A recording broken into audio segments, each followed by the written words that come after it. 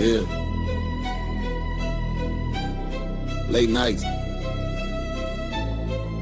Open mics. Truth only move when the room got order. Mr. Peppers and Prime on the control. Welcome to Charlie Chine TV.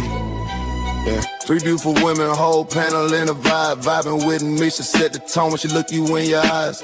Tam talk straight, no filter, no disguise. And a smooth with it, every word calm but precise.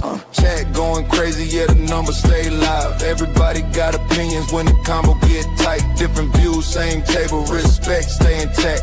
Late night panels where the feelings meet facts. Late nights, don't sleep, don't sleep. True talk, no retreat, no retreat. Panels lit, crowd loud, Charlie Chine, TV, Charlie Chine, TV, Charlie Chine, TV, Charlie Chine, TV. Once again, man, Charlie Chine out here, man, with some of the most beautiful women, bitch-friendly women. Yeah, sick of the lies. Same topics rotate every time they go live. Black man in Germany, Berlin, state of mind. Different culture, different lens, still speaking this side. Black cleaner, keep it solid, street calm, no flex. Miguel, keep it gangster, let the truth handle the rest. Ain't nobody running when the questions get steep. Nothing moves unless Peppers nod, Prime say speak. Two moderators. One room, one mic at a time. Now let it cook. Charlie Chine, TV, Louisiana, where it starts. Southern roots, but the vision way bigger than charts. Panel talking night, hotel reviews by day. From lobby to rooftop, he telling no fake. Grinding every wildin' in the comments tonight. Typing fast, cracking jokes, adding fuel to the light. Went against the moments, top supporter in the chat. But he said cam up, Charlie, yeah, pressure like that. Ay, the travel POV, nodded off mid-live. Guess these late nights build different, everybody can't survive. Hey, late nights, don't sleep, don't sleep. Real talk, real raw speech, Peppers grind, crowd loud, Charlie Chine, TV, Charlie Chine, TV, Charlie Chine, TV. Shout out to Live Check. Shout out to Replay Gang. Shout out to supporters who keep the lights on. If you're here every night, we see you. Let's talk. Charlie Chine TV. Go ahead. What's good, y'all? It's your boy, Nick Drop T. I'm fucking with my boy, Charlie Chine TV. We out here at Ryan's Party, man. This is number right now, man. About lit, man. Yeah, man. Shout out to the gang. Shout out to my good brother, K9 from Fearless Entertainment, man. How you doing, good brother, man? We just over here kicking. One second.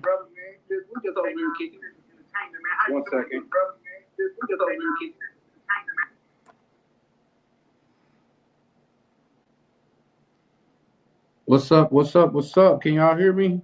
I'm making sure that I don't have a echo.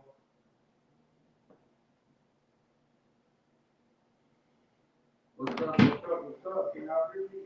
Okay, that's what's up. Man, K9, what it do, good brother, man? I've been looking for you for a while, man. What you got going, brother? The eye boy, what's up, man? Y'all do me a favor, hit the like and subscribe on your way in, man. Tonight, we got a whole array of topics. I had another live lined up, but for some reason it didn't go as well as I expected. Well, the thumbnail didn't go as well as I expected, so we're gonna do that tomorrow. He said, I don't want to see. This is okay. Well, go ahead and unsubscribe. Well, for you not to want to see this, you sure left a couple of what's that? No, it's not. This is there are mirrors on. No. That's just I'm watching the channel in the back office. But yeah, our boy. Yeah, just unsubscribe if you subscribe, bro. Nobody's forced to be here, bro. Nobody. So shout out to you. Star Wars, what it do, man? Star Wars nerd, what it do, bro? There's websites for what? That's just the intro, bro. That's actually my life and me out enjoying myself. If it offends you, you might want to go to church about that. I don't know what to tell you. But how you living, good brother? No, man, just shout out to everybody that pull up, man. Like I say, it's a lot of stuff that's going on to where I felt like it'd be worth conversing on, man. So shout out to everybody that pulled up. Oh, shout out to you, bro. No, no, shout out to you, Star Wars, man. Man, you know, dealing with this internet stuff, man, it be so many haters out there that it's it get kind of hard to determine friendly from foe. So a lot of times that can just be on blast. But shout out to you, man. Appreciate you pulling up. We all got a couple things to go over, like some things that's going on in the community. Far as when I'm looking, because I'm looking down because I'm looking at my computer. My computer is in front of me. I'm using another camera, so shout out to y'all for that. Because I done got a lot of backlash about my cameras and stuff. So we doing this now. But yeah, no, man, it's a lot going on, and we're gonna discuss and chop it up on it.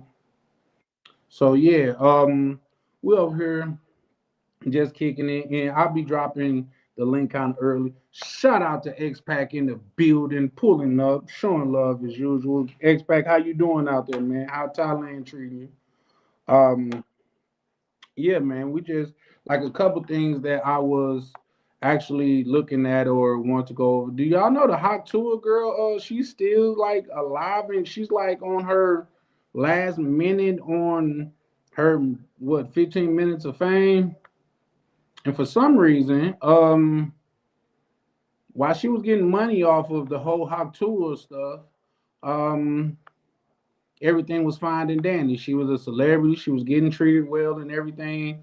But all of a sudden now, the video was predatory and felt like they took advantage of her and all of that stuff. Now she just, oh, I'm just a kid, but ma'am, you're 24, and a lot of that stuff don't work for us men. So why do it get to work for you? The same thing with Akash's wife.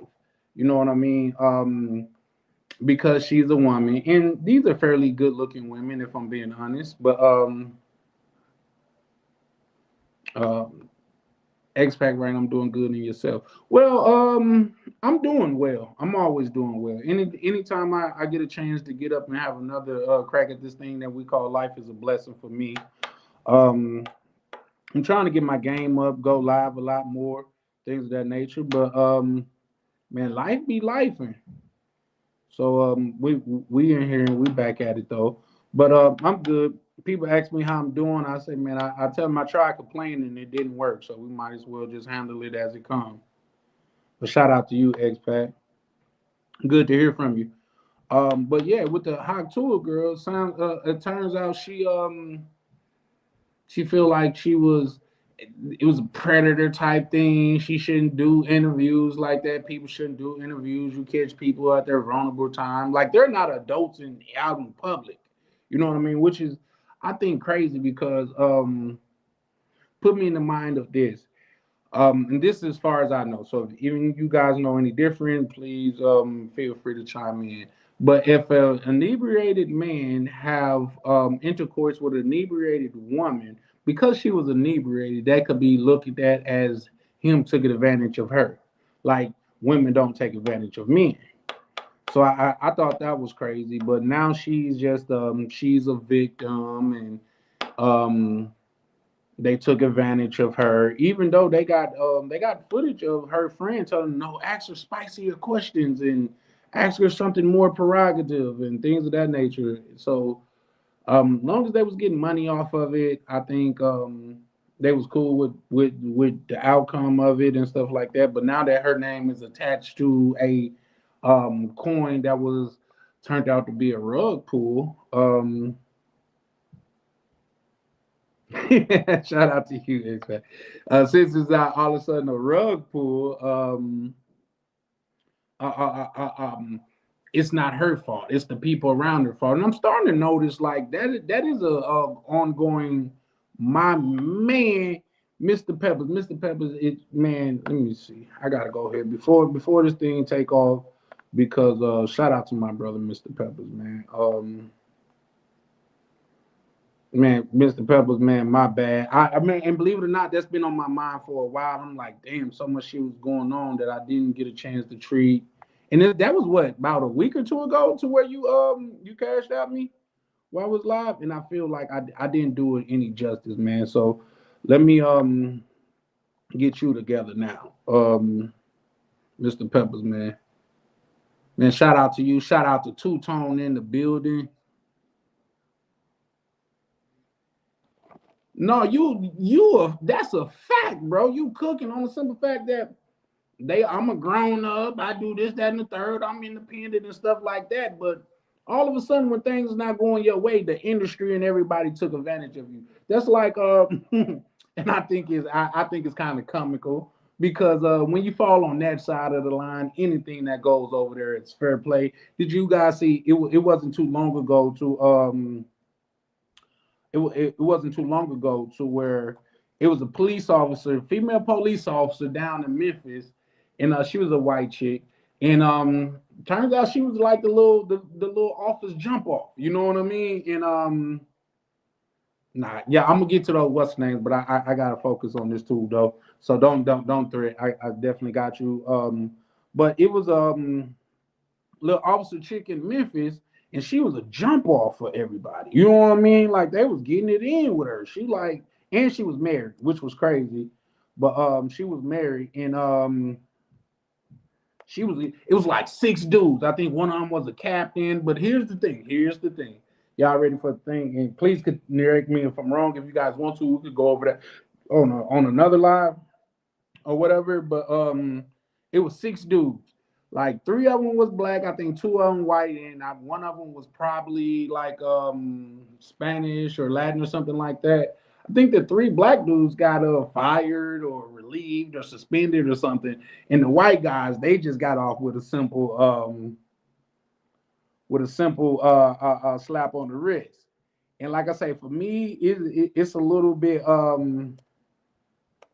poetic on the simple fact that now you want fair treatment. You've been out here in these streets treating people unfair, but now when it comes to you, because you was the odd man out on the inside thing, now you want fair treatment, which is crazy. But yeah, like shout out to shout out to my good brother Prime pulling up, showing love. For the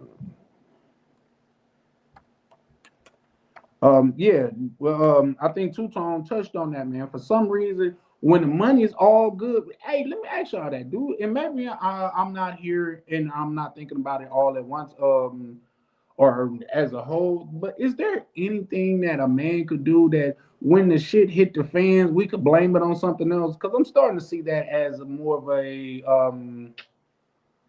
of a common thing. Like say with Akash wife. She blamed it on bots and blamed it on female haters. And hold on, let me see. Hold on, I got you. Okay, sure. She blamed it on bots and female haters, which are supposedly men, and men that dislike married brown girls for some reason. No accountability for what she said. No accountability that you are on here, and that's why I preach men should have experience. You know what I mean? Men should have experience with women because can you guys tell me who that would have worked on?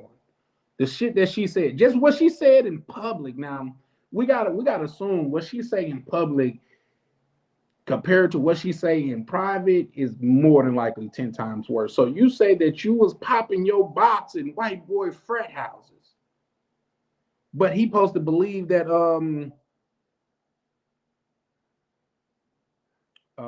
he supposed to believe that she was a virgin. And here's the thing, shout out to her.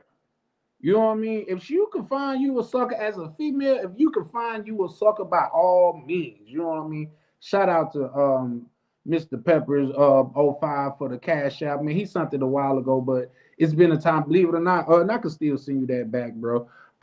If I'm being honest, Peppers, I know you a real one, bro. So, man, please excuse me. But man, I feel like I didn't do it justice, bro. So rock with me. You know what I mean? I know sometimes it's better late than never, but that's all on me, big bro. Oh, you said I'm doing okay. You said I seen this for sure, for sure. X-Pac say men need to stop shopping at Save a Ho. No, I think so. But here's the thing: is that realistic? Is that realistic? Because it could be a woman that been selling box for 10, 15 years straight. She was an adamant box seller. I'm talking about what Rick Bernie Mac when he was like, "Ooh, I remember you. They used to call you Jawbone." A man will still marry that. A man will still marry that. And guess what? They'll blame it on everything. Oh, she's misunderstood. That was years ago. She's a different person now. She gave her life to the Lord. Speaking of that, um, and shout out to everybody that walk on that side and walk with Christ, because I'm not never hating on that. I grew up in the church, as a lot of us people that grew up in the South or in the black household have. Like I used to tell people like this. Church was so serious in our house till you could be sick and get out of school, but even if you sick, you gotta go to church because that's where you're gonna get healed at. So yeah, no, shout out to the people that went to church. But I was saying that to say, when my daughter, she had a like, cause she was a part of like this traveling choir, which is super popular here in Minnesota. It was so many ex, let's just call them floozies in the church. I'm like, oh, so this is where y'all go. I think the retirement package for a horse, and I'm not gonna keep saying that, but the retirement package for the women that's in that lifestyle is the church. You could go like that's where all of the ex chicks that used to be out there popping a box for doing something strange for a piece of change. That's where they go to hide now. That's where they go to I guess be reborn. But here's the thing, and somebody please tell me if I'm wrong in this situation. He said both men and women should be responsible when they getting drunk. I agree. I agree. But my rebuttal to that, why only men get charged in those certain situations? Like women don't take advantage of a men. I mean of men. Like women don't get men drunk and take advantage of them. So I definitely agree. I 100% agree. Um, my good brother Prime in the building, man. One of the real brothers in the space, man. Hey, y'all know something real unique about Prime? You got a lot of brothers that speak very highly of Prime, but Prime, he don't really pop out like that. Prime is a brother that's behind the scene, and if you meet him, you get to understand how much of a genuine individual he is. So shout out to my good brother Prime, real genuine individual. My other brother pulling up, showing love. Hold on, my other brother pulling up, showing love, man. One of the real ones, one of the goddamn brothers I had the pleasure of meeting in real life was DCPRT of Paradise Club, man. Brother really out there in the field doing his thing, man. Y'all really want to see a man out there in the field doing their thing on the upper scale is DCPRT, man. DC, like you could watch him and that could be something to allude to. You know what I mean? That could be something to you want to level your game up to. Cause bro, he really out there doing this thing and making it look good in the meantime. So shout out to DCPRT, my good brother Two Tone on the West Coast. Called Two Tone. He the West Coast sector of this thing of ours, man. So shout out to Two Tone, one of the good brothers, man, that's gonna pull up and stand on business, goddamn it, on with all 10 of his toes, man. So shout out to Two Tone. So not if you look like us. No, that's a fact. That is a fact, though. Man, we could get into that too.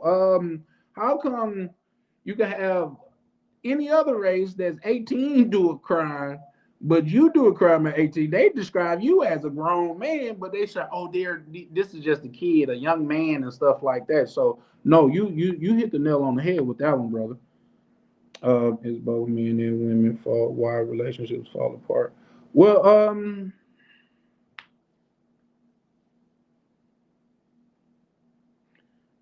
I would need some more context to that because here's the thing. When they say 75 to 85% of marriages are, I mean, divorce are initiated by women, I need some context to that because I know for men, a woman get her heart broke, man. She like bounce back and she ready to love again. A man get his heart broke, a man say, bro, I'm just not gonna love again. Fuck it. It's not worth it. You know what I mean? You form fitting yourself to someone. When I say form fitting, I mean like you become this person become a part of you. When you go out, the hardest thing for me when I was in a relationship is when I'm out getting me a coffee or getting me something to think about the person that I'm rocking with. You know what I mean? Just because, and it's nothing super player about it that I'm trying to say. It's nothing that's like I'm saying, oh, this, that, and the third. I'm just saying I'm just used to looking out for me. So once you get that in your head, oh, I'm buying, oh, when I go to the coffee store or I go to Starbucks or Caribou, we got Caribou out here, which is very big. It's like the direct competitor for Starbucks out here. I think it's like homegrown. He said, yes, it's realistic.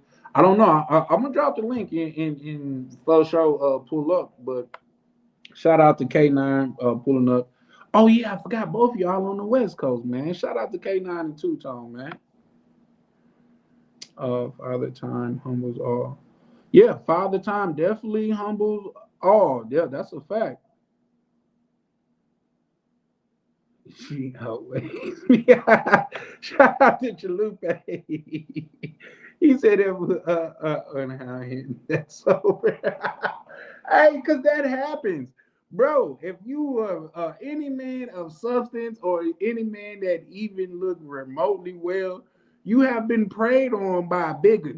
I promise you, you have, man. Like, say, if you get out there and you, like, say, you're a charismatic person and stuff like that, you've been preyed on, bro. You've been preyed on. Like, these some of these chicks that make you feel will make you know what it's like, what a lot of these women go through because, yeah, when Big Shirley pull up, man, she pulling up with the hen dog. She done goddamn it went to the smoke guy, got some of the greenest smoke that you done seen that week. Hey, it's something about it. I don't know what it is. Big girls be smelling good, bro. I'm not gonna lie to you. I don't know if it's the big girl section of the store that they go to, but they be smelling good. Especially, goddamn it, when you get drunk. Damn. You know what I mean? Imagine not ignoring the red flags that lead to divorce. Well, no. And I'll tell you why. Because you are who you are when she met you.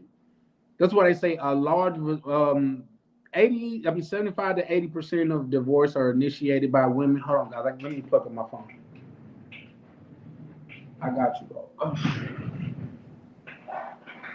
75 to 85% of divorces are initiated by women. And do anybody know what's the general cause of divorce? Generally money issues. It's generally money issues. But either you fell off or you're not providing the life that she thought she would get from you and things of that nature. So that's a large part of it. So yeah, she didn't seem like that. And here's the thing. I can tell you as a man that I have a child, which is to say that I have a baby mother, and they different, bro. They are different. And in fact, only reason why I have one child because a lot of those times before, goddamn it, I hit my pockets and those things was empty of the golden ticket, or I hit my pockets and they ain't have no prophylactics. I would imagine what this person would be like as a baby mother, and that 10 times out of 10 was enough to make me go ahead either call it off or go to the store. You know what I mean? Like say it, yeah. Now with the mother of my daughter, not only was I green, but she was. When I say green, I mean young. I wasn't as experienced as I am today, although I was experienced back then. At least for my age. Sleep with the well. Shamu the well. Well, here's the thing. X-Pac, I agree. I agree. I'm not pro Shamus and stuff. Not even now. Come on, I'm not coming off like I'm Brad Pitt or nobody, but I've been able to come up with what I want. But it's nothing like bro say, like Chalupe say. She took advantage of us. Like I don't now. What I'm saying in Minnesota, it's not uncommon for a woman to buy a man a drink. But in that's generally like women of different races, like a Spanish woman, a white woman, particularly white women and things of that nature. But when they pull up and they buying you drinks, oh, we what we drinking? You just tell her some shit, she buying you, man. Damn, damn, man. Like y'all can see the regret on my face. I done had some of those nights, which I'm sure a lot of us have.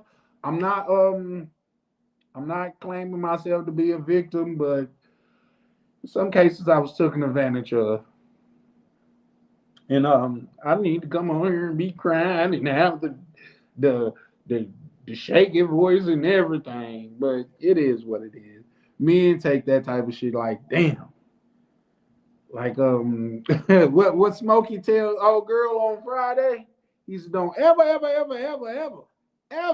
come around here. Don't ever come around here. Yeah, I'll call you. Don't come around. Don't call me. I'll call you. So we all been through that. He said, you chose to put a ring on her finger. Yes. See, but what you don't understand, well, I can't say that you don't understand, but what I'm trying to get to you is the person more likely that you put the ring on her finger is not the same person that divorced you. It's not.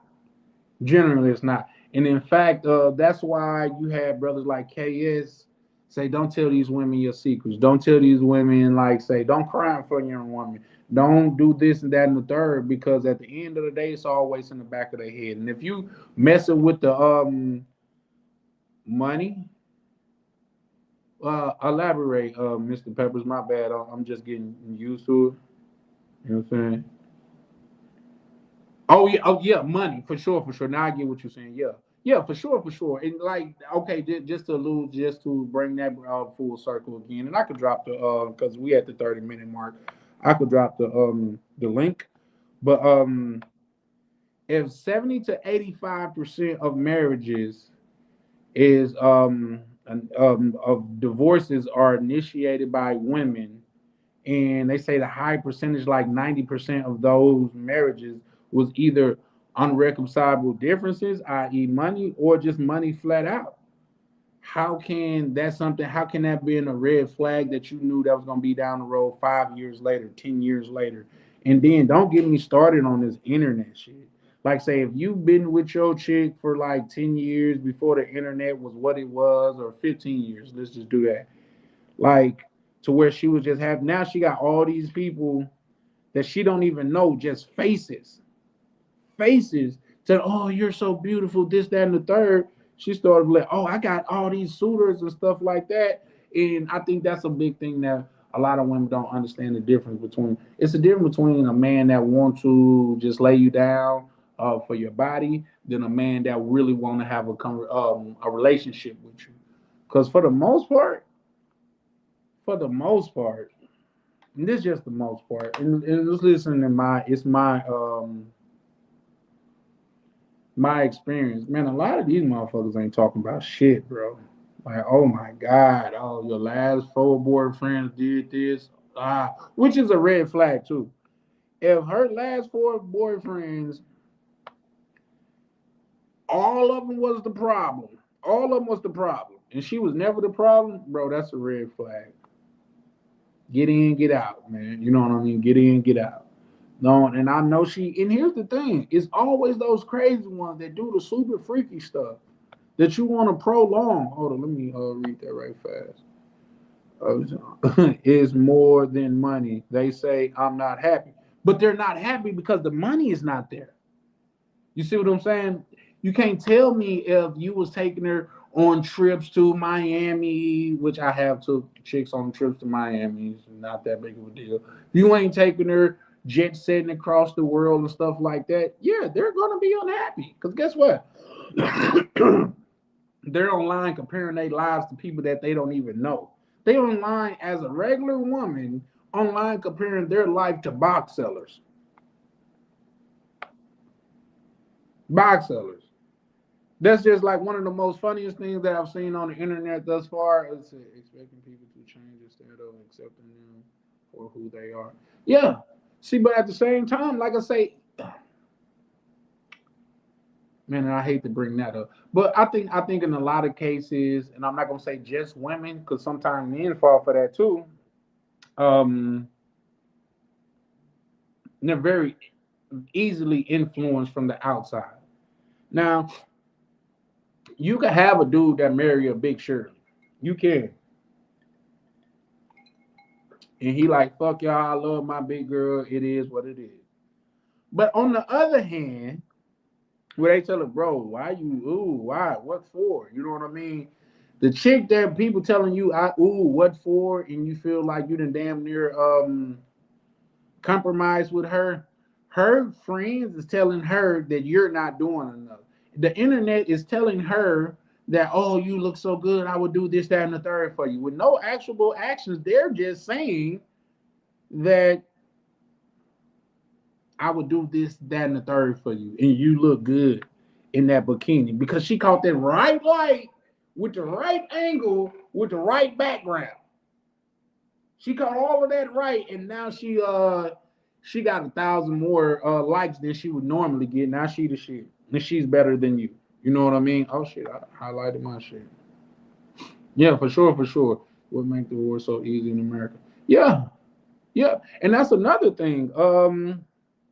No fault divorce. Like, and this is just what I hear. And if anybody know anything different, please feel free to chime in.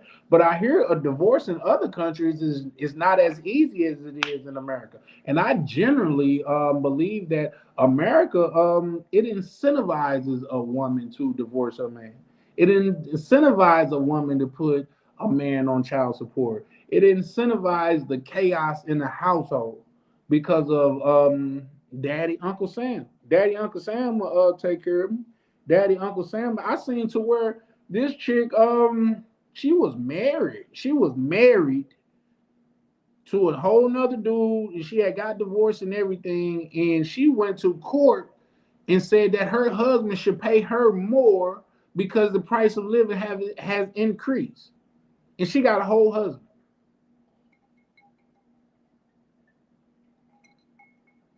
That happens. So, and that's what I heard. Like say in America, like say, it is way easier to get divorced than in other places. Like I even say, I've heard in the Philippines, and you guys heard of it, especially if you've been over here, Charlie Chan channel, for a while. Like in the Philippines, it's almost impossible to get a divorce. Almost. You know what I mean? Like say people got, and you could literally delete a man for sleeping with your wife. Now, I believe that's some sucker shit, and I'll tell you why. And I'll tell you this.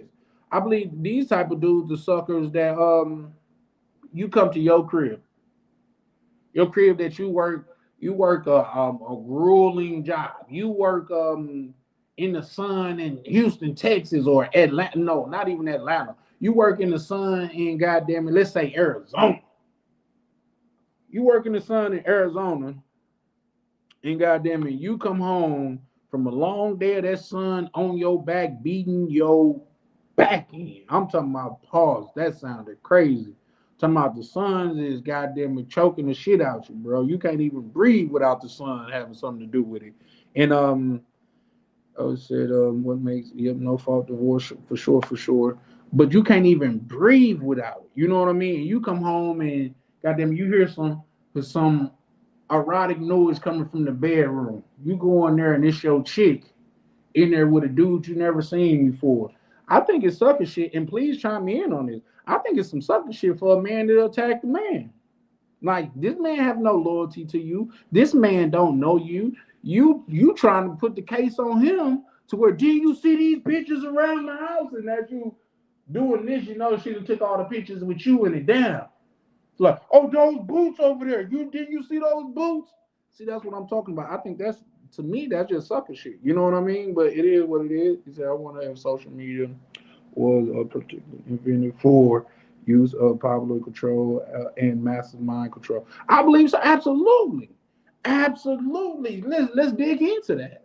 Um, why would you think, in my opinion, this is just my opinion, because I sit back and I see the puppets move, and a lot of times if you take your time and you look, you can see who controlling these puppets. You got to follow those screens. But why why Elon Musk pay so much to acquire Twitter? Because if you can control the news, if you can control the media, you can control the masses. And that's a fact, my guy. So shout out to you, man. Shout out to Chris, man. Sick of the lies in here coming in coherent and shit. Shout out to my good brother, Sick of the Lies. Don't nobody talk more shit than a Southern nigga, man. A Southern man to say something to where, well, the West Coast too, because they got their own language. But a Southern person to have a whole goddamn conversation about you in front of you, and you won't even know it. So shout out to Johnny. Drop top said these witches are delusional. No, that's a fact though. See, but I think we gotta have a conversation on that, because we gotta change the narrative to where they say there's no good women in America. I strongly disagree with that. You know what I mean? I guess maybe it's just because where I'm from, because I could see how a person on the West Coast could have that idea, especially if you live in LA, because man, LA be going down. I love LA, man, but for what it is, you know what I mean? Shout out to Jody. Hey, love, how you doing, baby? Good to see you in the building. Always brighten my day to see you. X-Pac, right?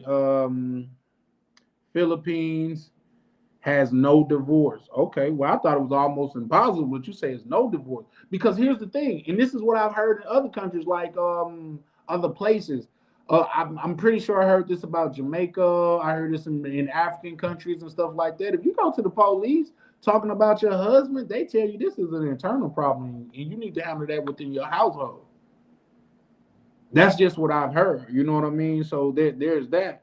But Thailand doesn't have a no fault divorce. Okay.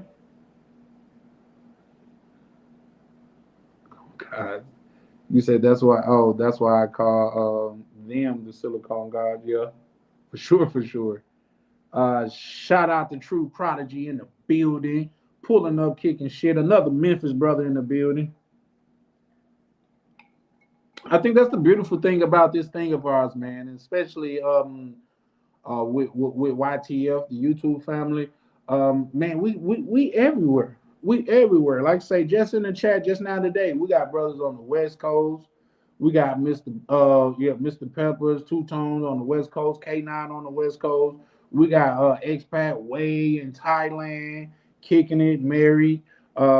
We got you down there in Memphis. We got Chris down there in Memphis and stuff like that, man. This is a beautiful thing, man. This is a community to where we can really grow and hold each other accountable. You know what I mean? Because it's a couple times to where if you're not in an echo chamber, if you're around some real live, real ones, and they really rock with you, they're gonna call you out on your wrong, man. That's just like, let me tell you, this one time. This is when my daughter's mother got pregnant. I really don't like the term baby mother like a lot, but I do use it from here and there. I was like, man, I wasn't even trying. We weren't even trying to do it, man. I feel like they trapped me. He said, come on, bro, you gotta cut that shit out. I said, what you mean? He said, bro, you gotta cut that shit out. He said, you admitted that you didn't use protection, bro. And anytime you use protection, you know the repercussions of that. So just say you plan that shit, bro.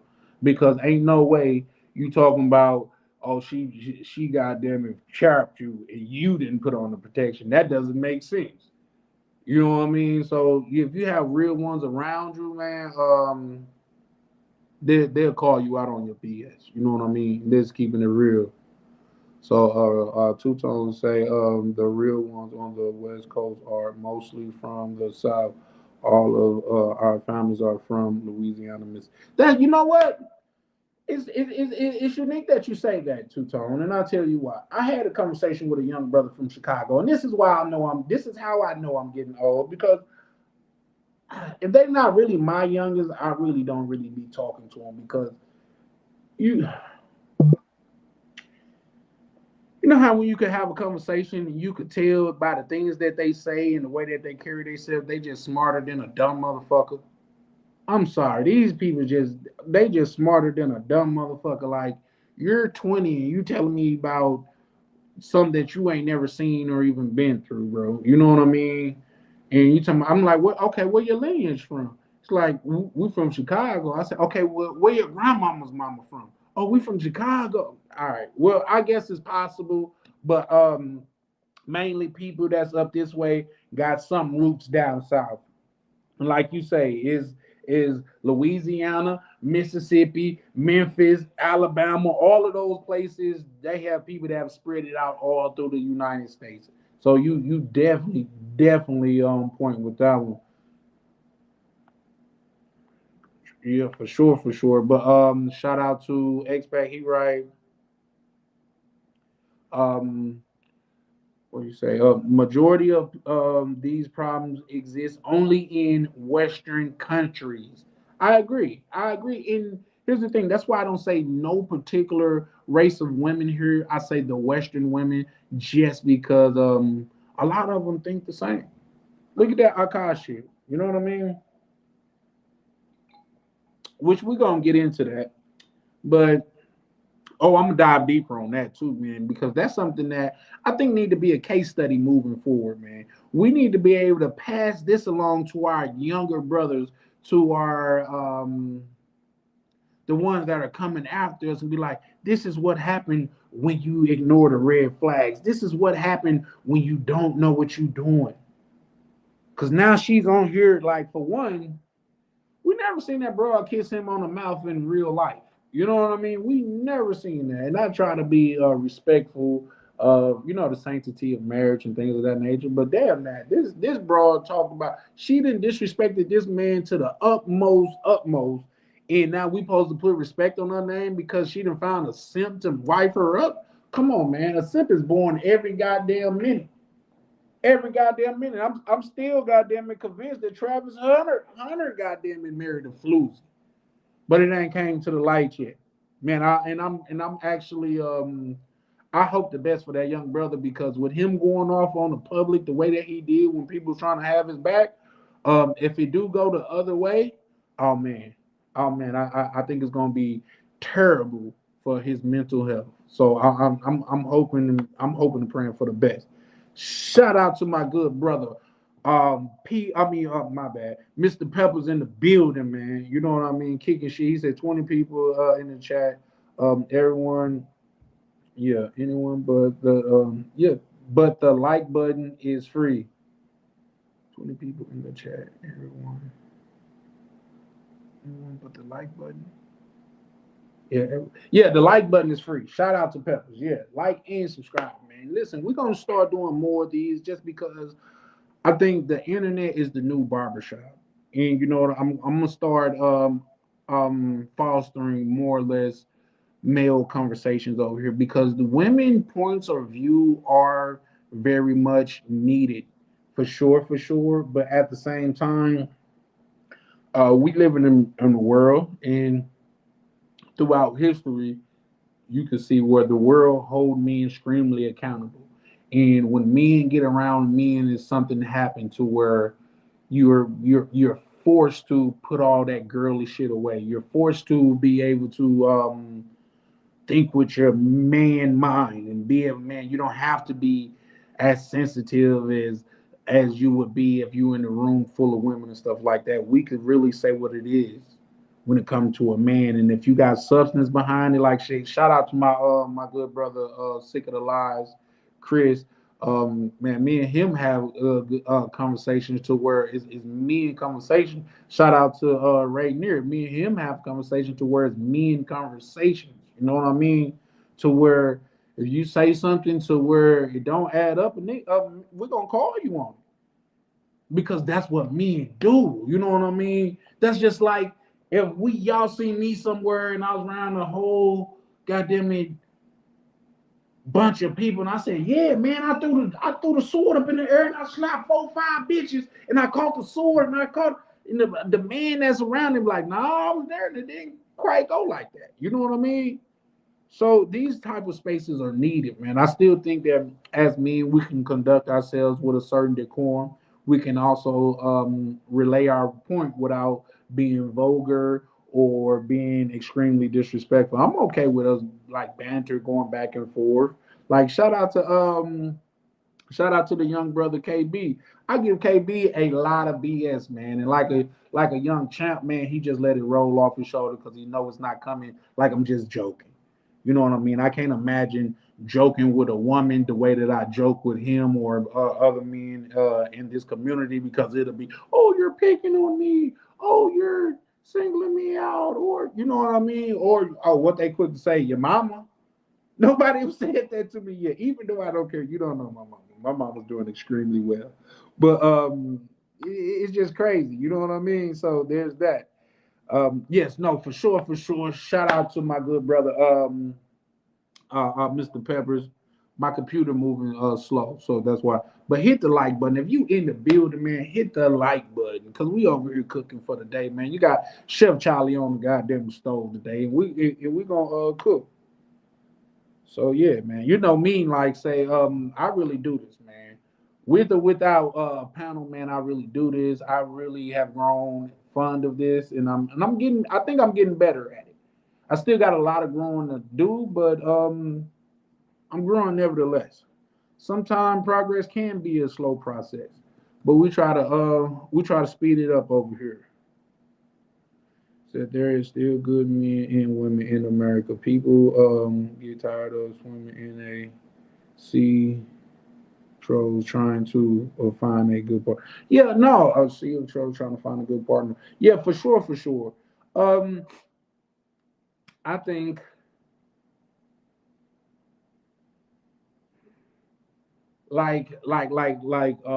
Chris said earlier, I think the media have a lot to do with it, like social media, to where everyone is posting the highlight of their lives, the the best part of their day and stuff like that. And we all by just by proxy is comparing ourselves, our own lives to it, not taking into account, man, this person's on vacation, but they put in 3 months down there of overtime to go out there and do that. You know what I mean? So by default, we are comparing our lives, we're comparing our everyday lives to somebody highlight reel. You know what I mean? So that's where I feel. Shout out to True Prodigy. He say facts. My good brother POV in the building, man. What's up, good brother? Hey, man, I'm working on something with POV, man. Man, we're gonna drop some on your head just because another what I want to call that, another aspect of this community of ours, this thing of ours, even with YTF, is the fact that not only can we be real over here, look at this as the barbershop or the locker room, but man, we could share gems and jewels with each other. You know what I mean? I'm working on something with POV to where we could really put something together and build on it. So shout out to POV for sure, for sure. He said it starts from the person all the way up to the government, all the way up to the government. Yeah, elaborate on that because I'm not fully uh I'm I'm not fully sure what you mean. Prodigy go on to write. He say, "How long have you been streaming? Are you referring to it today or in all? Because you speaking in all. What I just noticed, I must have hit my 365 somewhere because my my numbers to get monetized is different than my numbers overall, if that makes sense. My numbers to get monetized is different than my numbers overall. So it's got to be like been taking it serious for a little bit over a year. I think when I went to Brazil with DCPRT of Paradise Club and Vacation Time with Ryan. Shout out to my good brother Vacation Time with Ryan, man. Always keeping it real and genuine. And even the good brother Rolando. that was like the start of me taking it very seriously. But I think I started doing a little bit more. So I mean, a little bit of streaming before then. So there's that. So I'm a little bit past 365 if that answers your question. But interestingly enough to know, um, I'm at double the watch. They said the watch hour was gonna be the hardest thing to get. Man, I'm at double the watch hours. When I say double the watch hours, I mean I'm literally less than 2,000 away from 8,000 watch hours. Shout out to Misha pulling up, showing love. Shout out to Vacation Time with Misha. Her and Rainier really, really tied into this thing of ours, man. Shout out to them. Um, the East Coast sector of this thing of ours, man. You know what I mean? I really fuck with them because ain't no holding back with them. I don't even think they think of shit. They just say it. If they feel it, they say it, man. And there's something to be said about that, man.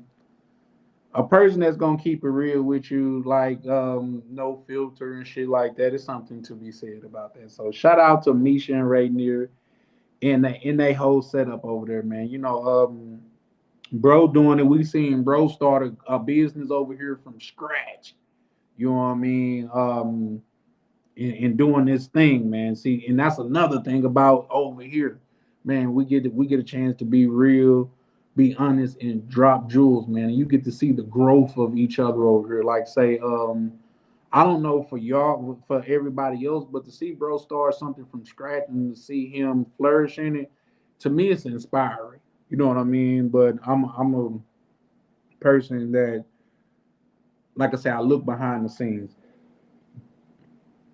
Saying one thing and doing something is completely different. Saying one thing and doing it is completely different. That's what I meant to say. It felt like it came out wrong. Vacation time with Misha, huh? Shout out to you. Well, no, shout out to my good brother Ryan too, man, because that's his moniker. You know what I mean? Vacation time with Ryan, and bro been doing his thing for a while too.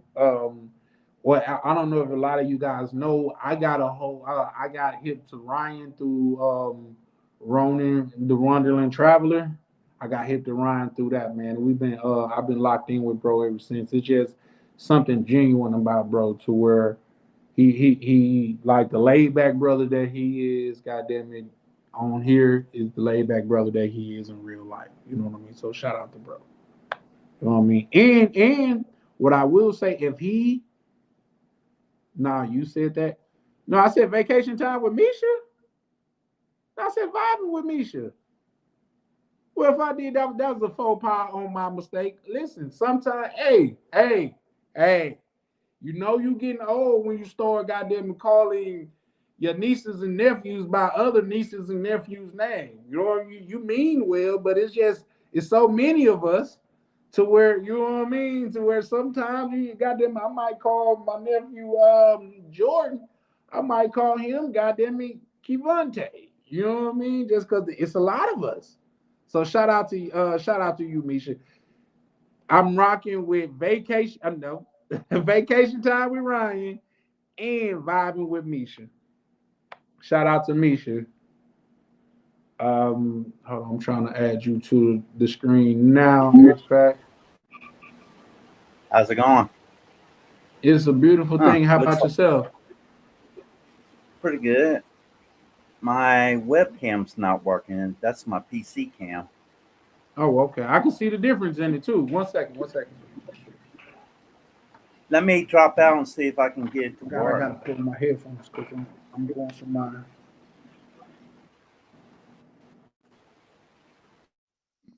Yeah, Misha, you probably haven't got that old yet, but it may not come for you, but it comes for me. But we got a big family, so sometimes you gonna call one nephew another nephew name, or sometimes you ain't gonna even get it out. That's why y'all see me call my nephew boy, because all of them is boys.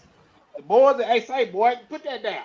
You see me talking to you. That's just what we do down south. There's nothing disrespectful about it. That's just it's hard to think about their name on the spot all the time, especially when it's a lot of them. No, shout out to you. X-Pac, how you doing, man? Well, I'm doing overall doing pretty good. I can't really complain. I can tell you this. I did my research and complaining, it wouldn't help. It wouldn't help. I tried and it didn't do shit for me. Um, I went to the hospital Monday because I had to update my meds. I didn't realize that my blood pressure had shot up sky high. It's like 230 over 190. Golly. They Nah, put that is me that. in. I Go ahead. they took me to the emergency room and give me medicine to drop my blood pressure. If it didn't drop, then I would have had to stay at the hospital. Yeah, rightfully so, man, because that is high, bro. That's extremely high. So yeah, man. Shout out to you, man, getting that checked out, because So that other blood than pressure that, ain't no joke. just waiting for the meds to finally take effect to drop my blood pressure. So I'm feeling a little rough from that, but that's everyday life, things you have to deal with. Yeah, for sure, for sure. Um, you asked me to elaborate when I say it starts from the person all the way up to the government. Yeah. If you don't mind, I just didn't fully understand what you meant when you said that. But before you get into that, True Prodigy say shout out to Ronan and QB Passport Flexing. They helped me grow. Well, we got two Ronans in the space, man. I think Ronan, the Wonderland Traveler, I call him the Godfather of the DR, man, because he really, really helped the DR get out of there. But then, Ronan Traveler, he's an active member over here. So man, big up to both of them on things of that nature. I'm not too sure about QB passport flexing, but if he help you, man, I'll shout him out. Shout out to that. I'm generally a little bit on pause with shouting out people that I don't necessarily know because I don't know their content. But you seem like a stand up individual, so if you shout him out, I shout him out with you. You know what I mean? So shout out to Ronan and QB Passport Flex. Yep. Hey, you spoke him up. Shout out. Hey, was that playing? Cause that seemed like a hell of an interest. You know what I mean? Shout out to Ronan pulling up. Hey, he said he like Candyman. You say his name 3 times, he's showing up. Hmm. But my bad. Expect you want to elaborate on that? Uh, well, yeah, it starts with the government promoting laws and stuff like that promotes hyper independency, where it makes it too easy for people to separate, get divorced without having any consequences or responsibility for their actions. Mm. Corporations and stuff, high inflation, media, social media, online, what you consume, um, people you surround yourself with. You are the five people. You are the person you surround yourself around with. The five Right. people that you surround yourself. It also depends on how you value yourself, how you look at things. Do you take responsibility for your actions? Do you keep your word? Are you loyal? Are you honest? Are you disciplined? You can't Mm. help. You can't help. You can't help whether the rest of the world does other things that you might not you condone or you might not condone. You have to be yourself. You have to walk your own happiness in life. Walk your own path in happiness in life. You can't, and that's why I say I found my happiness by walking a path outside of the world's expectations. I do what makes me happy, as long as it doesn't hurt anybody else. You know what? With you putting it in that context, I definitely agree. I agree with a lot of what you're saying, especially when you say it's like different. It's different entities that kind of prey on that. Like, say, when you think about it, just in my is that my background or your background? You must have your My fan on. I had my camera on, but my camera is messing up. No, I seen that. Oh shit, I didn't do that. It says device not connected. Shout out to Xpac. Whenever like just cause it's still showing, but it's not showing it won't let me pull you up because it's saying device not connected. But okay, there you go. Yeah. There we go. Yep. But I had go ahead. I just pulled the mic and the camera UBS out and plugged it back in. Okay. Okay. But yeah, no, I think like I heard something a long time ago, and you could chime in if you want to, expat. I heard where they say America is a corporation. So what's better for the corporation is to bring in more money. And guess what? When a household that was one now become two different household where they can have one car, now they can have two different cars. They gotta have two like everything is more of a win for the corporation for these one family to be two different families. Yeah, I agree. Um, Mystery makes the most profit in the world, and I agree. and what they do is they teach people hyper independency over true connections with people because people are meant to be connected with one another, and you communities of the past used to help one another. It's not like Mm. that now. And what does that resolve? You have instead of people getting married, you have a man. He's got to buy or rent a house, a car, take care of his own self individually, and the woman's got to do the exact same thing. And what does that do? It creates more profit. They teach people Absolutely. that you need all these things in life just to be happy instead of people focusing on having gratitude for what they already have and that finding happiness in themselves. I definitely agree, 100%. Um, Ronan writes, he says, sound like X-Pac fan is blowing towards his mic. I got a fan on. Let me turn it Okay, off. for sure. I'll continue to read some of these. Chalupe say vacation time with Misha was definitely said. Listen, that's why I said if I said it, my bad. You know what I mean? Because sometimes, listen, it doesn't be on purpose. But shout out to you for that, Chalupe. I didn't do it on purpose. But shout out vibing with Misha. I'll tell people in America you're nothing more than a tax number. You become irrelevant long if you can't no longer pay your taxes, pay the bills to the corporations and stuff. Yeah, for sure, for sure. I mean, America it's a money making entity, and maybe that's why we have it better than a lot of places do, in my opinion. Tell me, So tell me why is it so expensive to live in the land of the free? that's crazy because it definitely ain't free. I tried. It's not free at all. But And what's the I think sad that's a part? play on words. But yeah, go ahead. The sad part is America is charging so much rent to assist in America now that most people can't afford to pay the bills. Yep, A lot of and people, a lot of people do everything right, try to do the right thing, but at the end of the day, they're the ones that get blamed. yeah, that I agree with that. I definitely agree with that.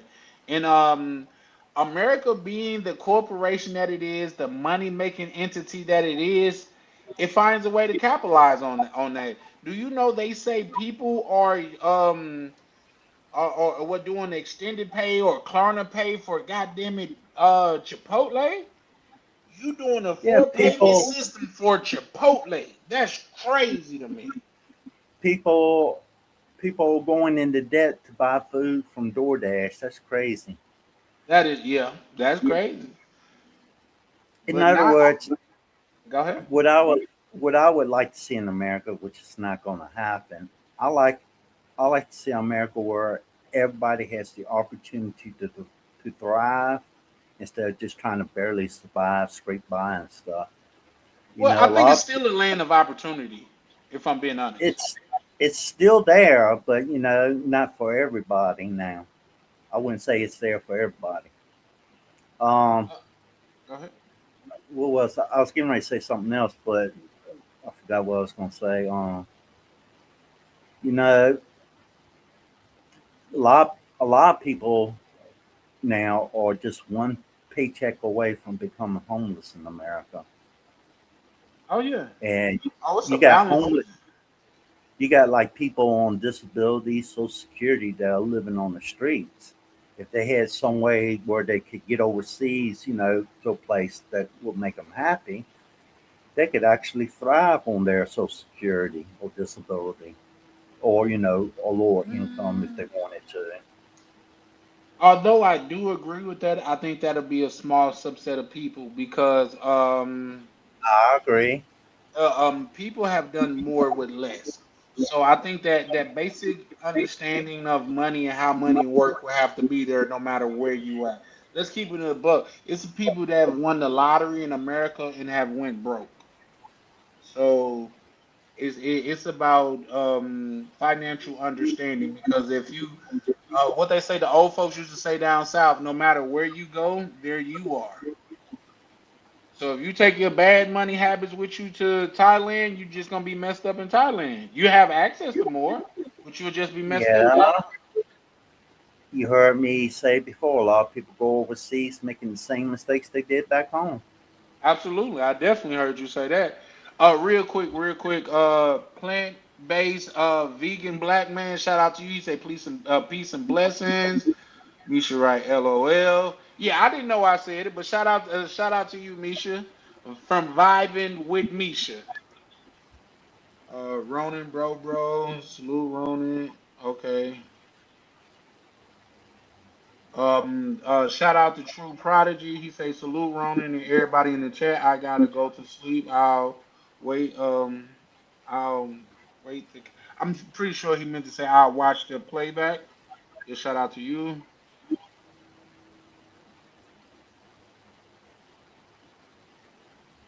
Shout out to Misha. Misha say shout out to the chat. So everybody in the chat that's around, show Misha some love. Um, Ask Charlie. Minnesota is an example of land of opportunity. You have a lot learning to do. Elaborate. Elaborate. POV. In fact, if you want to pull up and elaborate, that's even more appreciated. But you could wherever. Just I don't. I think anywhere you go,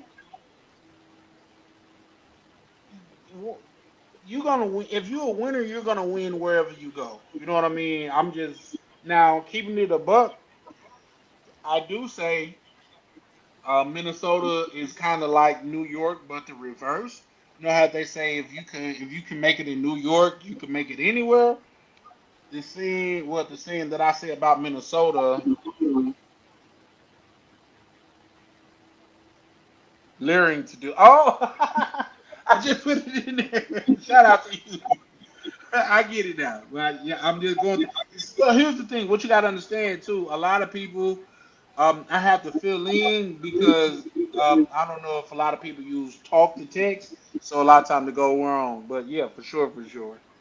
But what Well, I was the saying thing, about that. Go ahead. the thing about life is, it's a never-ending learning process until you take your last breath. And That's a even fact. that, you will not know everything there is to know within the world, much less how people they talk about why the world exists, why we exist, and all that. Yeah, those are questions, but people have been asking that for thousands and thousands of years, and they still don't have a. Nobody can come up with the answer. They have the theories, but nobody has the true answer to it. Yeah. Yeah, for sure, for sure. I mean, I definitely agree with that, and I even would go so far to say he who seeks to learn, when you stop learning, you stop living. You know what I mean? And there's a multitude of things to where you can learn in this life. You know, like When you go ahead. When you stop learning, you stop growing. And when you stop growing, you stop improving on your life. Yep. So they say, first you learn, then you remove the L. I learned from the school of hard knocks. Yeah, yeah, and I done had some hard knocks on my head growing up. You know what I mean? So, yeah, shout out to that. But it's it's just a thing, and everybody, in my opinion, is trying to just find their way. It's just unfortunately in this day and age, we have a lot of things that cause us to drift.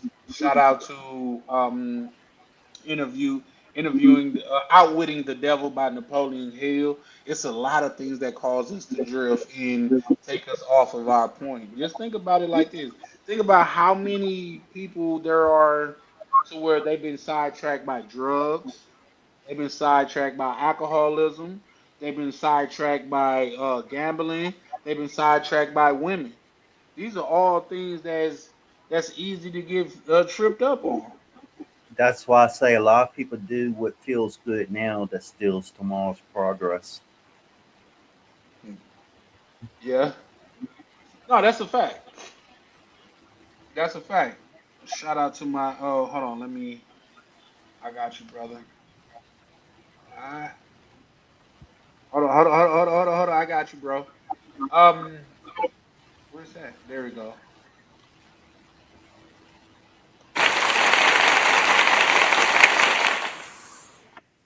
K9 in the bit. I don't know if that did I don't know. But We heard K9 it. in the What up? building. What up? What's Salute. man, what's up, brother? How you doing? I'm feeling good, feeling blessed. I wasn't, nobody would carry it away. What's good? Talk to me, man. Man, it's just a let's talk thing tonight, man. And believe it or not, we could get into it, but I want to have a whole conversation on what's going on in South Africa. Are you familiar with that? South Africa? Nah, I'm not familiar. You got to put me up on game. Okay, okay. To where you got these South Africans that are seeking out other Africans, like in the hospitals and stores or even out in the streets, and they are literally attacking them, saying that they're taking their resources and things of that nature. And I X-Pac, hold on, let me see. Yep, X-Pac, that's your background. Your background What is is extremely loud. Like I had just muted just to make sure, but your background is extremely loud.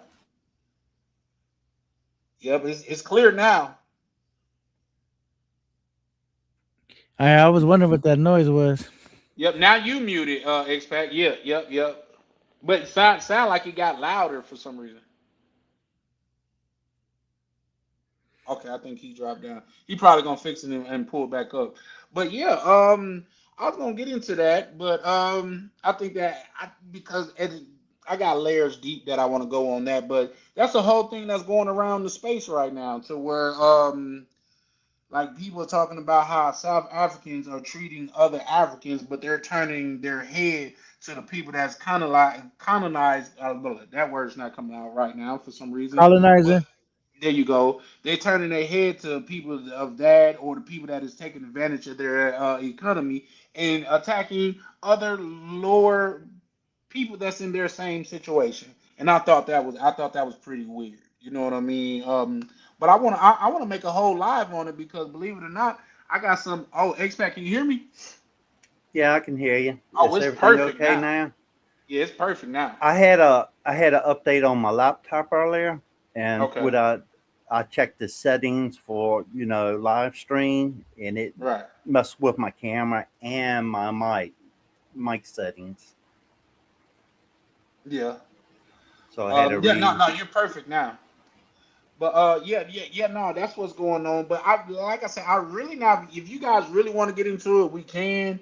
But I want to dedicate a live to that because I want to relate that to America, and so many people in America are talking about that situation, but that's even prevalent here that we don't talk about a lot. So there's that. But Well, I'll yeah, I'll say I say something real quick, but let me finish.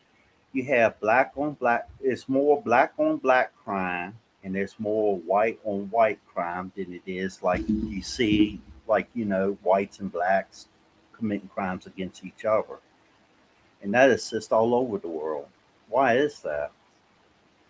Why is Go ahead. uh, I'm pretty much finished.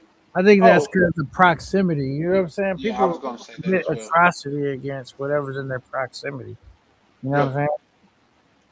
for Well, sure, you for got sure. like you got white Americans, you have Europeans, you have white on white crime, you have blacks in America, you have blacks in Nigeria, Africa, Somalia, and stuff like that, and it still exists.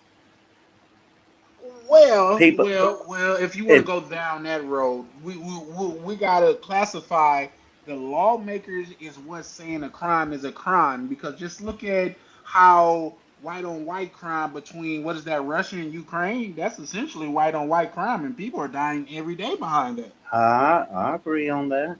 You know, I'm not saying I'm just saying it doesn't matter the color of your skin. You got people that do bad things to one another. Oh yeah, for sure, for sure. If you look out through history, like one of the most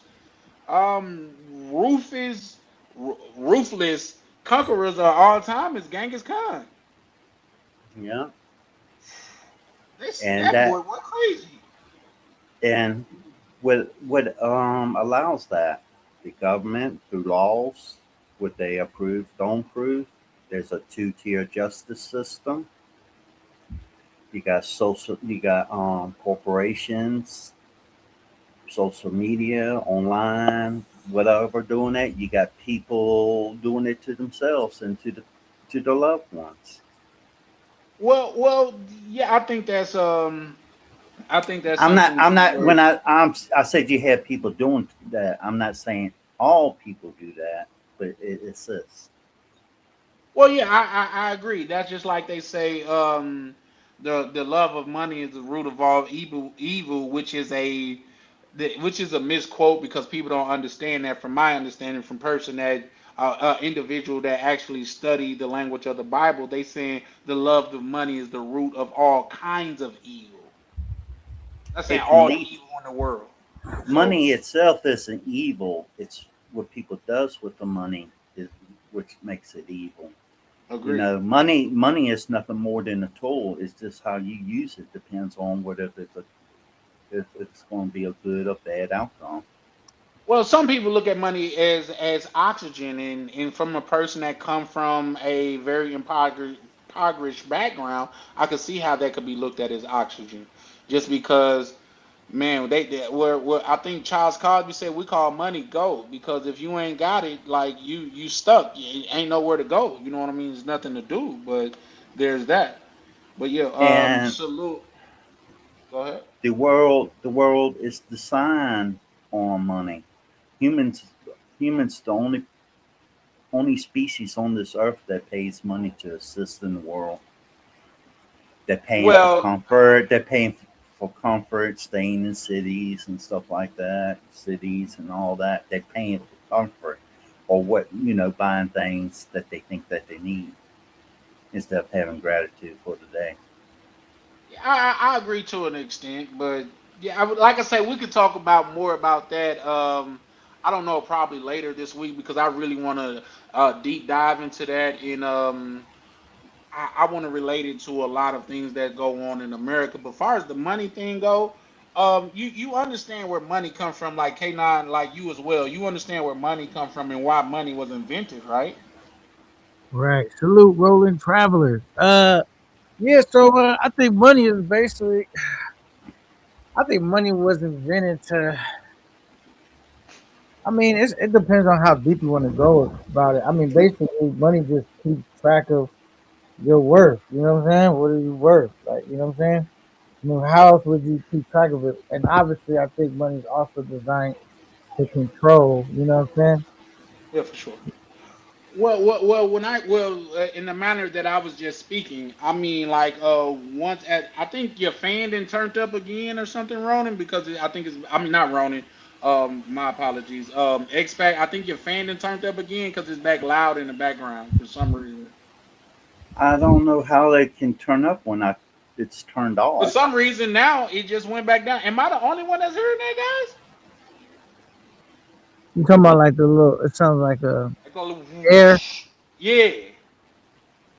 I don't. I get I you. don't. Well, it could possibly be the connection because I'm in Thailand and you back home in America. No, I've never heard it before, and you've been on a couple of my panels, more than a few actually.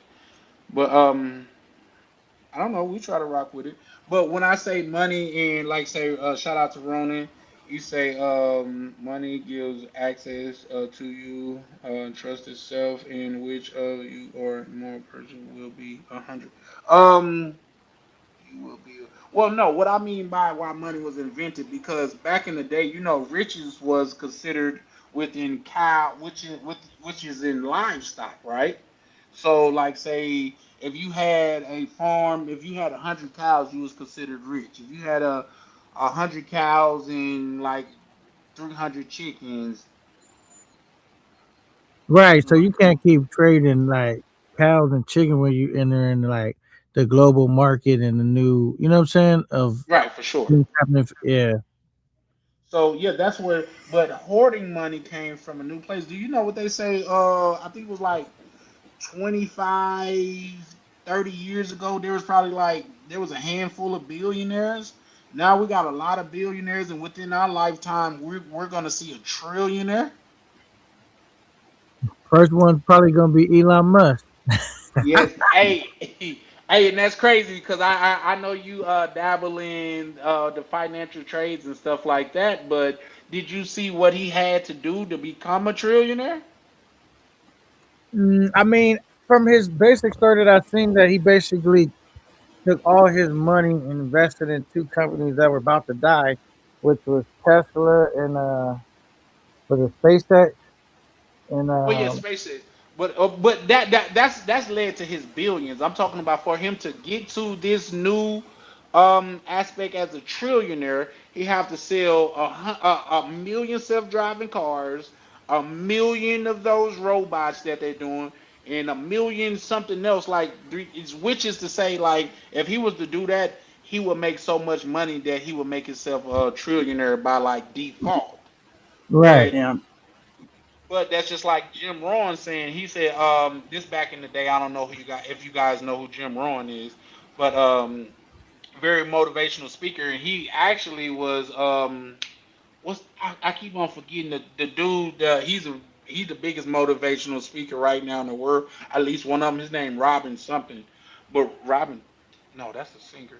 God damn, I have to look his name up.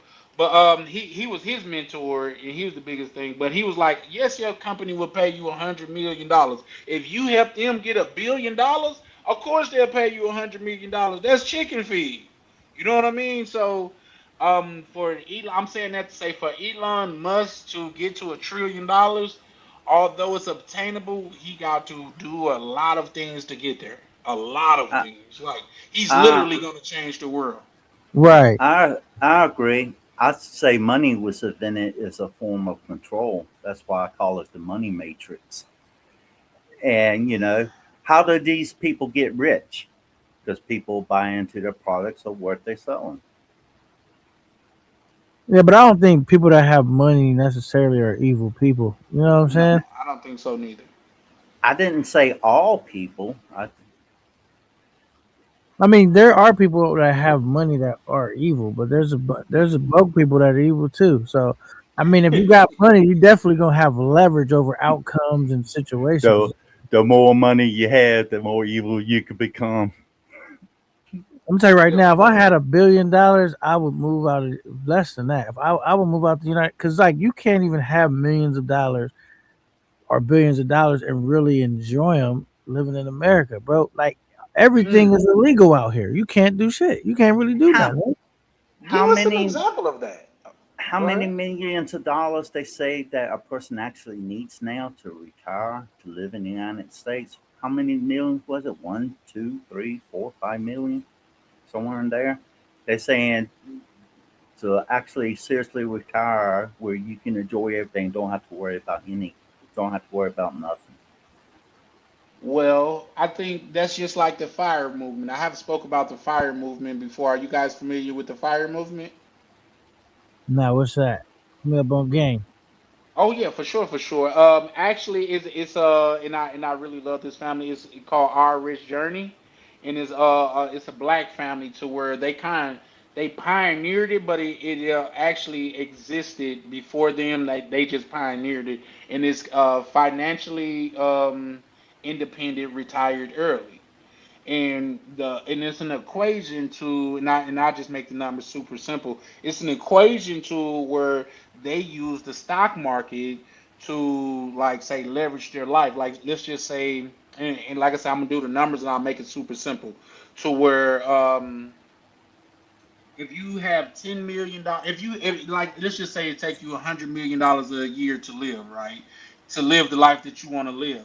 If you put $1 million in a stock and you getting a 10% return yearly, you're getting what's that, $100,000 a month. I mean $100,000 a year off of your dividends, and you're never touching that $1 million.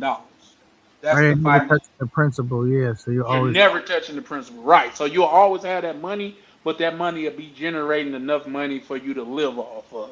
But what I want to know is, far as you being extremely rich, K9, what can you do in America? I mean, what can you do in other countries that you cannot do in America with such money?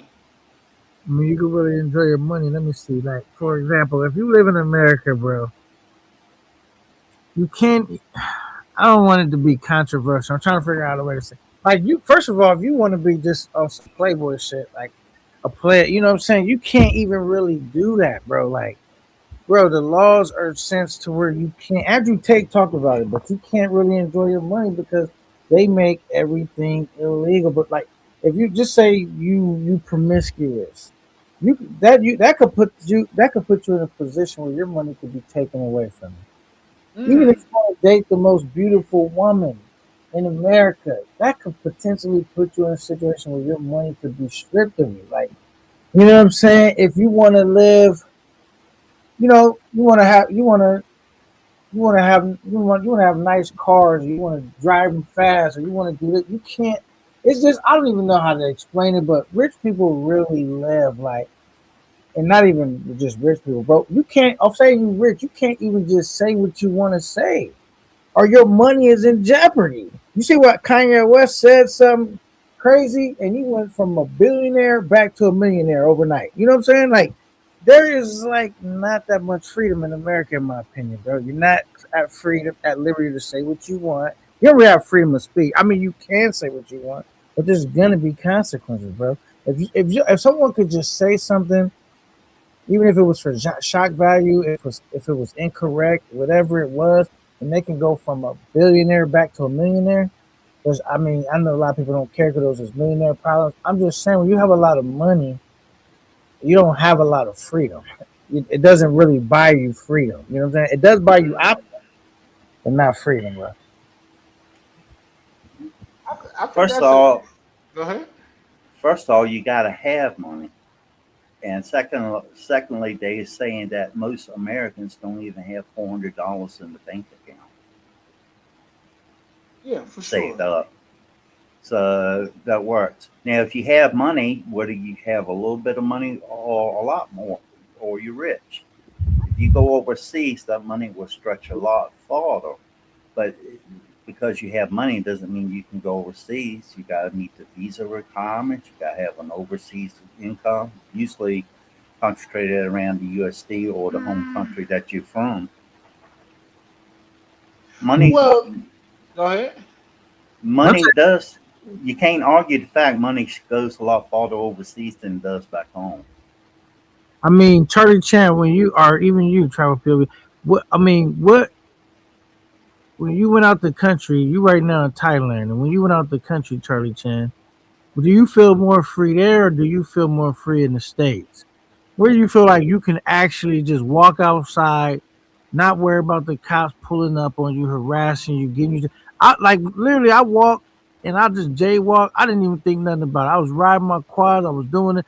I was actually having a lot of fun without worrying about the cops, bro. I really wasn't, bro. I really wasn't worried about them like that, bro. I didn't feel so constrained, bro.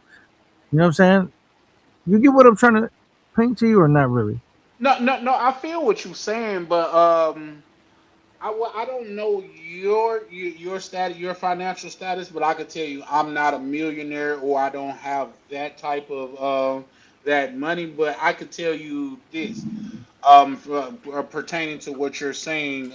When I go out of the country, I do feel free, and I don't know if it's because I'm in a new place or because okay, now you know there's such thing, they call it a such thing as it's called American privilege. And you being American in certain places come with certain privileges. Are you aware of that? Yeah, but that's what I'm saying. That privilege don't exist in America. It only exists once you leave. You know what I'm saying? Like, Yeah. I mean, Yeah, the for sure. privilege you do have of being American, you do have the ability to make a lot of money, right? I mean, that anyone can obtain millions of dollars, right? If they got the right plan, right strategy, stuff like that. That is possible, but that's really the only difference you have. Like, the ability to make money, but that's as far as your privilege goes. The only privilege that Americans have when they go overseas is they have access to the USD, where most people in that country, the locals, don't have access to it. Well, no, and I give pushback on that, and I tell you why. Because when I go places and they feel like, say, I could go in the store and they can tell that I'm American, the treatment I get is completely different than if I went into an equal store in America. If that makes sense. If K9, you could probably contest to that. It's like a different. They take you a lot more seriously in certain I'm places very for rich. being This American. might sound crazy. Do not. I'm not very great at describing what I want to say all the time. So don't come for me. When I went out the country for the first time, bro, I said, "Damn, this is what it feels like to be a Caucasian male." I felt like, damn, this is what white folks must feel like in America. The first time I even felt like I was in a privileged position, bro. I never felt like that being in America anywhere. Soon as I flew out the country, boom, landed in another country, bro. I said, God damn. It's like I feel like I was, you get what I'm saying? Like, damn, this what it must feel like, you know what I mean? Yeah. That was the first time I felt that feeling, bro. Period, bro. Like you said, the way the people greet you, the way they treat you, the way they respond to you, the way they react, you not looked at as someone that might steal something, break something, do. It's just you looked at as like royalty. You know what I'm saying? It's Nah, like in a that's a weird fact. way. And you not That's look a like fact. that. I don't care how much where you got in the state, you ain't look like that. You know what I'm Nah, saying? that's a fact. That The hey, go ahead. all that special privilege you talking about, that depends whether you in a tourist spot, a holiday spot, or something like that. Go outside of that and see how you're treated. You're treated just the same as the people are treated within that country. The difference No. is Well, it that depends on where you at. It it, depends on where the you at. I would say that. yeah, cultures and customs within a country can affect that as well. I Yeah, agree for on sure. that. But the difference is most countries overseas are what about 10 to 20 years behind the times of America, the new modern times in America, and how did people treat each other back then? They treated people with kindness and respect. What? See, what I think is Well, I think it's. Go ahead. Go ahead. I'm just waiting for you to put. I'm just waiting for the but.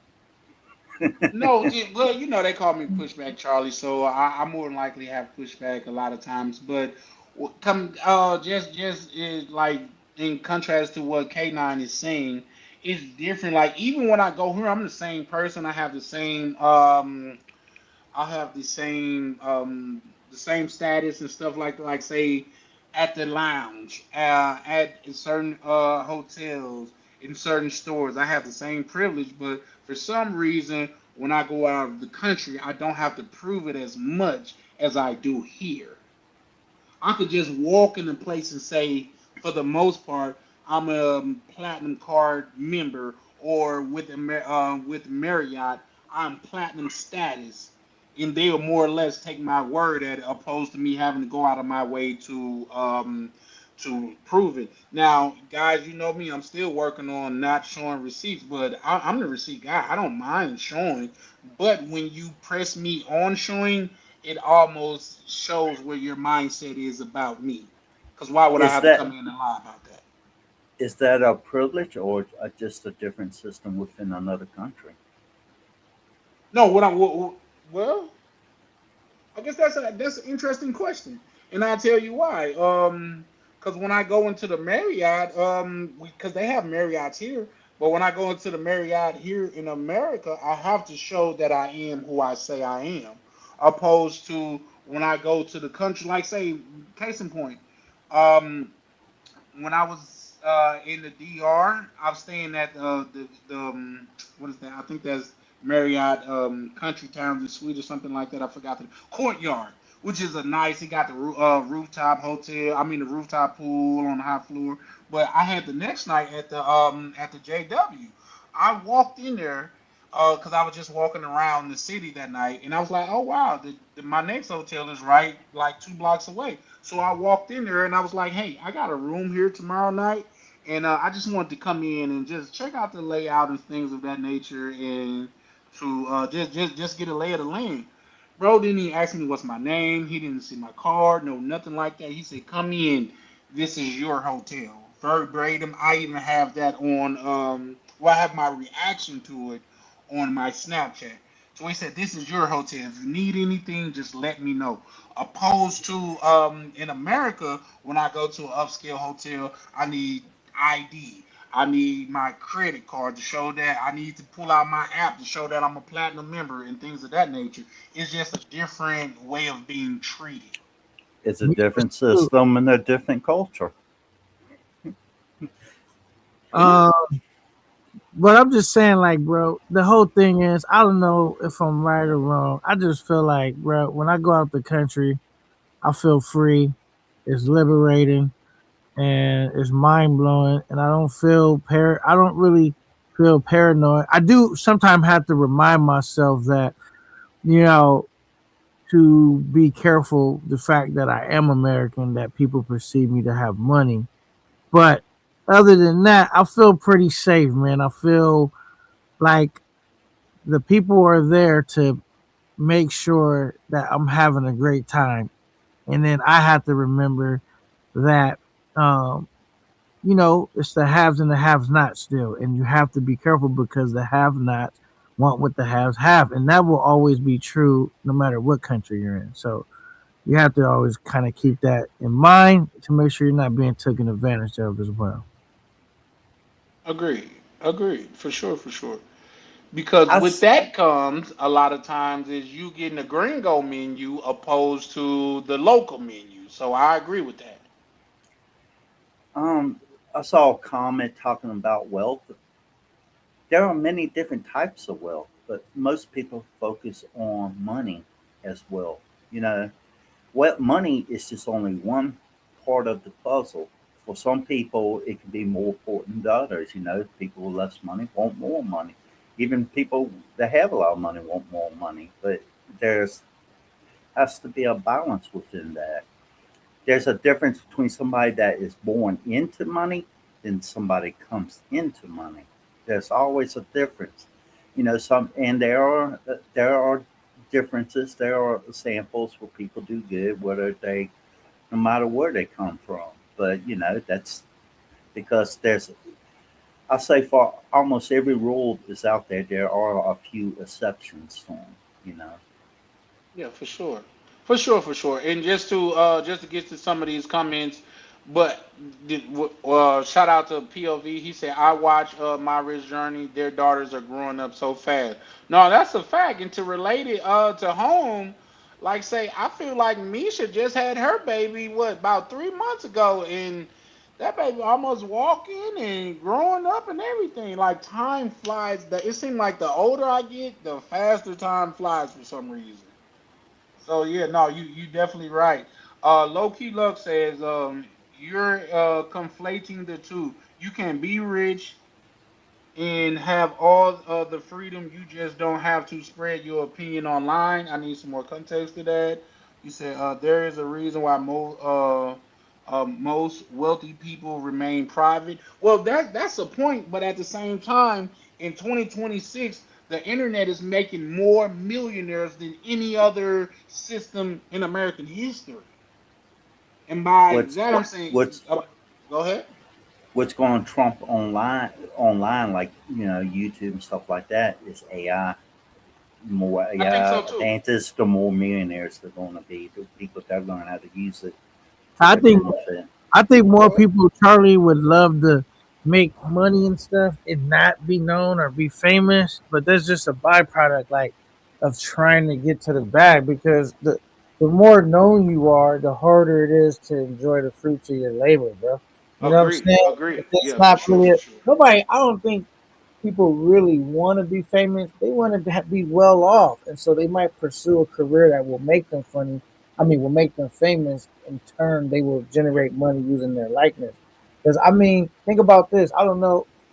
I know you travel, Charlie Chan. I don't know your experiences as you travel, but I'm sure it might be similar. When you travel, people come up to you, "What up, Charlie Chan? Man, I seen you, man," and all of that, bro. And you know, when that happens, just think on a small scale how that might make you feel versus that happens to somebody when they're really like no like it's not always the greatest thing, bro. You leverage your likeness to to build up whatever you're trying to build, but like being known, I can't even go do nothing in private without somebody might be secretly filming me. Yo, I think K9 he was, and drag, you just never know people's intentions. And then if they know you, but you don't know who they are, right? That's You a know what fact. I'm saying? It's Yeah. like it's a weird thing. I don't even know how you feel about that. Well, from my standpoint, if I'm being honest, I'd rather be rich than famous. But if I got to get famous to get rich, so be it. Like, say, I'm more of a private person just by proxy. You know what I mean? But I am a people person, and I do like engaging with people. But at the same time, you got to think, K9, your channel is way bigger than mine. So the experience that you have out of the country is not the same experience that I have. But I have, like, in contrast to what you're saying, I have seen where it's people that exist like Michael Jackson or even Elvis. They was a prisoner of their fame. You know what I mean? If that makes sense, like they couldn't go certain places. Like if Michael Jackson would go out to a mall, the mall was shut down. It'll be too many people there. You know what I mean? Like, they said they got a story of Elvis to where he was doing shows in Vegas. They said he couldn't really leave his suite just because he was too famous. Like everywhere he went, he could never have an authentic experience. So I agree with that, but it's just that you got to do what you got to do. You know what I mean? You for me, I done tried poor. I just want to try being rich for a time or two. You feel me? So it's different, but I get what you're saying. If I had the choice just to be rich without the fame, I would choose that for sure, for sure, for sure. Enjoy being rich for a time or two. Will you plan on becoming rich, going broke again? Well, no, yeah, no, bro. Like, I listen. I've never met nobody that said they was broke and it was fun. Being broke is not fun. I don't know. Maybe that's just my experience. Maybe K9, you can like have a different experience, but that shit wasn't fun. Like growing up, like say if you from the trenches and you know this, hey man, could I get some McDonald's? Common response is, do you got some McDonald's money? Like God damn, this poor shit Now I would say broke. this though: being broke is not fun. This is gonna be weird to say. Being broke is not fun. It sucks, bro. But when I was broke, and I'm not rich or nothing like that, still broke, but just levels to being broke. So, but when I was like really broke, man, those were some of my bestest times, bro. I'm not gonna lie. Like in hindsight, like after you get through it, then when the brother kind of got on his feet a little bit, bro, it was like it wasn't. You would think things would be better. They are in some cases, in some cases they're not because some of your day ones you lose those people. You know what I'm saying? Because you got to separate yourself. You know what I'm Yeah, saying? And like people change, and then you change, and people mad at you changing, but really you just trying to, um, you trying to lock in and you trying to, level up. Yeah, And for sure.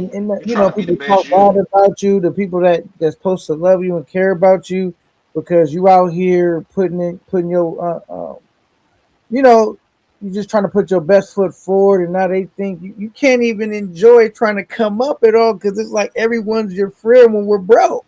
Anytime Yeah. you trying to get established and get something going, now oh look, he acting funny, or he think he this or this and that, this and Oh that. Then man. me and my wife, we broke up. I mean, me and my ex-wife, we was so good when we was broke, man. We both kind of got on our feet. She got her stuff going. I got my.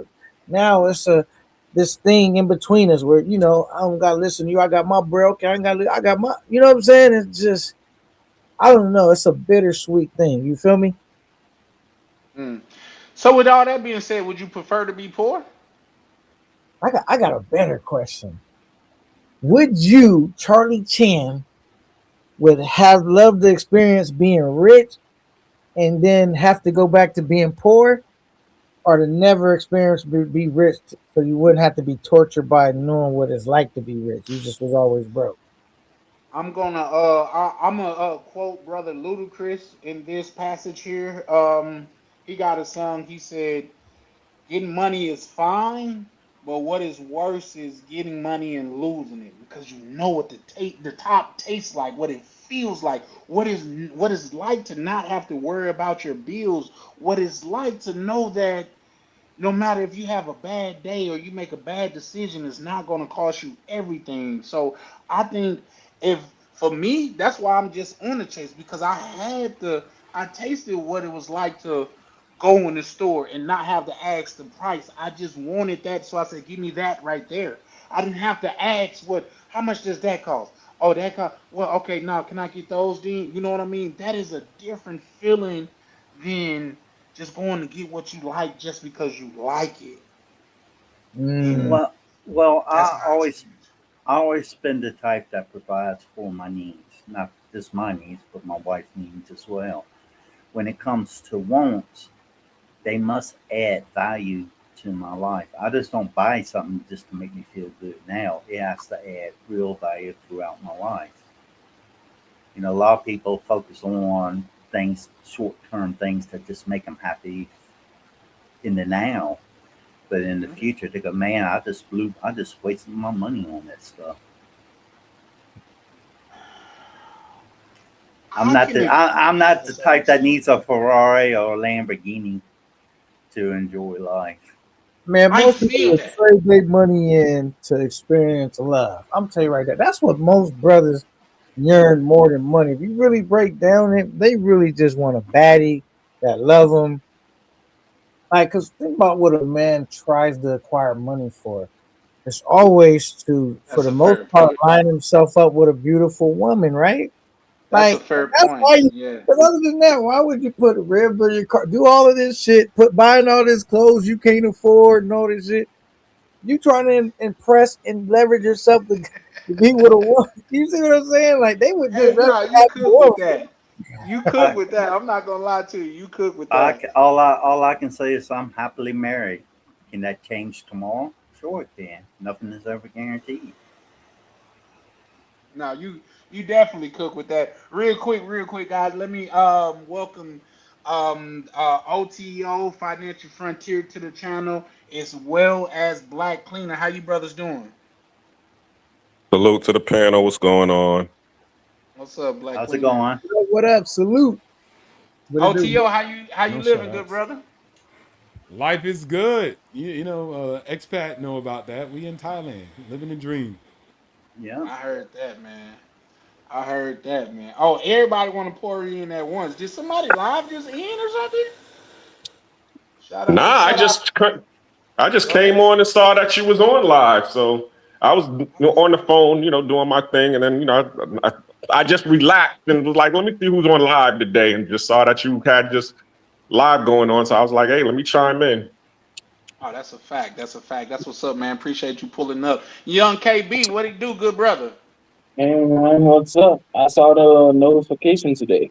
Got a There little you go. chica over here right now. You ain't gonna show her though. No, I'm just BSing. Don't you know what I mean? Don't show your people. You say you back in America, right? I'm still in Bogota. I got 2 more weeks here. Oh, But okay. you bought you a little apartment out there, didn't it? Huh? I said you bought you a little apartment out there, didn't it? Yeah, man. So yeah, she just popped out the shower and shit. So. Hey, now, well, no, you can't show nothing explicit, but seeing how Nah, you dude, are I'm out not the gonna show country. y'all niggas anything. Y'all niggas stay over there, bro. Okay. Hey, listen. I You all just I had want to, to see is the kidney iced up in the styrofoam right. package. Black Reader, what up? What's going on, Two Tone? How's everything? Was That was that K9. K9? Yep. What's going on, K9? How you doing, fam? I'm blessed, man. I see my brother Charlie Chan. Because you know what happens? Charlie Chan be live, and then I come in and he be damn near about to end the live. I was at the gym listening to Charlie Chan. I said, man, I got to come and go with my boy before he get ready to wrap up the live. I'll be coming up too late. You know what I mean? Nah, man, it's much appreciated, man. Hey, man, listen. With that being said, man, y'all shout out K9, man, bro. If y'all want to goddamn K9 live, bro, just know that they over there goddamn it talking shit and swallowing spit, man. They really be kicking it over there, man. So shout out to K9 and what they be doing. Why you say it like that, bro? That came out Talking all shit, along. talking shit and swallowing spit. Oh man, that's you too young to Or the understand that kidney? term. Bro. You too young to understand that term, man. You I probably say, yeah, understand it, but yeah. I'm just like, that's we should retire that one. What? No, that's because you got that adolescent mind. You took it somewhere Man, completely different. Real quick. Shout out to Vibing with Misha from Vibing with Misha. What you got going, Misha? How you living? Ain't nothing, chilling. Just wanted to stop by, say what up. Oh man, we just kicking it, man. What up, Appreciate Misha? you. What up? What up? What up? What's going on, Mish? How's everything? Everything cool. Just just working, living the American dream. Okay. I hear that. Let's get oh, you into trying that. to Presley just came back too. What is the American dream, guys? Let's kind of now because OTO said living the dream. He didn't put no location on it. So let's dive into that. What is the American dream? I was just being sarcastic. I'm not. No, that's a real thing though. That's a real thing when they say the American dream because I think for Americans nowadays, at least the American dream is to get out of America. What you think about that, Mish? To get out of America. That's Yeah, I definite. think so. That's definitely my dream. Get out of Shit, that's my dream too. A9 I would, killing it, Misha. You a hustler. Until then, I'm just working. You know, that's a fact. Hey, KB, you want me to mute it? Cause we don't need everybody to hear her asking you, for the money yet. I could mute you up, bro. Like She for sure. She for sure asked them for money. I heard her. Necesitas platas? Hey KB, when you ready to chime in, I muted you, man, just for your own dignity. But you can unmute at any time. I ain't want everybody to hear the necesito dinero. I didn't want everybody to hear that part, bro. Hey, Misha, do you agree with this? Most dudes hustle for the bag just so they can have them a beautiful. Like most dudes would rather just have a beautiful woman that really love them, got their back, than to have a bunch of money. That's why dudes hustle so hard to get the dough so they can get them a baddie. You know what I'm saying? Do you believe that or not? I agree with that because first you got to get the money and then everything else comes after that. So many men chase the kitty instead of the heart.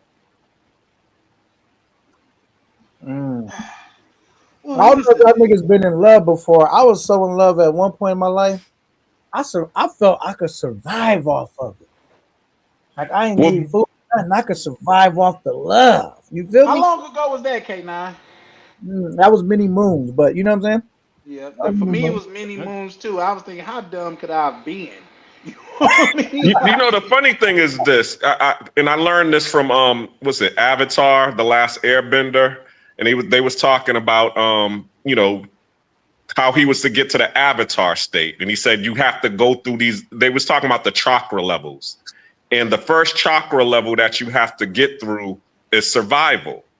That is the basis, and then the next chakra level is love and belonging. So yeah, so what happens with guys is the first thing that they do, as everybody says, is they're chasing the bag, but really what they're doing is they're just trying to figure out how to survive. So once they've got to the point where it's like, okay, I got my bag, my money is right, now I'm lonely. I mean, even you hear it, you be like, yo, I got all these fancy cars, I got the house, I got the money, but I'm lonely because I ain't got nobody to share it with. So now you go and you try to go find the girl. Well, and that's where the problems start to happen. But go ahead, OTO. I was saying you hear that in marriages too, so it's just an issue that people have across the board. Go ahead, Expat. I know you wanted to. Go ahead. They get all the money and still choose the wrong partner. I agree with. I agree with. Wrong partner. So I think all people are just regular, and they just have regular relationships. So even the whole get the bag, everybody's not running around here rich. Like people just work jobs to survive. And then most people just partner with people that are in their vicinity, in their circle, social circle from work or from like a friend group. So most people are not out here chasing multimillionaires and getting with them and marrying them. That's a small fraction. There's even a small fraction. I agree. So I don't think that's realistic. That's just internet garbage. But well, I thought he was saying. I thought he was saying get to the bag, like, you know, just, you know, get your bread. I didn't think of it like on a trying to get millions type of shit, but you could be comfortable making decent kind of money and still want and still want that. So I agree with OTO and K9 because I'm married and we trying to get to the bag, meaning, you know, get in a better situation, at least comfortable, and he still want more baddies around him. So you know. Well, I would say I'm not the richest person in the world, but I'm happy with the life that I have. I don't have any. Let me ask you this. Let me ask you this, Expat, if you care to share. You're the richest person in your province, though, right? Chances are, yeah. Well, yeah, I am. Yeah, I can see how that could make a difference. But yeah, for sure. But I don't go around parading my money. But I do help a lot of people out. People out in true need. But when I do that, I try to remain as anonymous as possible. I don't like people knowing that I actually help. Yeah. Well, I think if I'm going to add to that, I think K9 and OTO is right for different reasons. I think OTO is right on a term to where almost that was before the internet, to where you was dealing with someone in close proximity to you and you got a chance to know that individual. Nowadays, we're just looking at people that are actually appealing to the eye, and we're just making up who we think they are in our mind and forgetting the characteristic of a person, the morals of the person, the way that a person carries themselves and things of that nature. Of course, you want a baddie, but she, like for 9 out of 10, I can't say not, but it's a very high chance that she's a shit person just because she's been pretty and been handed everything her whole life. Look at Akash's wife. That's what I was saying earlier a while back, chasing perfection in an imperfect world. I don't even think that's real because most people are just fat in America. So cut it out. Just people aren't chasing baddies. Again, that's just a small fraction of a small fraction in internet gossip. If you go into the real world and look at real people are with regular people. Nobody's out here chasing the baddest of all bad. That's cat. Most guys don't even get coochie. So what about the 30% that get no The question is are they chasing the baddies? The question is, when did anybody say all people? I'm saying majority of people are not doing that. That's what I'm saying. No. I didn't say all of mine and I. Well, beauty is in the eye of the beholder. So you also got to consider that. I mean, you're trying to get the baddest person that you can get, Now, if the baddest person that you can get is a honey boo boo, well, that it is what it is. You know what I'm saying? That's all we're saying. It's not like we're saying that, you know, that everybody's trying to chase. I don't even know who a baddie would be anymore. Megan Thee Okay, Stallion. so wait, is that what y'all mean in baddie? Is means any human that just means a baddie to you? Or did y'all mean a baddie? I mean, a What y'all baddie is mean? So somebody that you find very attractive. Meaning, Very she that's don't the attractive. even baddie gotta now? be That's a. the new definition? Okay, cool. That's I'll that's take for it. me because everybody. I'm like something that you don't think look good. Some people like them real thin. Some brothers like them thick. Some people like them, voluptuous. Some people like them real with pretty faces, natural hair, whatever. Whatever you deem to be extremely attractive, because most brothers deal with women in the States that they don't even find attractive. They was able to bag her, cool. I work with it. It's a fixer upper. But most dudes really don't desire that. They want something that's like, I would say like a 8 Exotic. up. You know what I'm saying? An 8 and up. So a lot of dudes don't even end up with an 8. And an 8 is pretty. That's not the baddest chick, but most dudes will be happy with an 8. And that's hard to obtain in America. I think most guys will just be happy with whatever they can get. I mean, again, I just think people just date people that's around them and that's similar. Now, It's I not don't all think this they be other stuff. happy. I don't think they be Nah. happy because you know what they do? I That's disagree. why they Go go ahead. take a that's why How? they, Show me in the real world where, okay, if Americans are mostly overweight, show me in the real world where people are really, they just be with people who just be around them. Nobody's really with people from Dubai. That's not most people in your society. And you mean most people in your street, Charlie, are with some internet moguls, some rich millionaires. No, they're just with regular people. Sometimes the girl makes a little bit money. They make the same amount of money. They basically make not so much a spread of a difference. That's most relationships. Then you have your outliers.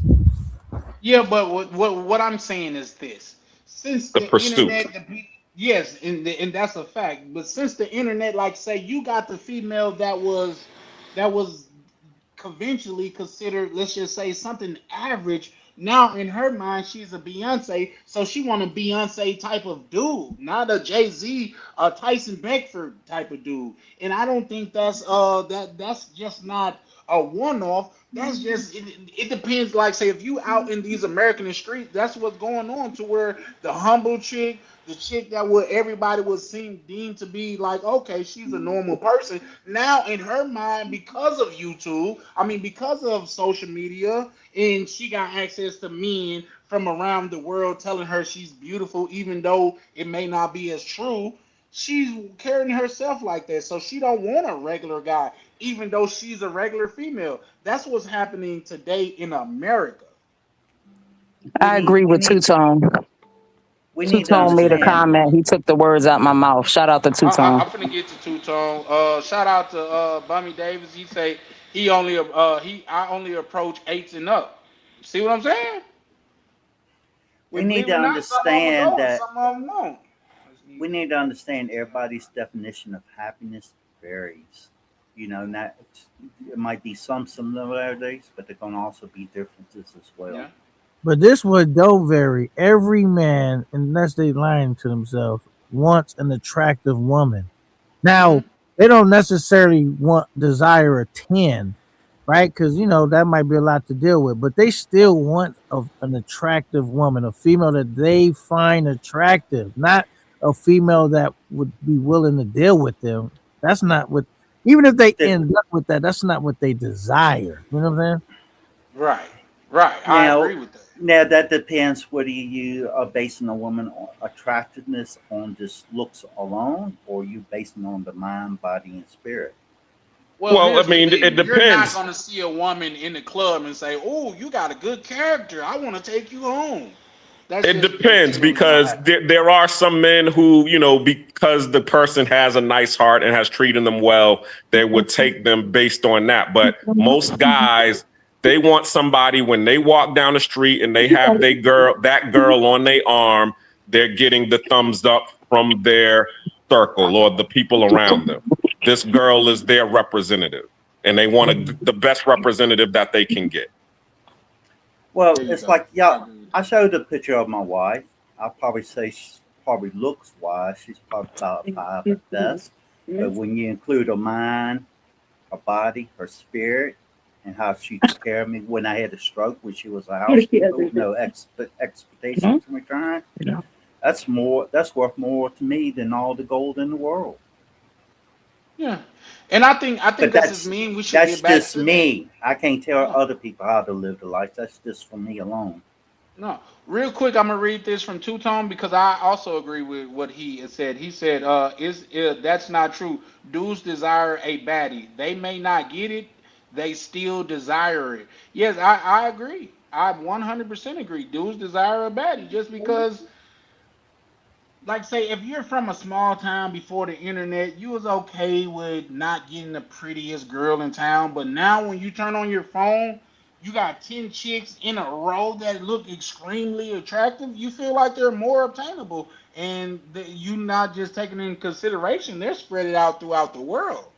So it's not the same. So I definitely agree with you as well, Two So Tone. wait, if that's true about dudes, and that's not true about women.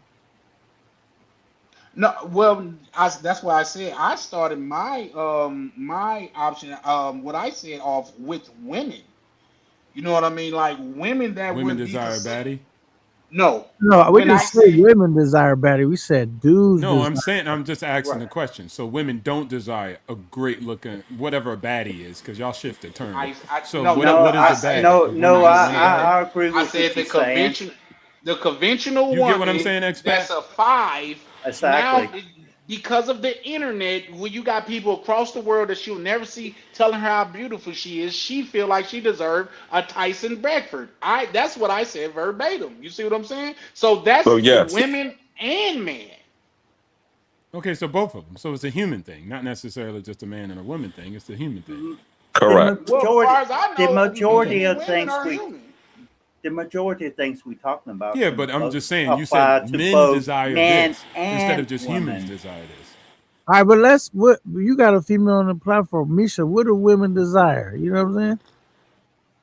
That's a fair point. Women desire a nigga with money nowadays. Shit, they don't care if he ugly or cute, cause it's a lot of pretty girls walking around with ugly ass niggas, and she with That's a him because he got a fact. bag. That's a fact. It be But a couple so she dudes don't the way desire him looking good neither. And wait, hold on. What's a baddie? Because we have to translate the same word, baddie. You said baddie. What the hell does that mean? So whatever that means, just shift it to women.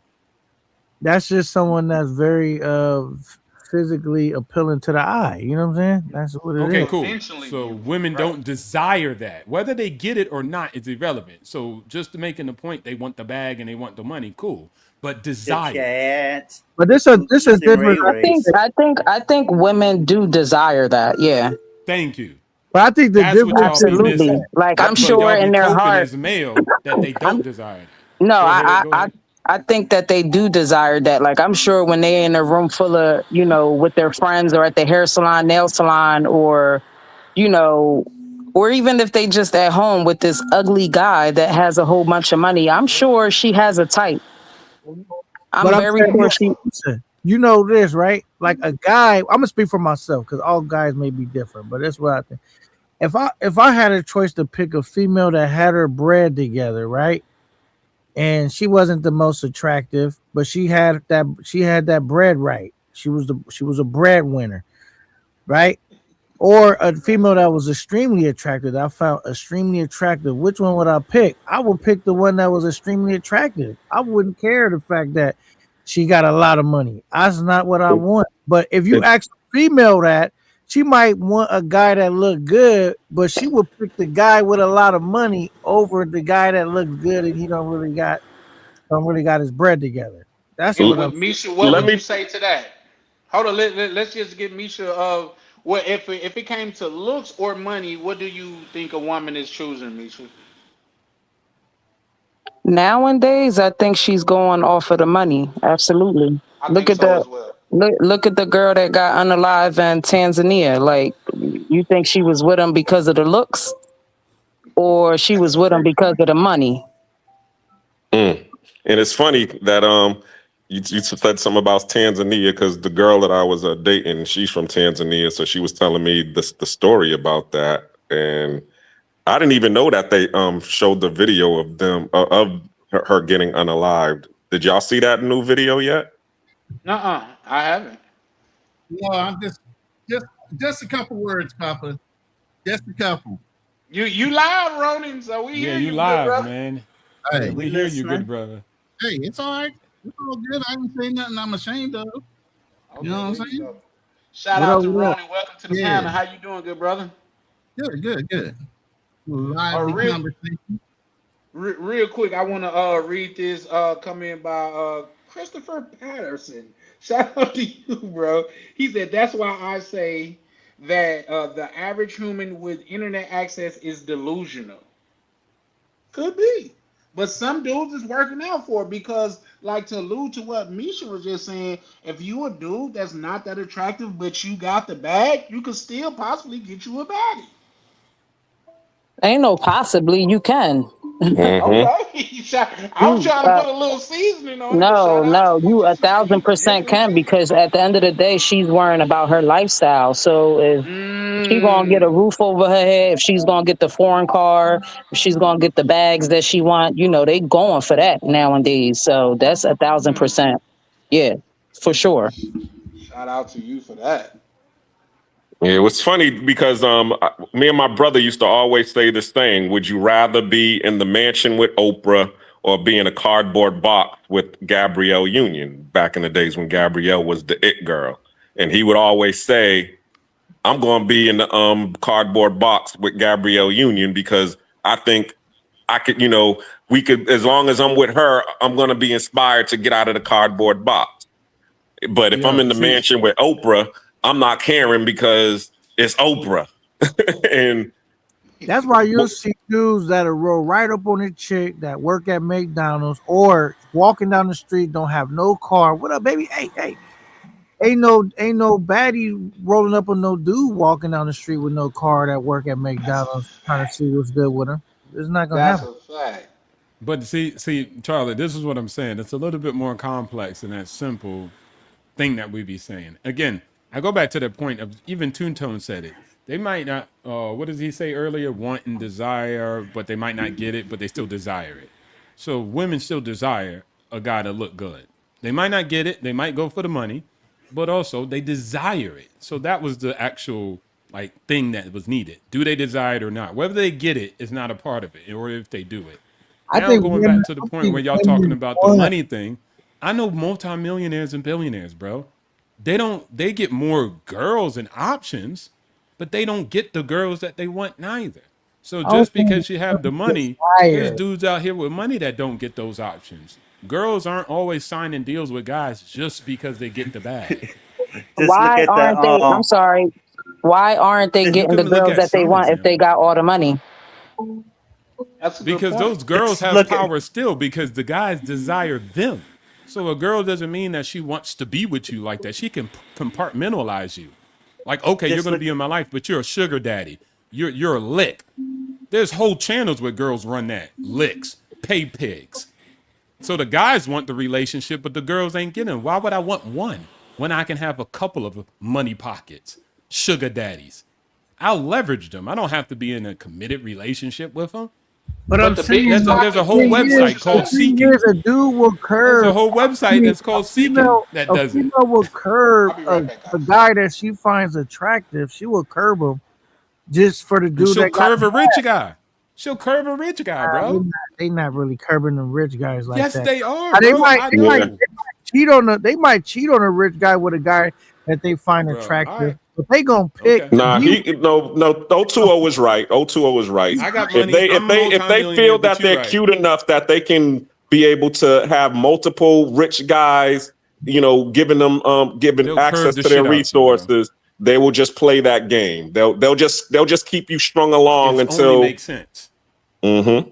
Exactly. Because they have the power in that relationship. You want them. Even though you have the money, you want them. So they could just play that. They don't have to give you commitment. Go ahead. It's when the phone stops ringing. That's when they start to choose. Yeah, now that might be different. Yeah, because their options running low, right? Exactly. Get a deal closed. She don't pick the dude that got his shit together versus the dude that look good that she finds appealing to the eye. She's not gonna pick him over the dude that got the bag, like a real bag. She's not gonna do that, bro. She might find him attractive. She might would give it to him for, just let him knock it down, you know what I'm saying? But she not trying to be with him if he don't got his bread together, bro, for real. Unless you That's met her K9. in high K9. school. Yeah, but K9, K9. Women are with guys who ain't got the bag. I'm starting to see that shift a little bit though, because women are tired of cutting their grass. Women are tired of removing their snow. Women are tired of doing a lot of things. So now they're starting to turn into the guys that they really don't want because they're there playing that role for them and with them. So I'm seeing both. But also, K9, let me ask you this question, because I mean, you travel just like I travel. How many of these girls that be out here in these countries be dating the taxi driver that drops them off to the foreigner who's there for a good time, or the simp who actually wants to be with her, but she's too busy dating the taxi driver or the what they call it, the moto concho dude? I mean, all of them, really, all of them. You know what I'm saying? Thank you. Boom. So there you go. But that- you got the money. that It don't may- matter. But that's Mainly- different. That's different because let me just tell you, that's different. That's because, absolutely you don't speak the language. You don't have the the goalpost. same level of way to be able to communicate with them, bro. Like that, you can't even really joke and really can understand, and it's just way different, bro. But like, put a rich guy in one of them countries that he speaks their language. He's from their whole culture. He got the bag versus the taxi guy. She's gonna be with the guy with the bag. You're talking about a foreigner, where it's just a little different, bro. He don't understand the culture. He don't understand the people and stuff like that. Yeah, Bro, I agree. live in Thailand. I got rich friends. They don't have the Ronnie. options like that neither. They don't. Ronan, I have a question for you. How many? You live in a village just like me. How many Yeah. women you see married to a rich man in the village? It's deceptive. A lot of them have farmlands, pineapple factories, rice fields, stuff like that. So it's kind of deceptive. It's really deceptive on who actually has the money or not. What you can tell here in the province is what kind of car they drive, on how wealthy they are. Because even the car I drive, most people can't afford. So the newer the car is, the 4-wheel drives, the off-road vehicles, which are all hyped up, those are from wealthier families. So you can tell usually by the vehicle who's got money and who don't. And my lady's father, the nicer homes. Listen, my lady's father, he drives a trike or a Revo most of the time, low-end cars or whatever, and a trike. He drives my truck when I want to go into town and stuff, and everybody calls him sir. He gets disrespected, and they look down on him when he's driving that trike. So it's a different mentality based on what you're riding in. They think you have money because of the vehicle he's driving in, because they know they can't afford the vehicle. That's the mentality of a foreigner. Yeah, I agree. Real quick, guys. Guys, let me welcome Sick of the Lies to the panel. How you feeling, Sick of the Lies? I'm good, man. I'm tripping off y'all. I ain't gonna be here long. Okay, what elaborate? He got jokes. Nah, I ain't got no jokes. I just think it's funny, man. I think the world is just the world keep turning. Ain't nothing new under the sun. I guess we trying to come up with this formula for attraction and all that shit. Like, I just think it's like that natural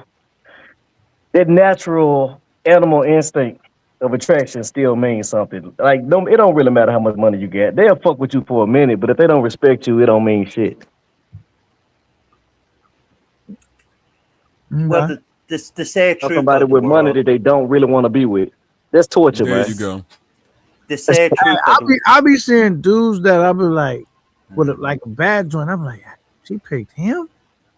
And then you see the nigga what he driving and all, say he got the back. Bro, it's just, Misha's a woman and she just came up here and told you that they want protection, they want security, they want stability. That's what they value more than what the men look like. They do have attraction where they want someone that they're attracted to. But typically what's gonna preside over that is your status. If you got a certain status, she's gonna entertain you more than the dude that she's attracted to that ain't got it yet, ain't got it figured out yet. She don't got time to. She like holla at me once you got it figured out. You know what I'm saying? It's Yeah, kind of I like guess a the That's guy a who did fact. And I judo got more of his life together than Tom Brady. You're right hey. about that. The guy who Let did me say this real quick. looked better, had but more she's money, See, with the had his rich life in guy and order, she's Listen, cheated with the good looking with the guy. I think poor, that's uglier guy. yeah, exactly. But And let me say this real quick. So they do let's whatever the unpack fuck they that want. though. Let's Yeah, I'm unpack trying that though. to. Why was I'm she trying able to. to do that? Because she already had access to his resources. So once that's another thing too. Once a female is able to separate you from your resources and she has that stability without you, now she can pick and choose who the hell she want to be with. right. Listen, let me the, say this. Exactly. Let me the say Go this real ahead. sad quick. Go truth ahead. of the world is that, I forgot what I was going to say. I've been waiting 5 minutes to say Yeah, it. let me say this real quick. You Hey, guys are talking yo. about money and women, and you guys heard what Hello. Misha said. Yeah, wait a minute. Let me get this out. Y'all talking about money and women, and Misha came up here and said what she said. Women want consistency and stability beside for the access to wealth. Men have the power as far as peace and money, but they're looking for peace and beauty. Okay, so women do what? They leverage their beauty, their body, their age in order to have access to the wealthier individuals. Okay, the younger they are, the more they have time to play around with. This is the reason why a lot of these women jump on OnlyFans and leverage their body and their beauty to make a whole bunch of money while they still have those things. Now, does that draw down their marketplace value? Absolutely. But at the end of the day, what are guys looking for? The adverse. They're looking for that beauty first. Then they're looking at the morals and everything else that go behind that woman. If they're not looking to tie down with that woman, they don't give a fuck what she's doing after the fact. They want Let me say something. and they want peace. Let me say something right quick, bro. Let me finish my Okay, rant. go ahead. Go ahead. Now, we're talking about guys making money. Guys make money just like what K9 says. I agree with him. We've always made money, not because we want to protect and provide for ourselves, because we want a nice baddie on our arms. We want somebody that we feel that we deserve. And through our hard work, we get to a point where we can start having access to those type of women. Those women have access to all kind of men since they were kids. Well, right after 18 years old, they already got guys waiting for them to get out of high school to snap them up before they get snapped up by so many other people. That's why women date up and men date down. That's called what? Hypergamy. These are all natural things that we deal with. Money just gives us access to that game, and women leverage it. Go ahead. I think, and I ain't trying to, insult nobody or be disrespectful. I think social media gives like everyone a voice and shit, right? Okay, I feel like the crazy part about it, how like what men say they're looking for a peace and all this shit, and women looking for all this security and all that. The people you could get it from, neither sex are attracted to those people. So it's pointless. It's like a black hole. Nobody wants them. It don't matter how good of a provider you are. And these niggas be like, okay, a man that got his shit together, whatever. These niggas be studying on disability, man. Them the older niggas is really going overseas doing that shit for the most part. Or you got your rich people as well. Those women don't want no old disabled nigga, man. Just like dudes don't want no good fat woman. It's just it is what it is. Hey, Chris, I So call cap on that. I call cap Okay, on go that, ahead. and I tell you why. Because you from down south and you are around my age, and we have grown up. You have grown up seeing a hard-working man with a plus-size woman that treat him well. They don't have that in Memphis. Charlie, what I'm saying. That ain't what's being out there on the internet. What I'm saying. No, that's a part of that's a part of reality. The dude with the so-called Big Bertha, whatever y'all call him, Big Wanda, I forgot. Yeah, but you know what I'm saying. And, that exists. But okay, go ahead, bro. You know what I'm saying? And like the dudes that got a bag, they not necessarily old and disabled. It's young dudes getting to a bag for the same reason. Some do, but niggas ain't got bags like they say. Just look, okay. The cheapest part of the in the U.S. to live in is the South, right? If you make $100,000 in the South, yeah, you doing straight. If you make $200,000 in New York, California, shit, you might be struggling. People really can't even afford to have the women that they want. All those additional women, you can't afford it. The stakes are higher, man. Niggas can't afford that shit. I get what you're saying, but I'm saying that's the reason, the driving motor factor why men try to get their bag together to have access to certain type of women. That's why they're trying to do it, though. I got you. But let me ask you something. Well, we already know the numbers. We already did the research or whatever. How much money do you think that is? How much money do I Where? think? Yeah, because geography does matter. Geography does matter. All you need They is said the average wealthy person or style. wealthy family is $667,000. That's what the average wealthy person. So, that's the numbers that they were saying. But yeah, the average baller, like you said, is about 250,000. So the dude who all of the women desire makes about 250.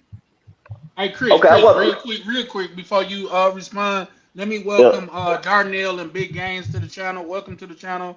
Brothers, I know y'all been here before. Tonight's no topic. We're just speaking about the dynamics of what men expect or what men are looking for and what they opposed to what they get, opposed to what women are looking for, opposed to what they're getting. So welcome to the panel. You guys can chime in after Darnell, you then we'll let Big Gains chime in once Chris finishes his point. Go ahead, Chris, you have the floor. Go ahead, let them talk. Go ahead. Let me say this real quick. I remember what I was going to say earlier.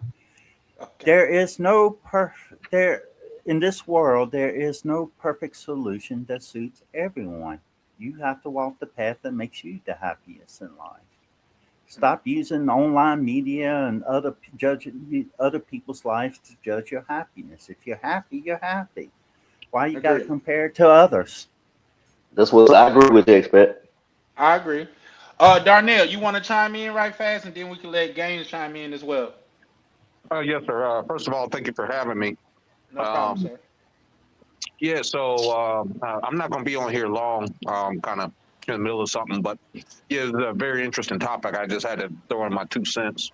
And, when it comes to, I think what men desire, in a woman, I think a lot of times, for the most part, as others on the panel have said, it's 9 times out of 10 is looks. I have seen odd cases where it's not looks, but let's face it, for the most part, it's looks.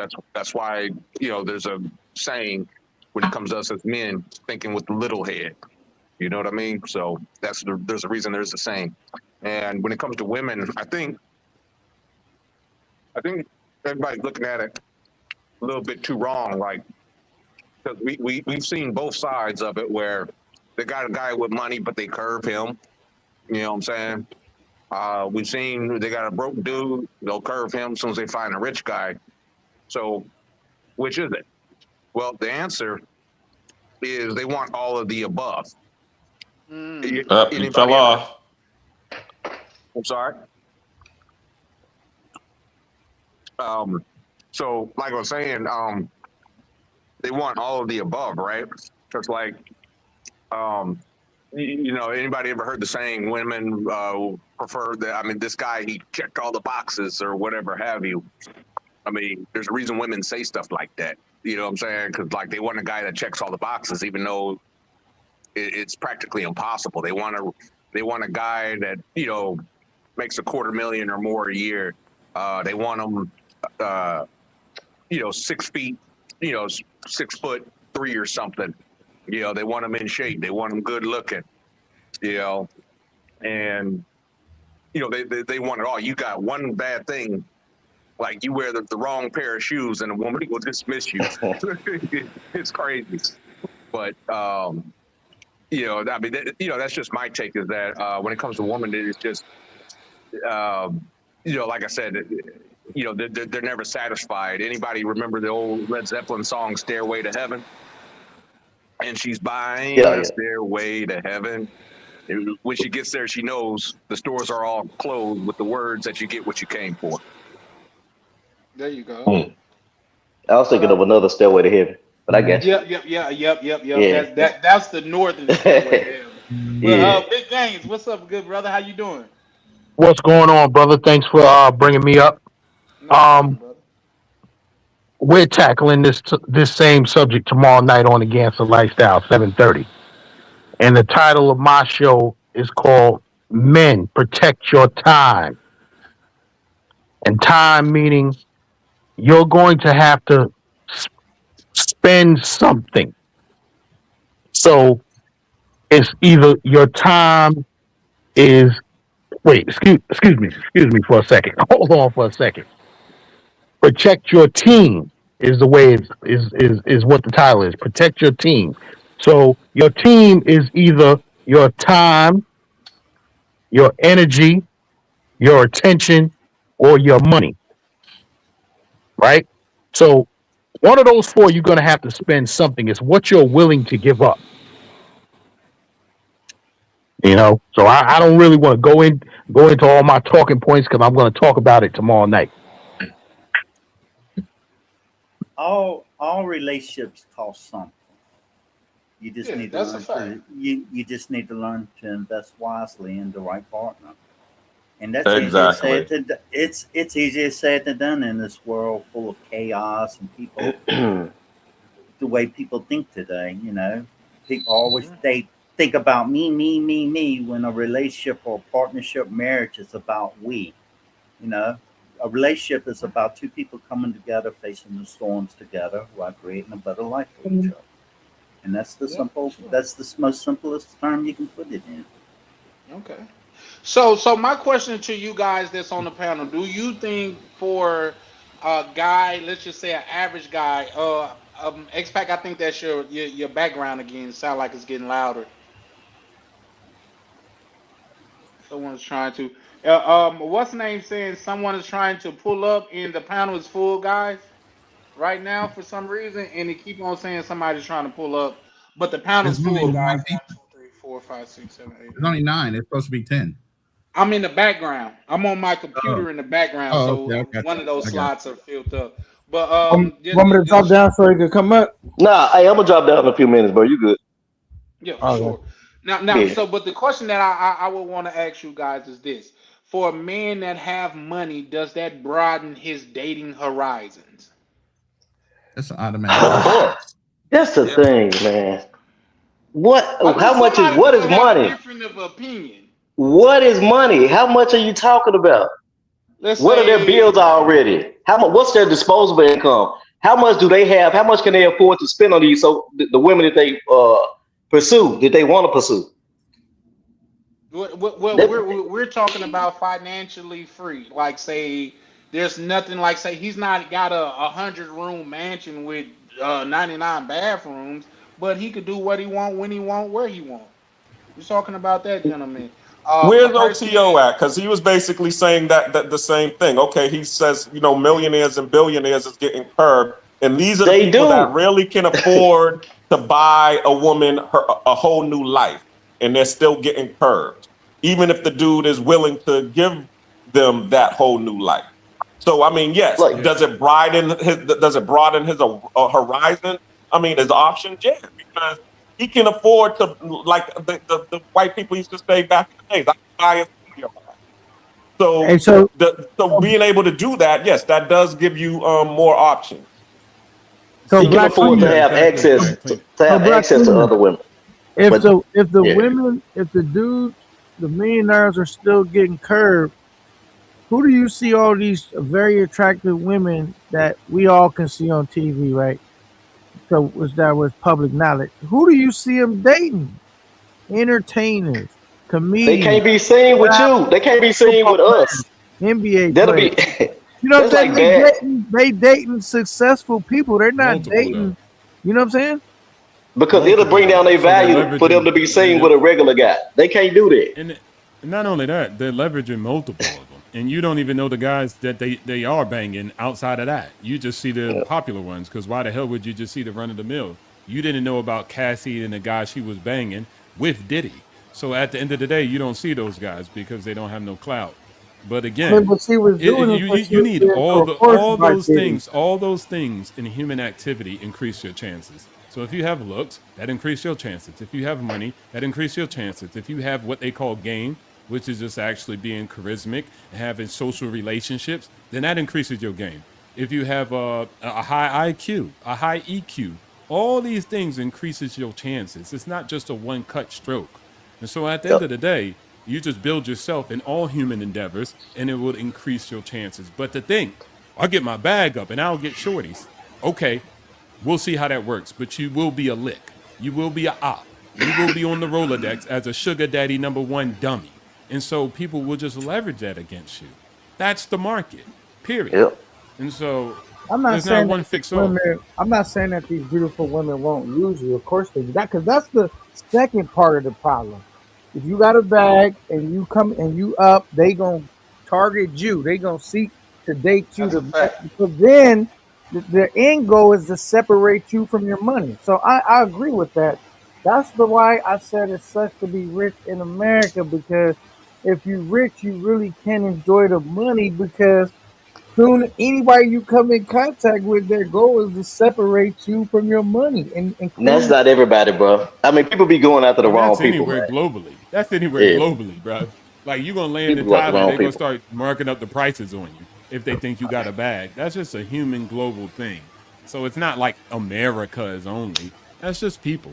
Period. well, I'm saying in America, they'll be in position to do it. They'll have a court system in place that can. Yeah, and they had a position over here to do it too, in different countries. They'll have a I position. ain't Everybody has a never. position. Yeah, I mean, putting something in your drink and you waking up and all your shit is gone. But I'm just talking about Yeah, like, no, there's guys who live their whole entire pension out in these countries because of the way the law of the land works and it lays out. Yes, they put all their money into some land and some of this, and then the wife can just take the whole entire thing. You go to the police station and start crying, and they start laughing at your ass. So it happens globally. I mean, but that's just humans. and I agree with that. That's kind of stupid though, because they should have watched YouTube. Those be the extra super simps. Like, why would you buy? Because they already talk about it on YouTube. Those are normal people who want a normal Why would you relationship. build a house Simps. on a because you know it's a scam. Why would you build a house in Thailand or the Philippines where a foreigner can't own land?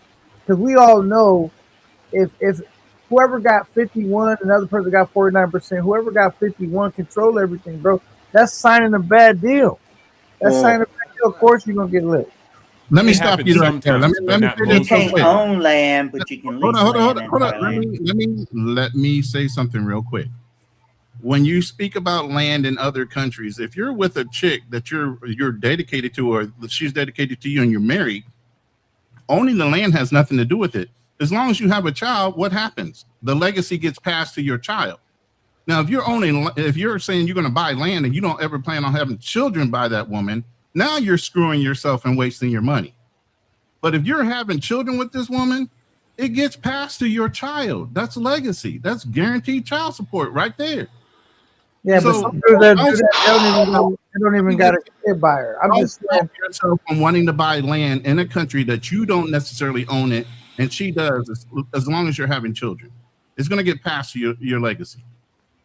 I mean, if you want to call it your legacy, I mean, I think you still consider an outsider. They'll have a child with you and don't give a damn about you. And I don't think most guys really are set up to really live the rest of their life abroad. So the expats is doing it, I salute you.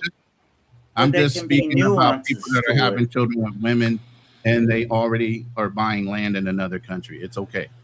That wasn't even the basis, Rhoda. That makes sense what you said, but the basis was just like you're in America to set up the fleece. You can get fleeced anywhere. That's all I'm saying. Yep.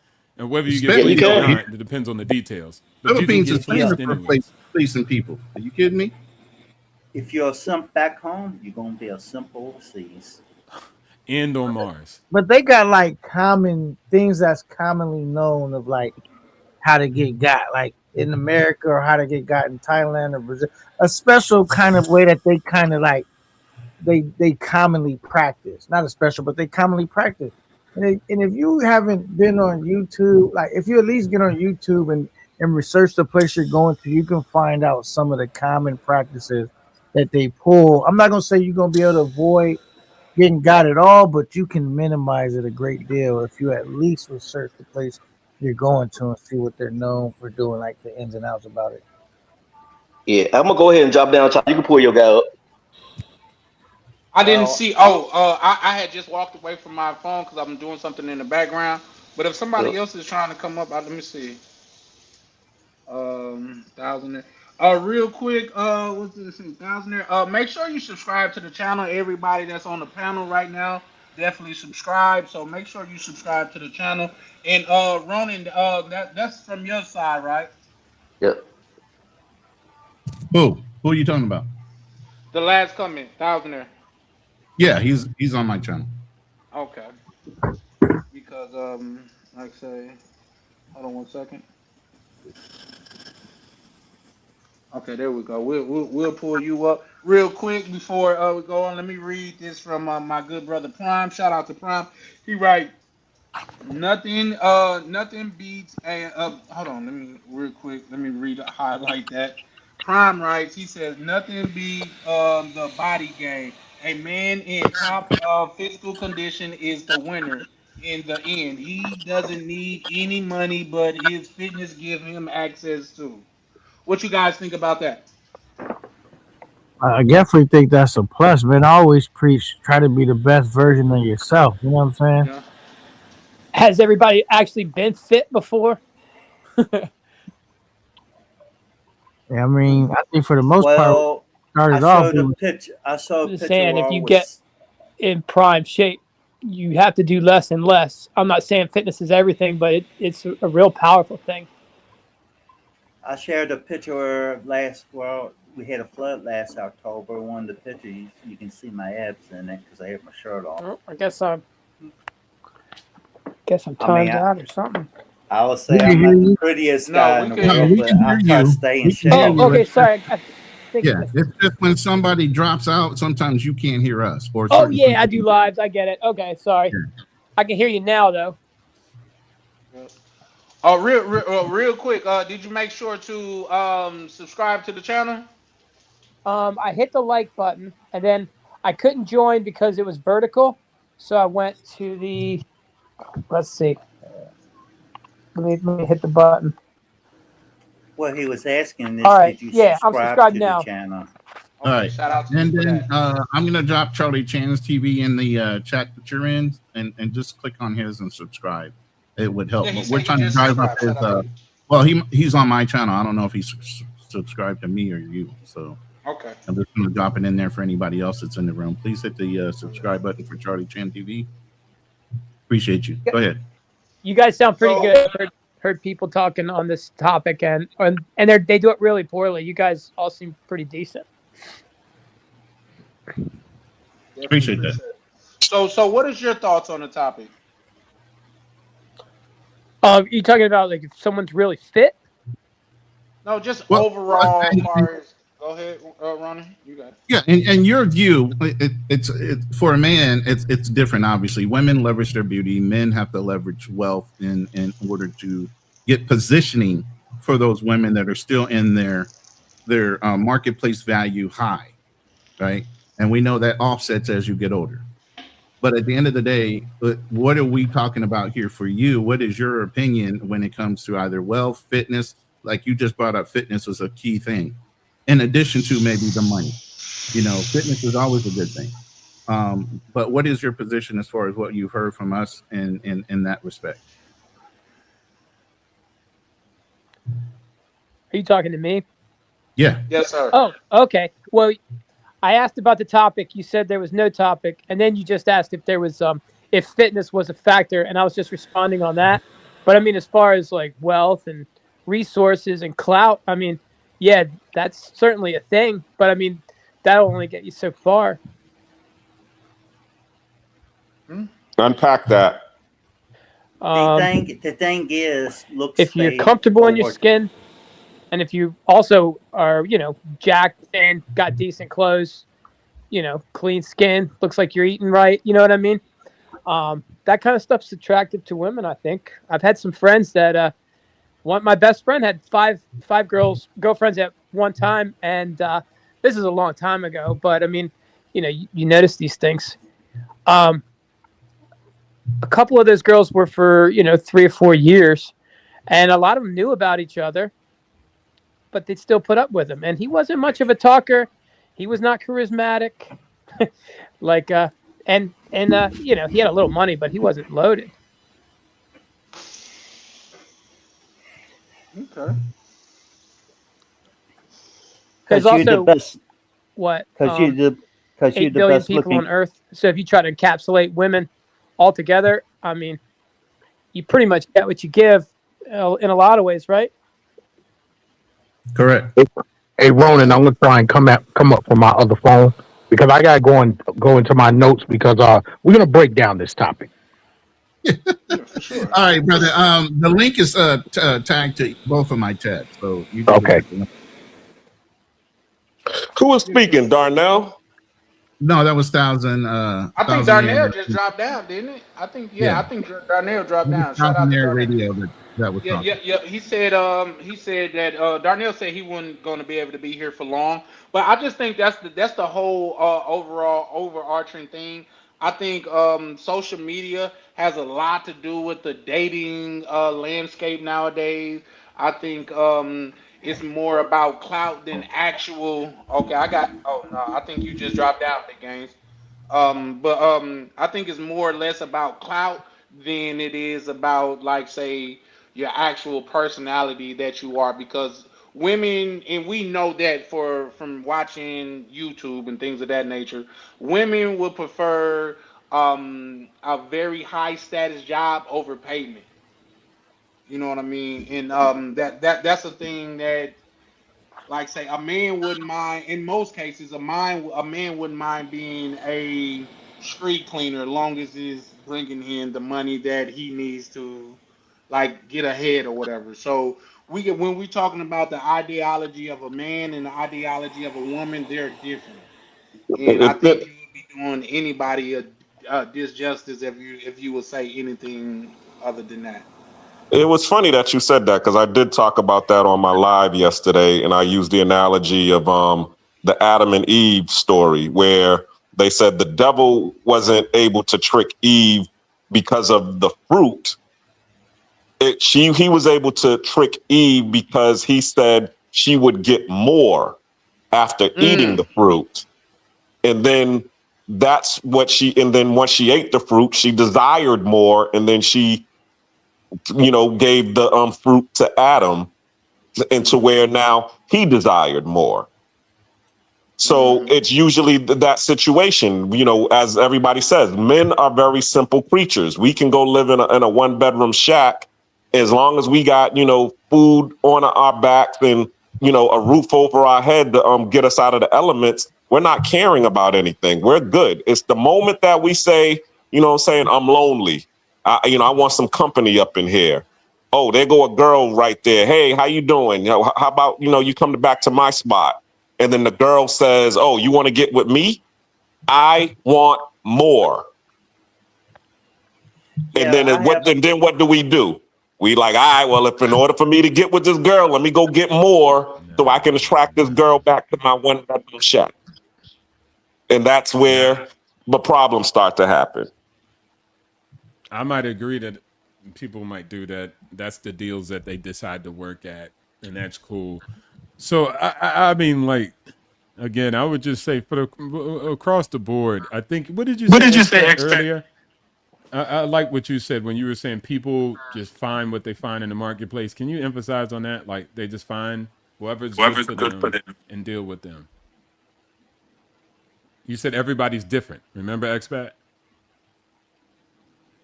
I'm not sure exactly what you're talking about. I said a lot of things. Well, one part you said everybody's different, and you deal with whoever you find. You find a good match, and whatever you like is what you like, and you deal with those two. Go ahead. I said everybody's definition of happiness varies in life. Not everybody's definition is going to be the same. You have to take your time to find the person that's right for you. What if it's a person, type of lifestyle you're going to live, what type of job you got to have, that all falls onto you. Peace and happiness starts from within yourself. You can't find it. You can't expect other people or another country to magically fix the hole that's in your heart. It starts from working on mind, body, and discipline, trying to become the best version you can, and then try to create a better life from that. There's so many different steps in life to make to people's happiness that a lot of people they skip steps, and then they wonder why things just don't work out for them. They skip things, but it can be many paths that lead to the same destination, but you must choose the right path for you. And so I want to add on that because just let's say going off the basis of that, my big deal and then why I just have success in the marketplace. I don't care if a girl says I want 50,000 per month. That's just not my partner. And that's completely fine. She'll find some guy who wants to give that to her. But I just don't want girls who don't want me. And that creates a successful dating relationship. I don't chase girls who want this and then I have to go get this. And no, it's no disrespect to whatever they say that they want and demand and they're at the table. That's good for them. I got zero to say about it. I'm just going to find a girl who really wants to rock with your boy. That's it. That's a baddie to me. A girl who sees me and want to sell my dirty draws. Like, that's my girl. Outside of that, a girl I have to chase and convince and get her to like me, that's just not in my wheelhouse. That's not a girl I'm going to hook up with and be in a relationship with. I agree. The right partner is somebody that you shouldn't have to chase after. They accept you for who you are. That's it. That just creates a successful life. But for For you me, to find them, you guys still put yourself out there. Real quick, guys. Let me welcome. Is that Nat Measy to the Yep. panel? Shout out to you, bro. How you doing? You might Yeah. be doing something. Mac, you there? You. Uh-oh. Yeah. Yeah, we hear you, Nat What's going on, Measy. my brother? Uh-oh. I Trouble was just done welcoming came you to the on. panel. Let me get off. No, sir. No.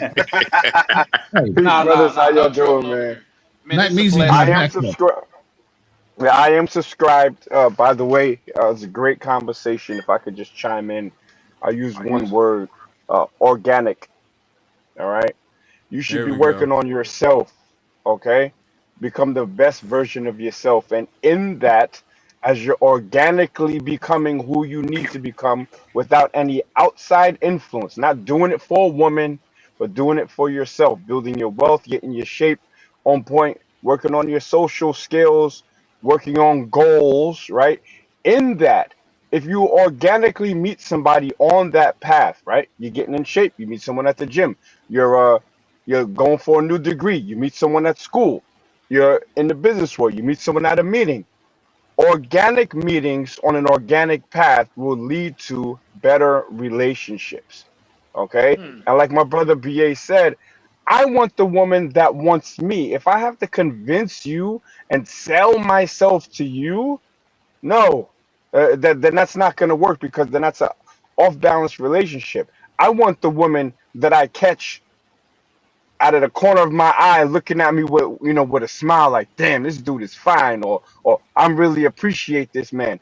And it may take time, it might happen in 1 or 2 weeks, it doesn't matter, but let it happen organically, and then you can reap the benefits of a healthy relationship. If you're looking for just the biggest biggest booty Latina, yeah, she'll get you for all your money and then bounce, and then you're gonna be looking at the mirror, fat, broke, bad skin, bad breath, and wondering how come you have no success with women. Hmm. Well, Once hey Nat, let me chime in. This is Big Gans. So let me say this. You'll always be little Gans to me. No, I'm Big Gans to everybody, you from especially Staten Island, especially so especially since I'm older than you. all right. What's up, brother? Okay. So if you're a man who takes care of yourself, right? You go to the gym, you dress nice, you do whatever it is to elevate yourself physically, financially, mentally. Aren't you already selling yourself? No, I'm not selling myself. I'm No, I fulfilling my mean destiny. you're I'm fulfilling your not destiny, but not aren't you selling already yourself, not investing in selling yourself, yourself. but you're investing in yourself and you're Hmm. putting yourself on the stage and just not you're not pushing, you're not chasing her, but without chasing, you're saying the woman is saying, look at him. He might be a man that I might want to get to know. Just by the Right, way that you carry yourself. right. But I'm not selling myself. I do it regardless. When I say organic, I don't do it for the shorties. I used to do Okay. that back in the day. I used to get a shape up and a car wash and roll around the hood. and it would work like a charm. That's me selling myself, but that's the younger me. Now you just, get on your grind, fulfill your purpose, and if you're looking for, obviously we're men, so we love women, so it'll come. But just Hmm. I think people want this microwave. We're in a microwave society. Everybody wants it right now. If you put yourself out there like I'm looking for nub in all the wrong places, you're gonna find some crap. Well, I keep a clean cut and I keep my car clean, but that's not me because I'm chasing women. That's me because I just don't want to look like a raggedy N word. Yeah, I know, but I'm talking about when I was like 23. It would work like a charm. Car wash, a shape up, and buy a chick some Chinese food. I'm smashing within 4 hours. Hmm. Facts. Them All over that Brooklyn. Chinese food go far, don't it? Real Yeah. quick, guys. Real quick, let me read this. This is another lady that's giving her opinion on it, and she said, and that's the problem. People chase people who don't want them, then be mad when they get used. I Facts. agree. I agree. Facts. OP told me, he said, man, like the girl that like you, not the one that you like. Yeah, but Charlie, see, you had somebody to tell you that. I've dealt and had conversations with men, and I say, "Yeah, I got my money up. I got my life in order, and then this relationship didn't work out." And he's like, "Damn, so what's the point of getting rich then?" I'm like, "What the hell do you mean?" He was like, "Well, if I don't get to have girls do whatever I say and they're on my page, what's the point of getting rich? What's the point of having that money? What's the point of putting in all that work?" So some dudes really see life through that lens, where it's like there's no point to do anything almost if it doesn't have that end goal, which is the woman that will be on your page and do what you probably think is the best in the relationship. So again, some people see life through that lens. I must chase the girl. Like the dude said, I think it was Black Cleaner. He said, "Okay, I want the girl. So if she says I need to buy all these trinkets in my house, I'm gonna go cop them." Nah, fuck that. We just not a good match. If I gotta go and get 18 pillows on my bed in order for you to be with me, then maybe we just not, a good match. And that's how I would call it. I wouldn't say you're bad, you're stupid. I'd just be like, hey, this is not gonna work out. Is That's that it. Mac Measy? No, not No, that Geezy was was talking that. before. Yeah, No, no, no, I'm that talking was about earlier. I'm talking about on the Oh, Yeah, panel. yeah, that was Nat Neezy. Yes, sir. yep. The Mac one and Measy, only. I got a question for you. Because I know you say you want a good woman, the one that wants you, right? Hmm. That desires you. But I'm saying, be honest. If you found a woman that wanted you, fit all those criteria, but you didn't find her physically attractive, would you still talk to her and be like, all right, I got a diamond? Or do you want those qualities from a woman that you are attracted to want and desire you? Oh, she has to be attractive. I think the physical attraction is what gets my attention. It's what the other stuff that she brings to the table that keeps it. What do That's you what bring to the table besides your looks? And I that's know, how but that's the I score it. initial. That's the initial thing, though, right? That means no. The whole topic was, Right. or where I brought it up was, every dude desires a baddie, and then anything after that, like, is she a baddie that cook? Is she a baddie that's loyal? Is she? Now you want all those other things, but the main requirement that dudes look for is that they're physically attracted to her. Nobody, they don't care if she's a good woman and they're not attracted to her. They don't want to talk to her. They want to talk. They Right. want a good woman, but they don't want a good woman that they're not attracted to. No, I Hey, get it, but then there has to be some self-reflection. I've been getting baddies before we called them baddies. When I Shout was out to you for that. 13 and 14, chicks chasing me around the schoolyard or whatever. So I never had a problem getting women. And that reflects in my confidence and to stay it's just me, right? But some brothers, they don't reflect on themselves enough. You got to look in the mirror. There's a YouTube clip where this somebody called this dude Retarded, right? Excuse me if I misspelled it. And the camera shows him looking normal, but when he looked to the mirror, it looked like he had Down syndrome. A lot of dudes out here is looking at themselves like they a prize physically when they're not, and they want women that are out of their league. You got to speak keep it on it. to a certain point. You got to keep it to a certain point where you gotta You know what I'm saying? Like you're not gonna get Gloria Velez if you look like the dude Welvin who said these nuts. It's not gonna happen. Got So him. let's keep it organic. Yeah, Word. yeah, for Now sure. that's Got him. true. That's true. Hey, But K9, I go ahead. said the same thing. I said the same thing that Nakneezy just said on my live last week. If you was listening, I said these dudes in these spaces, these YouTube spaces, you're watching the YouTuber and you want him to grab a 8, 9, or a 10 when he's a 2 or a 3. The math doesn't Thank you. math. I didn't No, know that I was agree with K9 you. salute, bro. I didn't see the red Old Navy cap, but salute to you, bro. But Salute, but salute, I would also say maybe this is just my opinion, just the way I see it too. I could have both, so I'll just take both, the one that looks good and the one that wants me and desires me. But if I got one that's a 5, just in a situation, a hypothetical, if one's a 5 and the other one's, you could give her a goddamn 9, but she don't like me, she don't want me, I'll take the fucking 5. I want who wants me. I don't want no bitch that's gonna be looking at me like some peasant, like I'm beneath her, or I gotta catch up. Or man, fuck that shit. That's not Nah, worth it. I So agree. that's just I me. agree with you I'll fucking 100%. skip on it. You could keep that bitch that don't really like you, and then you got to go out here and be a peasant in her joust and her goddamn fucking bellboy. You take her Instagram photos and be taking all the pictures when y'all go out to dinner and pay. You could keep that shit for an extra couple of bad points and be able to have other men look at you and give you a thumbs up. I don't even know what that shit's about. Men giving me thumb up because my girl is bad. Like, men don't That's do that. weird. Men try to dirty Mac on your bitch. Men try to bang your Exactly. broad. They don't be giving you no thumbs No, up I'm gonna like, yeah, tell you're you. doing it, man. Yeah. I'm gonna So tell at you the end of this. the day, This I'll will take the help you 5. out when you have a baddie, not with the dudes. It helps you out with other women. Because when That's you a got a fact. baddie, other women find you desirable because they're looking like he must got something going on. How did he get her? They Yeah, find but you. nobody said that. They said dudes. Y'all was saying dudes to look at you and give you a thumbs up and a rah because you got a baddie. That's Like that's weird. what Yeah, was said. because dudes is out here trying to impress other dudes. I don't get it. Yeah, that's I don't know Yeah, about yeah, nah, that. Yeah, they could keep that's a that little one crazy. then. They could have that. They got it. Real quick, guys, let me read this real chat coming from Tam, which is a lady that be chiming in over here at Charlie Chan TV. Shout out to Tam. She said, do stuff for yourself. Yeah, everything else, I'm sorry. Everything else will align. You'll get the good and bad, but you get to call the shots. That's what she put up after it.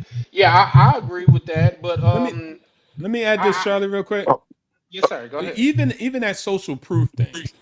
Like if you got a baddie, right? Let's say you walking around with a baddie, and you think other girls are gonna look at that and say, nah. Other girls are gonna look at it and be like, oh, he a John, he paying, he a sugar daddy. Like that's how they look at you. Now watch this. If you got a girl and they see that that girl desires you, she's attending you, she will sell your dirty drawers, she will sniff them. They'll be like, damn, what is that motherfucker doing to have that girl look at him like that? She adores him. That's what draws them. It don't even matter if the girl's a 6 or 7 or 8.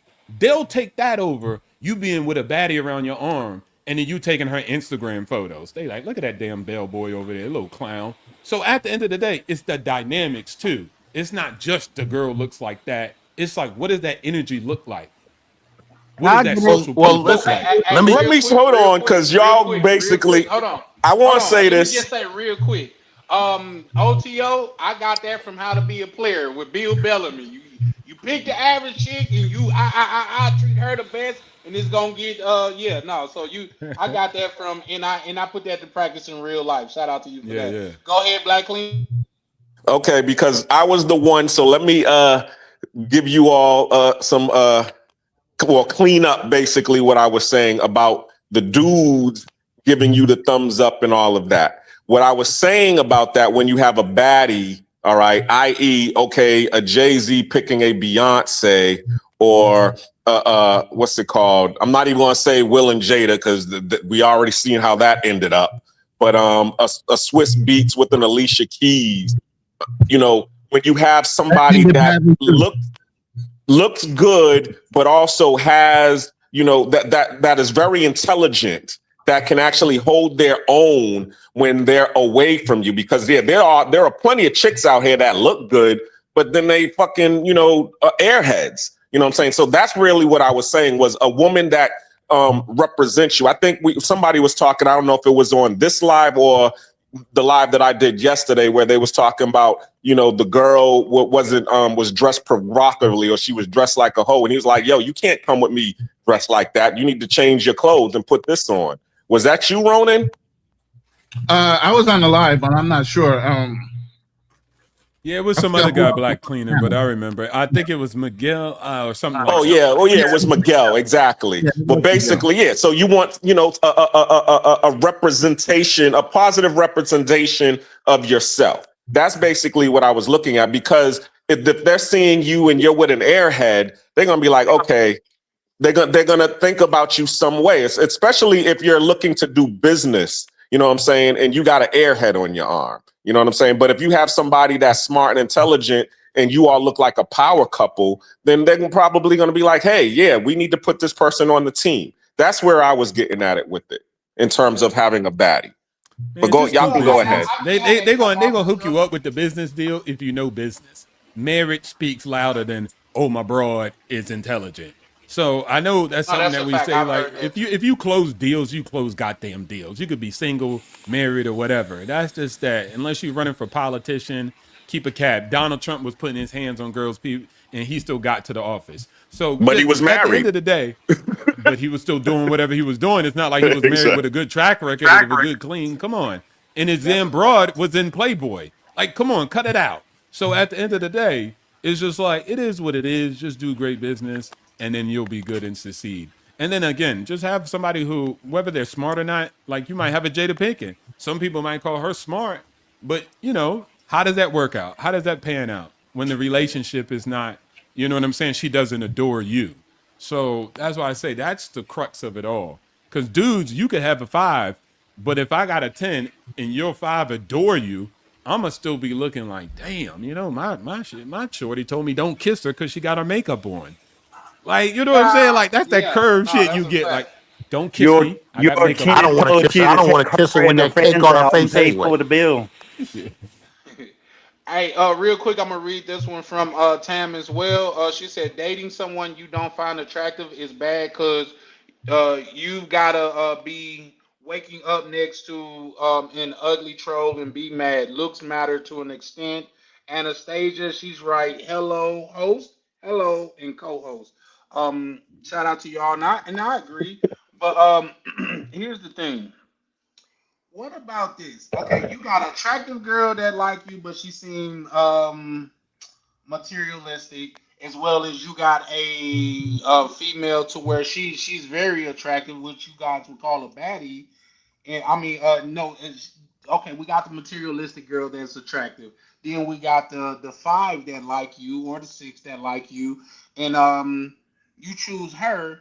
But at the end of the day, you get the same results as you would have got from this person that's she's very materialistic.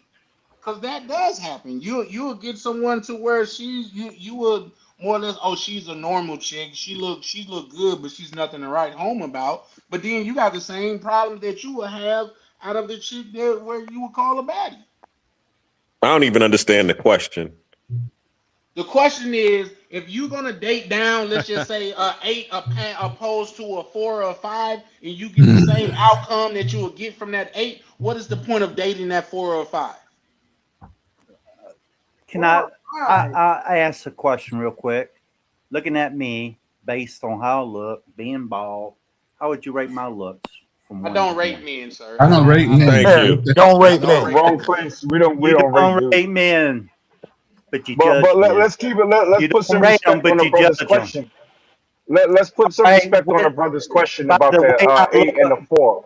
By the way I look, what rating of woman you think I deserve? Wait, how about we answer the brother's question, because he threw a question to the panel, and then you just kind of hijacked it, and you want men to rate you. You appear to be a decent guy. Let's keep it to the topic of the women, though. Yeah, so you had a great point. You had a great point. Relationships in life, it's about both men and women. That's true, but the brother just asked a question about women, right? So you had a great point. why deal with a 5 that's going to give you a headache if an 8's going to give you the same headache? I mean, I don't Exactly. ever deal Yeah. with 5s. I don't ever What? deal with 5s because they're out of I'm out of their league. I can be very friendly to a 5, a friend to a 5, but it won't go anywhere beyond that because that physical attraction, like I said, is the first thing. I'm attracted to beautiful women. I, and I'm not going to, I deserve that. You know what I'm saying? I was in Thailand and I had this big SpongeBob SquarePants built chick run up on me. Ah, that Like, was the girl you was out on a date with. Yeah, go ahead. no, no, no, that was your ex. I'm So, so she was built like SpongeBob, has some dirty fake Jordans on, some sort of like hip hop attire, and I was like amused and offended at the same time that she would think that she could just run up on me. But a lot of brothers go out there with low standards, which allows these these bums to run up on black men because black men's standards have been low, especially overseas.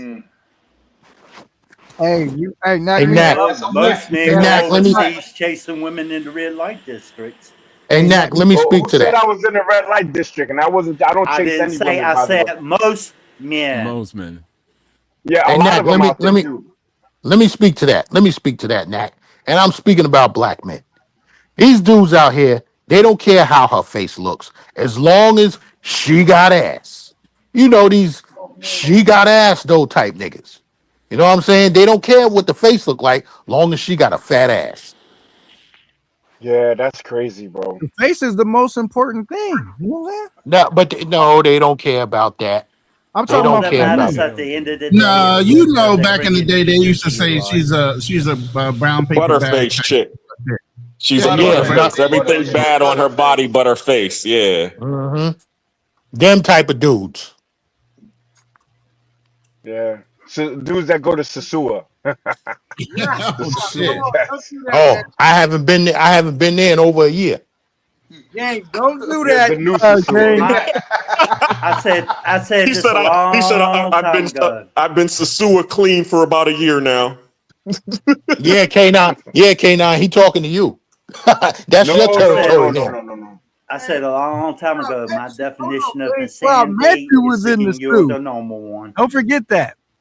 Where I met you was in the Sioux. Yeah, that was 2 years ago. I just said I haven't been there in over a year.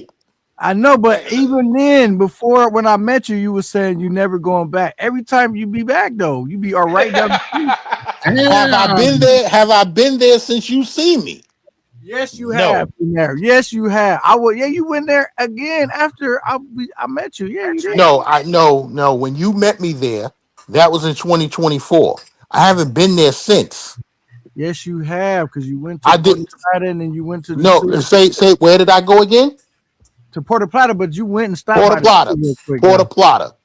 I wasn't staying in Sasua. If we're speaking I did a time-wise, drive by. I did a drive by to Sasua to say what's up to Flip, and I All right, left. there we go. So there we go. I was after. But I we wasn't met. hanging out there. I left. Oh, gang. See, you wasn't trying to bring that up. It's all good though, gang. We know. hey, real quick. I think X-Pac was trying to say something. What you were saying, X-Pac? I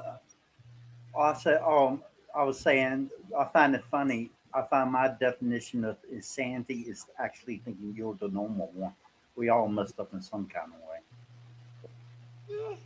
Well, here's the thing. This is what I will say. But I've been. Go ahead. no, I was just getting ready. I was just emphasizing every time I say something, you go, well, here's the thing. But No. I wasn't gonna say but to that because everybody have their own quirks and weird things about them. Like I like solitude and like sometimes like listening to nothing. Like I just like nothing sometimes. But I guess that comes from me being a country boy.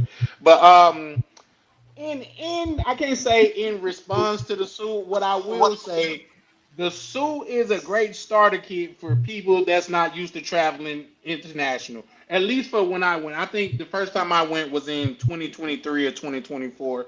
I haven't went back since because it's not my type of. I'm more of a hunter guy. Like say some people like to go in the woods and hunt. They hunt like prey or whatever, and some people like to hunt at a deer feeding stand. That's what Sasua is to me. It's a deer feeding stand. You know what I mean? They come to you. You're not hunting. Like, so that's the thing about it. But for me, at And that some time, people like to go to the market and buy their meat. well, ain't nothing There you wrong with go. that.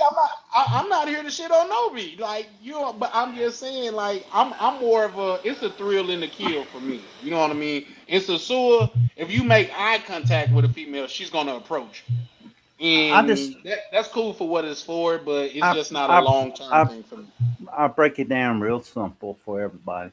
Your happiness doesn't need others' approval. Do what makes you happy in life, as long as it's not hurting anybody, and that's it. Makes sense. Well, Absolutely, yeah, man. So I go to the agree shoe, with man. that. Keep staying happy, man. Don't let nobody shame you. If I heard the I Sioux is changing though. They don't want y'all up in the Sioux no more. Like Medellin. Now that's Pretty soon Columbia. y'all gonna have to start Well, meeting women in America. And I that they I don't want us nowhere.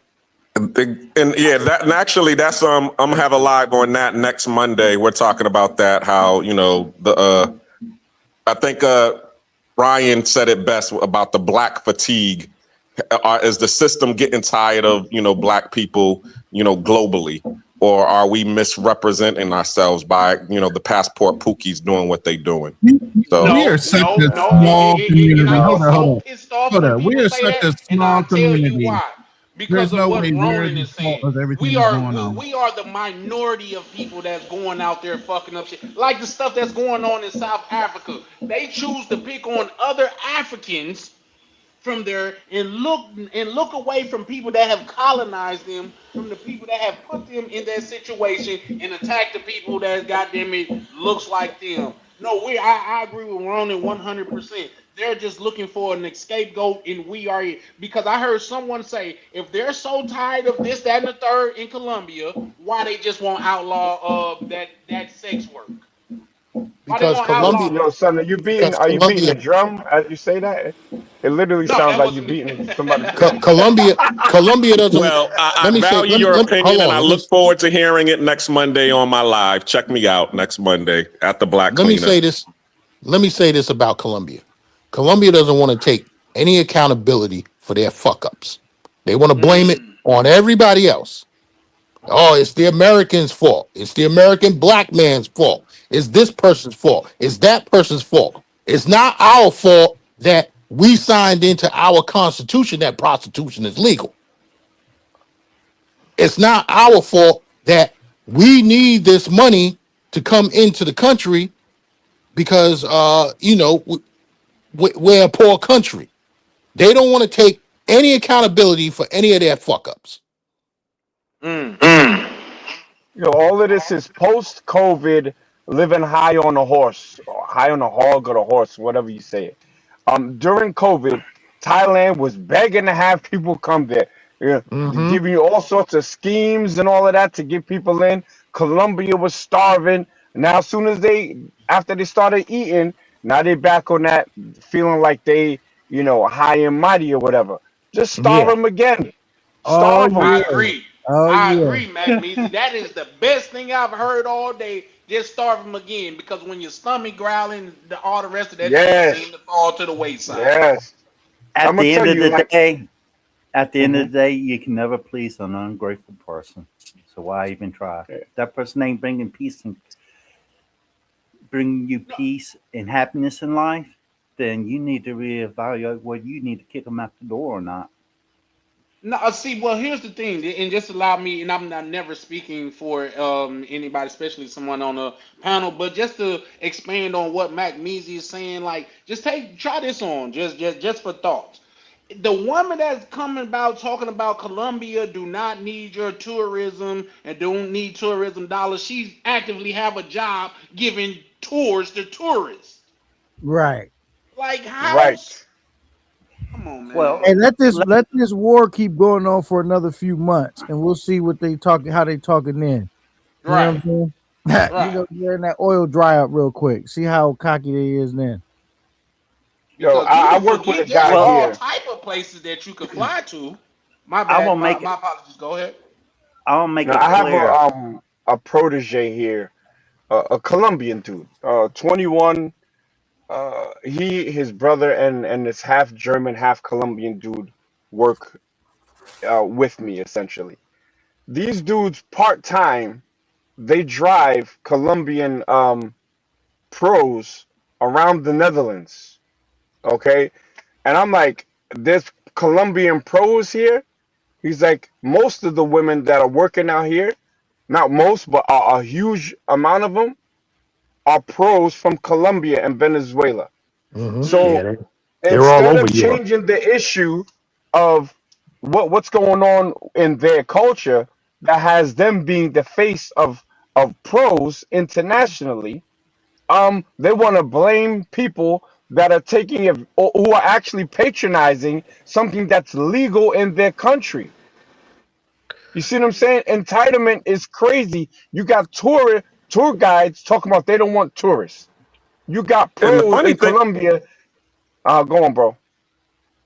I mean, you just brought up a point because when I was in the military in Japan, in a spot in Yokohama, they had a whole street full of nothing but Colombian females that were out there Wow. doing sex work.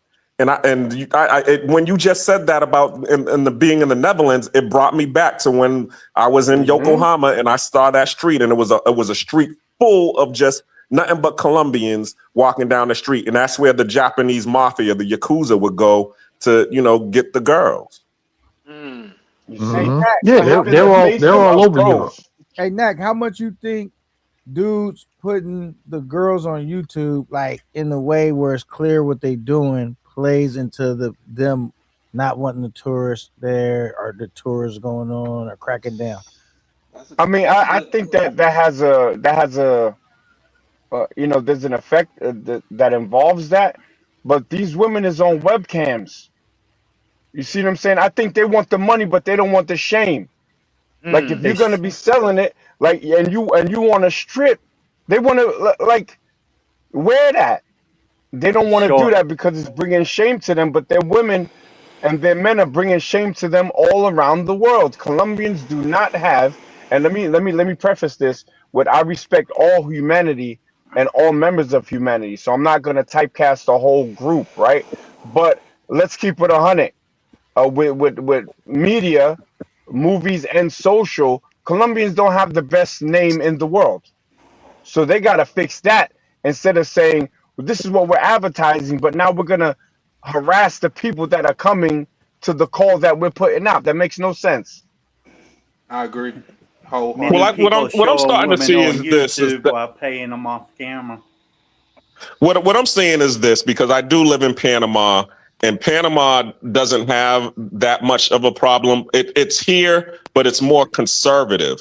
Where if you don't know where it's at, then you're not gonna find it. But Right. so what I'm starting to see is that a lot of other places. I mean, Colombia is trying to be like that.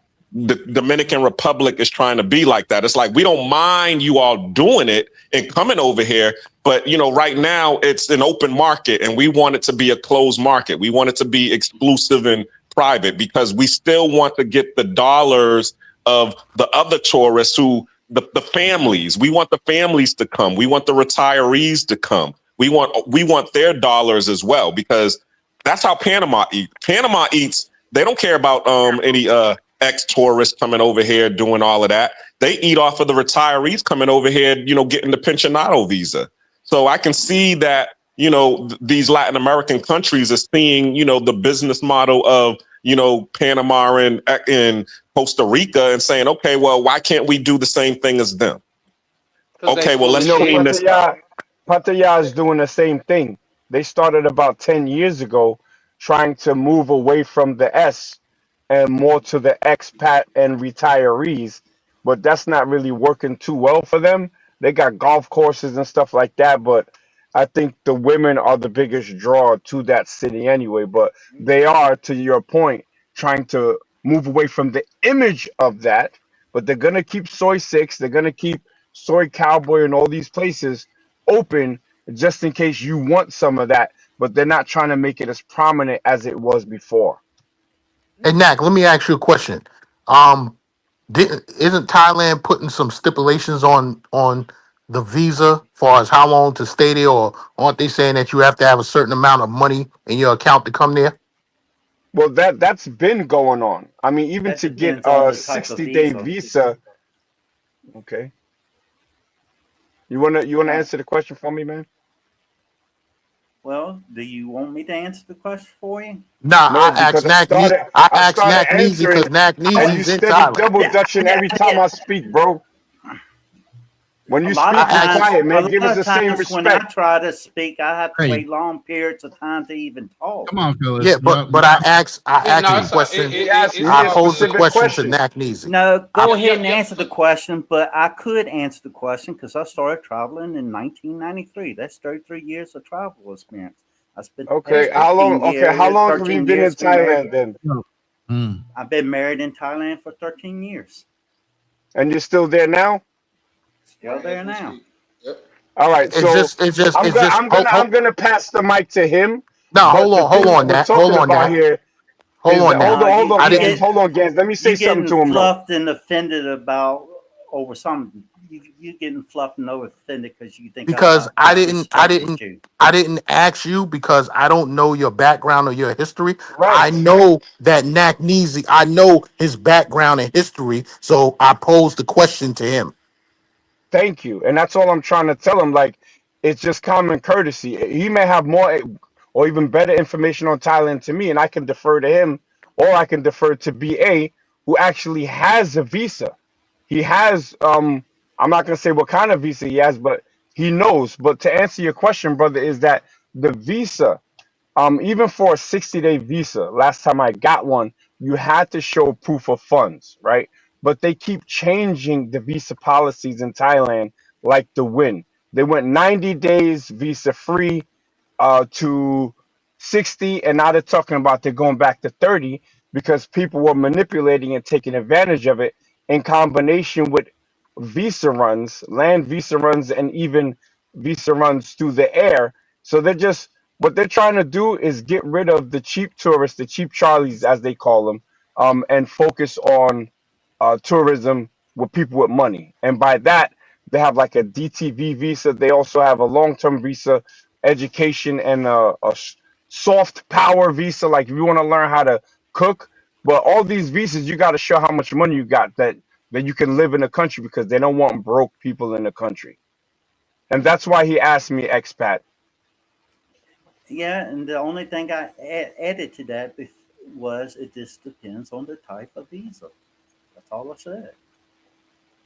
Hey, Oh Jesus Christ! You, you can't you And can't add you can't add something to the front end of a question posed to another man though. You see what I'm saying? We're all men. If someone asks you, say expat, you know this, I'm not gonna chime in. I'm gonna let you rock. That's all we saying is let us rock. Well, If someone asks a when the specific guy question, just let talked, them rock. when the guy was talking, he didn't say, "I'm talking to name Yes, I me." called his name. He I called literally his name. said that. Did He did literally anybody said else that. on the panel hear him say his name? Yes, I said Knack Neasy. I didn't say you. Yeah. I say anybody else on the panel. No, Did but anybody we hear him both say Yeah, heard it. that? He yeah, was he said it. speaking He to said it. me. He said it.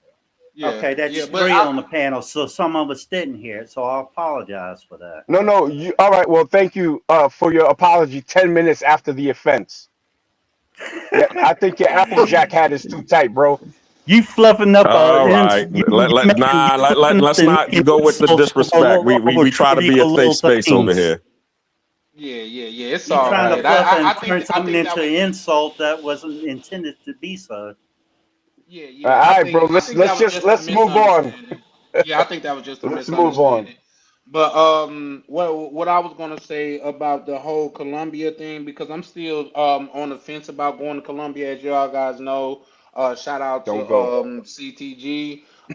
We got some brothers over there to where they built a hotel and everything, and I'm looking forward to like patronizing them and spending money with some people that's a part of this community. But with everything that's going on, my question is it worth it? Like I say, I was on the Well, phone with some Cartagena brothers. doesn't have that problem, but go ahead. It's Well, mostly Medellin. they said it's all through Colombia actually now because Who's they? people that have traveled out there because people the gimmick was to fly into somewhere else in Colombia and then fly into Medellin from somewhere else because they saying it's like that through coming through customs, but they saying it's spreading to more places. My thing is it worth it right now? Is it really worth the hassle knowing that even they go through your phone and if they find one subjective picture, they could turn you around and send you back home and that's all your money lost? Well, let me say this, and I know the brothers who are you're going to patronize over in Cartagena. Shout So out to them. if you're just going to Cartagena, you have no intentions on going to Medellin. You have no worries about what's happening in Medellin because it's not happening in Cartagena. What's happening in Cartagena is a totally different thing where they want to move the nightlife to a different sector. They're not stopping people from coming there. So in Cartagena, the government in Cartagena is actually taking a hands-on approach. They're not blaming it on anybody else. They're saying, okay, what we're gonna do, we're gonna move this nightlife to another sector, right? So you going to Cartagena, you're not gonna have any problems. There's no issues with going to Cartagena. No. Nah. Okay. Well, that's good to know. Like I say, with each of these lives, man, I pick up something that I didn't previously had before the live. So that's actually some good information, and I'm gonna try to go ahead and strike before it actually spreads, if it do spread. Because Yeah, I do everything, want a chance to patronize them brothers. Go ahead. everything that's going on in Medellin has to do with the mayor of Medellin and the Medellin government. It doesn't have to do with Colombia as a whole. Yeah, that's some good information right there. That's So like so go ahead. Just like for example in Thailand, why you seen some of the changes happen in Thailand now because they have a new prime minister. Oh yeah, I can see that. But from what, like I say, I was told that they were spreading it out. But like I say, I think Miguel, shout out to Miguel from Rooftop Republic. He say like it's not an issue in Cartagena as of now. But there's that. I was talking on WhatsApp with I have a friend that has a girlfriend in Colombia. She was talking about how the tourists is making it more expensive for people to live there, how they're driving up the prices. My question to her was, who are actually raising the prices? Isn't that Colombians that own the business that's raising the prices on other Colombians? If that's the case, Mm-hmm. you know what I mean? Yeah, Like we're Happens not. everywhere. let me, if I Go can ahead. add to that, Charlie, because I think Absolutely. that's a great point you make. It's just scapegoating. A lot of groups do it, Yep. so they're not special. Because I was going to move to Portugal until Portuguese people and Spanish people were doing this in Spain. They were just throwing protests, mad at foreigners for increasing the prices in Portugal, especially in Lisbon, which is funny because Wow. most expats weren't moving to Lisbon. They were moving to other areas because things like the Golden Visa incentivized them not to move into the major metropolitan. And again, most land owned in Portugal is obviously Portuguese people. So they Right. just saw a chance to exploit foreigners and increase the price on the same real estate for a different buyer. And then now, net, Portuguese people were actually, experiencing that in the market and was just blaming foreigners. Like Americans were coming there to be overcharged the extra 200,000 euros on a house that really don't cost that much. Nobody wants that. But Right. they just found somebody to target and the economy wasn't doing fairly well. So a lot of those situations are just, yes, the locals overcharging and changing the market because they just seek to a gain to make more money. And so it's really not the foreigners. Most foreigners say what when they leave America? I'm moving to Mexico to pay less. They don't want to be Mm-hmm. overcharged $3 for coffee. They want the same local price. But when foreigners tend to do that, they look like a crash out too. If you start arguing with locals like, I'm not paying that, you overcharging me. That's how you get locked up too. So at the same day, it's just usually locals doing that because they control the market, obviously. It's their country. Yeah. You don't I want agree. to get the police involved. Yeah, I agree. Because they go, whether you right or wrong, they're gonna normally side with the local. But that's why you got to find out what's the price up front. Unless you pay the police. You know what I'm saying? And your Right. power of Yeah. negotiation, the power to walk away. Like, nah, I'm cool. And then you see how fast they be willing to change them prices. You know what I'm saying? Or, you know, if I you never just thought about that, and that's simple. That's simple. That's very simple, and I never thought about that. I used to sample a while back. I was in Chiang Mai. I used to be in an expat group, helping people that first moved here.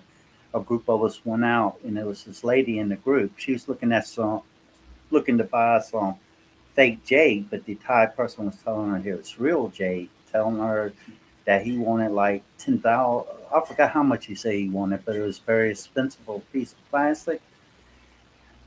And I told her, I remember the exact amount. It was 1,000 baht he wanted for it.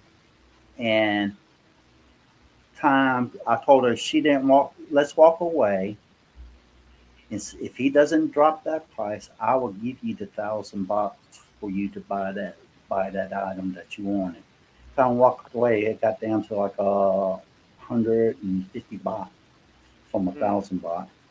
So you got to be careful when you shop in holiday spots in bigger cities that cater to foreigners, because the prices are all going to be higher, and there's some people that try to take advantage of foreigners.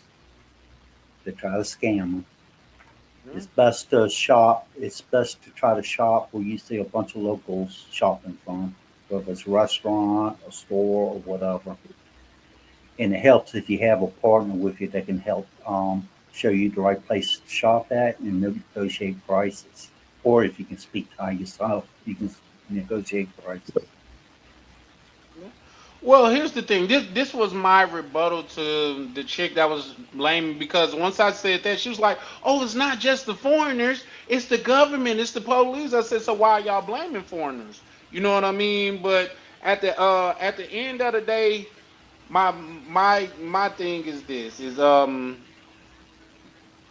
that shit happens in America. We going through that now. The place that was once the ghetto is now full with like high rises, and I think somebody's background is getting extremely loud.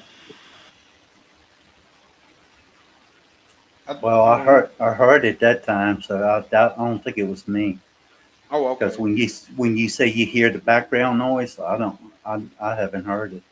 Well, it kind of went down then. But I was like, we just got a name for it in America, and it's called gentrification. Like say, black Lex Travel.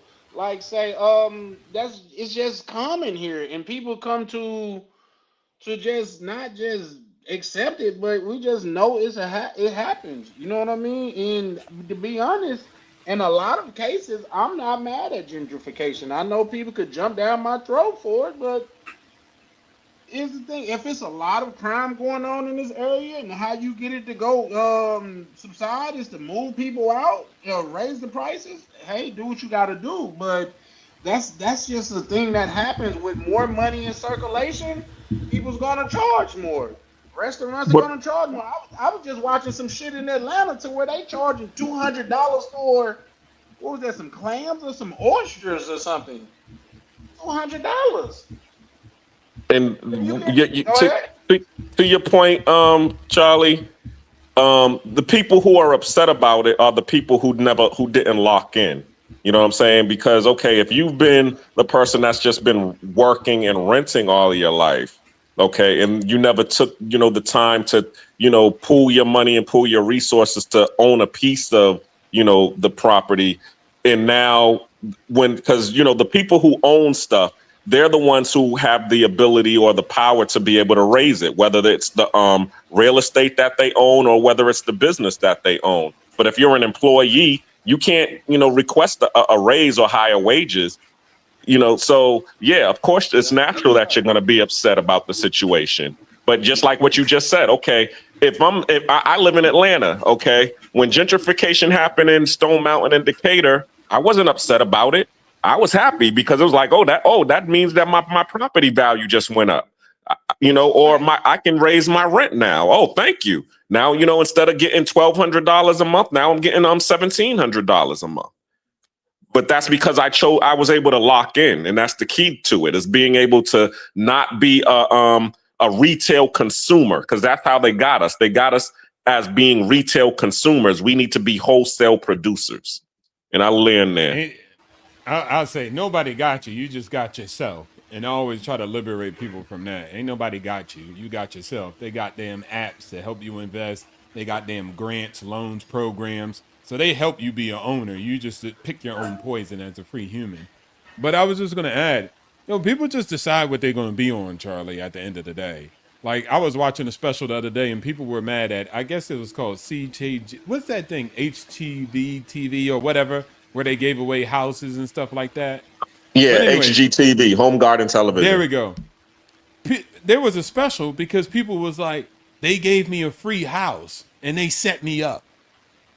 The house was free and clear, meaning it had no debt or anything, but they were saying those programs set them up because they had to pay property insurance and then, of course, their taxes. So they were like, they set us up by giving us a free house.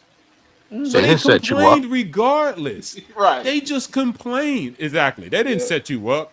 So at the end of the day, they were still complaining though, Charlie. They was like, yeah, I had to take care of maintenance. Can you believe that? So they gave me this free house, but there's responsibilities and we couldn't pay for them. And it was like, what, bro? You could have sold it the same day, right? But guess what? They took out all the equity. They took out the money and spent it. And then they were like, now we in debt. So again, people just complain, period, because that's what people be doing. So whether it's gentrification or I give you a free house, some people are just going to figure out to say, Charlie, you screwed me over and you need to be held accountable because you gave me a free $1 million house. You screwed me over. And it's serious. Listen, it's always strings attached to it. I always say I don't want nothing free because there's going to be strings attached to it. Now they knew what was they knew what was going on with those free houses. I'm pretty sure it's like back in the early '90s when here in New York, Giuliani was auctioning off those brownstones for $1. Right? The catch was you had to stay in the house for 10 years and then you had to invest in the house. You had to fix it up. So we knew what it was. I wish I was in the right state of mind back. I was only like 21 years old back then because I would have bought that house for $1. Trust me, I'd have 3 of them. Cost some bread nowadays, huh? Man, listen, them same houses that Giuliani was auctioning off for $1. Nat, am I lying? Because he was doing the same thing in Bed-Stuy. Them houses Bro, I'm are shaking over my 10 head like I million. wish I'd have got into it. Yeah. Yeah, we about the same age. We wasn't in our right frame of mind at that time. Them brownstones is worth over $10 million now. Damn. Yep. Damn. That's crazy. Yeah. No, that's crazy. But yeah, like you say, like hindsight is 2020. If you knew what was going on, and I think what Black Cleaner was saying also adds some validity. The people that own property over there is not really pitching and bitching about gentrification because their property value raises with the neighborhood's property value. It's the people that was perpetual renters. Now they're talking about they're being taken advantage of when rent has been historically higher than a mortgage. So I guess it's just like where you at in life and how you look at it. But now, like, oh, that's just like the people that was fuss. Well, I don't know if that was happening everywhere else, but in Minnesota, they had the whole protest about you need to pay the people that work at these fast food restaurants more money, this, that, and the third. They should get paid more. But now they bitching. Now that a Whopper costs $9. Did y'all think that the CEOs was gonna eat that? Y'all thought the CEOs was gonna take a pay cut because y'all got out there in March. Okay, so now what they doing? What's the next level after that? Now they putting robots in there. Y'all bitching about now we gotta fire people or charge y'all more. We're gonna put a robot in there and have it flip your burden. So there's that. Somebody got some terrible feedback. But I land my plane there. I just think like OTO say, people gonna find a reason to bitch and moan about stuff. That's just is what it is. People like, come on, like here's the thing: some of the craziest stories that I've heard is people in the government office keeping up a ruckus, talking about y'all need to give me my money, and you want free subsidy, you want free goddamn it lunch, and you in there bitching about something somebody's giving to you for free, and you in there demanding it. To me, like say, people gonna always find something that they could complain about. So shout out to OTO for that. Many people blame others because they didn't take the time to read the fine print. Yeah, well, I agree with that. It's just that how long do you want something free to last? How long how entitled are you to where somebody's giving you something and you walking in and you demanding it? Well, I can say in America, I've never seen anything that's free. But like if when I help villagers out here or take care of stray dogs, I do it because I want to. I don't attach any expectations or agendas to it. There's no strings attached to it. And if I do my best to do my research to make sure they're not trying to abuse my kindness.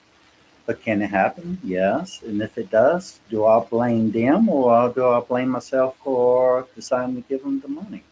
And at the end of the day, it was my choice to do it. What do? You stop helping them. That's all you can do. You can't blame others for what you allow in life. Well, I agree with that. It's just people gonna find something to blame on somebody. That's Yeah. it just is what it is. Like people was in Minnesota also complaining. Like since I think OTO brung up Home and Garden TV. It was a lady here like she was big on that channel, and the city was giving her houses for $1, and she was fixing them up, and it was ran down houses and stuff like that. People was protesting that. Oh, she's already rich. Why y'all giving her houses? And their response was, this house was vacant for 20 years. You had the chance to do something with it, and you didn't offer it to me for $1. Well, you're not out here making neighborhoods better. I So agree. I think it should at least be offered like they did in New York. If you're offering one person that already has money the opportunity to buy something real cheap and not making that public first, I do see that as an issue. But I think the bigger issue is the mentality with some of our people where we don't value certain things and other people will come and value it and then do something with it. And once something's done with it, then it's like, oh, then we want to start seeing a big problem with it. But it was there the whole time in the same neighborhood. Um, exactly. yo, we never really touched on the black fatigue aspect. We kind of did. I wanted to go back to that if possible. Absolutely. You'll be able to do that on Monday. Real talk with Nate, Black Cleaner channel. Check it out. That's my topic Okay, for so that Monday. I want to exhaust the topic here. I'll make sure that I subscribe to your channel so we can chop it up over there. What time you gonna go live? 8 p.m. Mm. In the week? Yeah, Monday. Oh yeah, perfect. So I could hit that. I'm in Europe, so I'm 6 hours ahead. Oh man, that's what's up. But Yeah, I've been I out mean, here like for you like said, we eight don't years have to already. exhaust that Big topic. years. But I think black fatigue started as something else. It was saying that black people are fatigued, but now they're making it as people are fatigued of Fatigue black people. develops. Yeah, They've look. Let's keep it 100. Like the whole world, they don't really rock with us. You know what I'm saying? So if they're gonna talk about uh, gringos or expats making problems, they're gonna go to who they think the lowest hanging fruit are. that's a fact. Just Yeah. like in South Africa, they scared to run up on them Boers because them Boers got them things. So they're Mm-hmm. running up on poor migrants from border countries. It's just cowardice, you know. So the only thing is, I just make sure that I'm not one of those poor ops that they think I am. You know, I got that beautiful blue passport, you know, and I move like I have a passport and the power of America behind me, you know, and I make sure that I represent myself and my people and my country well when I travel across seas. But black fatigue is real, and it's them just trying to bully people that they assume don't have resources to defend themselves. Yeah. But here's the thing, it's and like you say, I think the most important part about what you just said is they not running up on the people that's actually causing them problems. They're just running up on Mm-mm. the people to where they consume, like you said, is the lowest hanging fruit. We can make it look like y'all the problem, but when such and such walk down the sidewalk, we clearly look the other way, and he's the reason why y'all in this state. Uh-huh. Like, come on, man. Like say, I wasn't even aware because I was doing some research into it and looking into it. I wasn't even aware that the can I say HIV on YouTube, Ronnie? You just did. Well, I don't have to say it again, but I didn't realize that that rate was so high out there. Well, in that specific place, but in the bordering country, it's almost it's a fraction of it. Which is to say that it was intentionally done like that. Those people was looking to eradicate those people, and they have no issue with that. But you are physically attacking people that has nothing to do with the situation that you're in. Talking about they are stealing your resources. Hmm. People gonna find a problem in every situation in fashion in life, and I just think it's like you say, it's cowardice. That's the best Right. word that I could think to Yeah. describe it. It's just cowardice. Well, hold It's on. Let's cowardice and it's let's also finish up, Charlie. self-preservation. And yeah, That's that's a not good point too, self-preservation Cleaner. though. Yeah. Wait, Charlie, you're gonna have to slow this down because what you said is factual about that in that particular group, but then what you're doing is ignoring that groups do it inside each other to each other also. So while that group might have had that issue with that external group, you act like it was Wakanda between. Wakanda wasn't even good within Wakanda. And so at the end of the day, that other group that you say, man, y'all fighting each other, they're not each other. You getting it twisted. You're just like, oh, well, they got the same skin color. That doesn't mean they ain't each other. You go to Europe. Europe be beefing with Europeans. That's Serbia a fact. separated against Kosovo. They don't consider each other the same. And That's so a fact. Russia, Ukraine, I could keep giving you examples. So again, the same thing is in Africa on a grander scale because there's so many different languages, so many different groups. And so at the end of the day, you might see it and say, hey, from an American context, because we're all kind of mixed in together, right? And we got problems like that, FBA, and then, tethers and all this other stuff. So, but when you look at South Africa, you'll be like that. But again, they have their own issues with their own groups. And I don't even have to say tribes, it's groups. They have their own ethnic, different backgrounds, and they collide on that. So people from outside, they're going to have heat with them. You don't even know about colors. You got coloredrins. You got people who are colored, but they're between white and black in South Africa. And then you got the blacks, and then you got Zulus, and then you got the next group. And so it's just a complex thing, but it's a human thing. And they got beef with each other. Well, Heavy I beef. get that. I get that, and I'm gonna touch But on you're like, something. why don't y'all get together and go against the whites? It's not, No. nah, bro. I never said anything about getting together. I'm Okay, just go saying the people that are pressing them are a more pressing factor. Now, you did say something that That's what you say. That's not what they say, though. You get what I'm saying? Because they But got from the stories outside stretching looking back in, we before can even see those that people though, came to right? the country.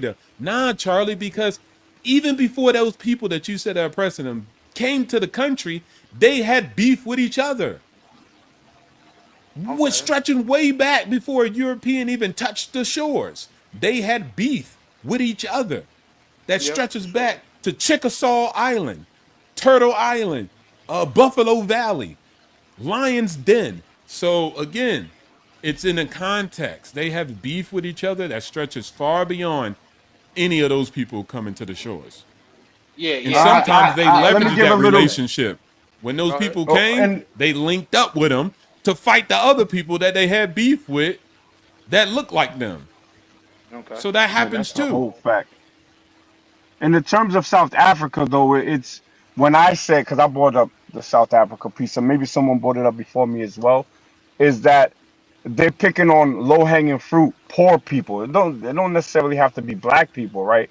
But they're going after people that really aren't pushing the economy in any way. You know what I'm saying? But they won't step to those who are holding 90% of the wealth in their country.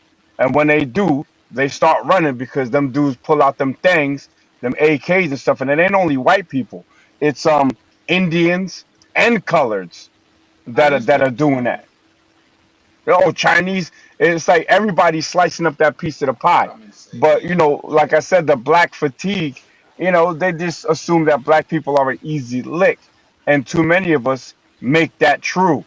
I'm not an easy lick for anybody. You know what I'm saying? And I don't use my blackness as a curse. My blackness is something that I'm proud of, and I move like that. I don't move like some damn black loser. You know what I'm saying? I'm a winner, and I'm American. So you know what I'm saying? You're gonna have a hard time making me a lick. That's a fact. Yeah. And I agree with you, Magnesium. I'm nobody's victim. But what I will say, the second part of that, OTO, let me touch home with it. I was gonna make this a whole different thing, but we're getting into it now, so why not? I'm more or less, I don't know if it's a certain standpoint that I'm getting to far as financially or age wise, but even this shit here on Homeland is stupid to me because we got people here in our country that don't like us because of the hue of our skin, and we don't like each other because of the clothes that's on our body. How does that make sense? And y'all talk about a no-fly zone or you got to check in when you come here. I ain't never seen one of these niggas make Taylor Swift check in. Like Taylor Swift check in, and then I can respect it and say y'all some real go-getters. But until then, you only preying on your own people, and that is cowardice as well. Again, we see each other as an easy lick. Yeah. And we go out of our way a lot of times to just put the thumb down and press it, but then be scared or showing a whole bunch of teeth, smiling when it comes to anybody else. It's cowardice, bro. That's a whole nother conversation that we have to have. It's cowardice in the worst, or it's an appeal to authority at its best. But I'll bet on that, Nat, because Charlie, I get what you're saying, but it's easier to talk that than to walk that. And most people are not what you're mapping them out to be. I served in the military. Shout outs to military members. But don't get it twisted. These guys have been trained, but there's about 10 that don't try to run. A lot of people, even if they're trained, seek retreat in desperate times. So when you say, man, they pick on the smaller, yeah, hell yeah, they pick on a smaller target. That's a dub. To fight the big Kraken or Thanos, you might get wiped out.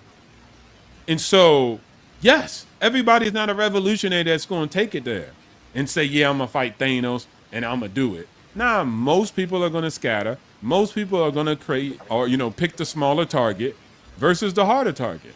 And that's just reality. I get it that you are revolutionary, but that's not everybody. That's not the mate for everybody. Everybody's not going to do that. They're going to be like, all right, hold on. That's a mutual destruction, or we might get wiped out. So you know what? Guess what? Remember the Matrix, the movie The Matrix? How many Neos chose not to get wiped out and chose to restart the Matrix again? 5 before him. Exactly. Everybody, even if they got out the Matrix and they took the red pill and all this nonsense, all of the other 5 decided to say, hey, you know what? I don't want to be wiped out by no damn machines, so let me go back and restart on Zion. That's what you get in real life. People choose that. And Thanos wasn't the bad guy, but that's a whole different topic. No, for sure. That's just like Captain Hook wasn't the bad guy, but that was a whole different topic. But what I'm saying, I don't even looking at it as being a resolutionary or whatever. My bad. I don't know why I can't say that word right now either. But I'm not looking at that as that. I'm looking at it as common sense. There's people that's to this day. Did y'all see the Mexican, the Latin police officer to where she just hates you because you're black? That's for no other reason but because you're black. But then you go pick shit with another black person because they're from a different side of town where neither one of y'all own property. How does that make sense? And I'm open to that. And that's the point. It makes perfect sense. You got to understand humans. You keep mapping something else, some storyline that you want to believe. It makes sense to humans. That's human struggle throughout all their time. That's why they Mhm. say somebody who's gonna beat you up probably gonna look like you. That's common. But you refusing, you rejecting the humanity and just human nature, and then subscribing to whatever your damn narrative is, which is not to be a revolutionary, but not pick on the weakest link. Of course, you're gonna pick on the weakest link. Duh. Hey, Alpo said it best. He said, "I wasn't afraid of the brother man, but I was definitely afraid of the other man." You know what I'm Exactly. Yeah, there you go. They got nukes. Like, what you Mm. mean? You ain't got no damn nuke in the hood. So yeah, I'm a skitty pop you. You don't know how to shoot the gun. You shoot it on the sideways, your pants halfway down. But you saying go fight the militia. Talking about, yeah, that's the real war. You need to go fight that. Nah, I'm good. I'm a pick on you. I'm gonna be the Mm. boss of this little small Mm. section we got. I'll be Yeah. limited all day. So that Cool. make me a revolutionary because I'm like that. But just think about this, and I don't even want to get too deep into it because like I'm gonna look further like, and I'm not even saying that's a bad thing, but that's just not my aim Man, right get now. deep into it, bro. Don't shy away from it. Dive into this. No Diddy. Okay, for sure, for sure.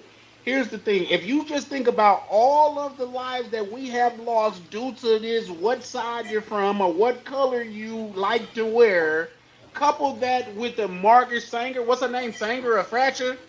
Do you Sanger. realize, Sanger, do you realize how much bigger our population would be? We would be the majority opposed to the minority. Do you know, like, say, even with that being said, to where people talking about Black Lives Matter, but you have had 5 ABs. You're what sense does that make? But does that make me a person that's saying all resolutionary and shit like that? No, I'm just saying let's just look at it from 1,000 foot view. You got Lil Tim that's killing Lil Run Run because they from different sides of the street and don't neither one of them own property over there. We got their sisters that's they ABing and deleting their kids because they using it as a contraception, but everything is supposed to be okay within the community. I can't call that out because I'm a part of the community. To me, that's crazy. No, To you me, can that's call it out. But hey, it's the same thing. Like, bro, even though I think we all deal with self hate a little bit because even I'll be like, man, you wouldn't hurt no Chinese or whoever, but you would hurt me, someone that look like you. But when I get mad, I'm gonna be the same. We all fall victim to that because I'll be like, they come to a brother, I'll be like, yo, he get out of line, he'll own this slug. You know what I'm saying? I mean, his life has no value to me when I'm upset, and it's vice versa. And I know that because I feel like we've been conditioned to think that way. Because we know when I'm upset, his life has no value to me. But I know he thinks the same way. And but so, but Sebastian's life got value to you, who's that? right? Oh, yeah, Big yeah, yeah, Brown yeah, Court. yeah. That's what I'm saying. But I said I don't understand it because I feel like we all been conditioned that way. No, that's a Because we fact. might That's a sit up fact. here and talk all politically correct and real mature right now. Let one of us get upset with one another. Your life is gonna have no value to that dude at that moment. You know what I'm saying? It's not gonna have no value to him. Luckily, I'm luckily enough to be alive with a lot of things that in grown that like say in the areas I done grown up in and things of that nature. So I'm blessed and lucky to be here because a couple inches one way or the other, I wouldn't be here. So I definitely understand. But I think the key word in what you was just saying, K9, we was conditioned to be this way. We grew up hating people from the other side. I don't even know why I don't like him. And the Right. most disrespectful thing to me is when I'm in the store and I speak to another brother, he look me up and down like I just flipped him off. I'm like, Can I chime in here? Can I chime in? absolutely, absolutely, please do. There's definitely some truth in this. Definitely, right? Um, on a grander scale, I'm in Europe, and people from Amsterdam can't stand people from Rotterdam, and they're all white. Germans can't stand Dutch people, and they bombed them in 1940. You know, the Japanese went into Korea and turned their women into comfort women. They all Asian, right? So it's more of a human condition, but I do think to socioeconomic reasons in certain communities, let's talk about ours, it becomes more pronounced. When you add that with remnants from historical events, and y'all know what I'm talking about, and conditioning, you just have one big, ball of shit, right? Which I like to call generational black effery. And unfortunately, it seems like a lot of us are not prepared to climb out of it, because you don't have to be a victim to that. Like, you really don't. That's a fact. For those that know me on these panels, like, there was an interaction that, a year ago I would have really got at homie. You know what I'm saying? But for the respect of the panel, I chilled. We all have to sometimes take a step back, especially when it comes to each other, and practice internal customer service, right? We got to be nice to each other. And unfortunately, our people are the least prepared in a position to be treating each other like shit. And we do it constantly.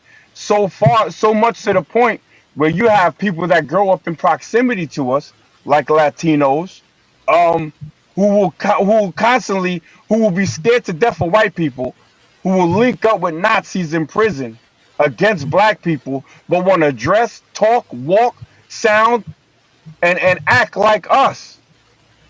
And the reason that they do it is because they think it's sweet, because we'll pop each other for nothing. You step on my Timbs, bang. You look at my shorty, bang. But when a white dude does it, you want to talk it out. You see what I'm saying? So there's a whole, it's a multi-pronged tool here. But at the end of the day, you don't have to continue that silence of black, not silence, that you don't have to continue that fuckery, as I like to call it, generational black fuckery. You can stop it right now. I agree. Yeah, Charlie, I would add a lot of that is story. Like, man, it's a lot of factors, but everybody's been victims of it. Like, so it's nothing special for us. We just keep saying it, and there you go. You got the damn results. Literally, I don't know if you know this. Most people don't. Thailand ended slavery at 1907. Thai people have been less free than black Americans. They were slavers. They were slaves for a long, long time. And it wasn't no good slavery. So don't try to make up those kind of, coping mechanisms. What is good slavery? It's something, well, some people will be like, well, it wasn't bad because it was kind of like this way. No, it wasn't good. So at the end of the day, the whole world has dealt with those things. And 80% of black people don't live in no damn hood.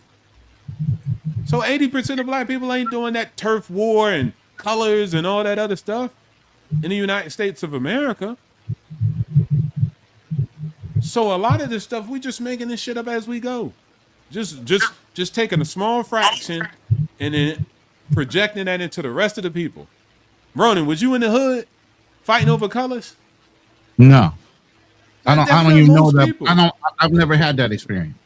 And guess what? I can't associate in certain rooms because I don't know what y'all are talking about. Have I heard about it? Have I seen it on TV? Yeah. Just like most people, they judge it by the media and movies that they watch. I never had to experience that.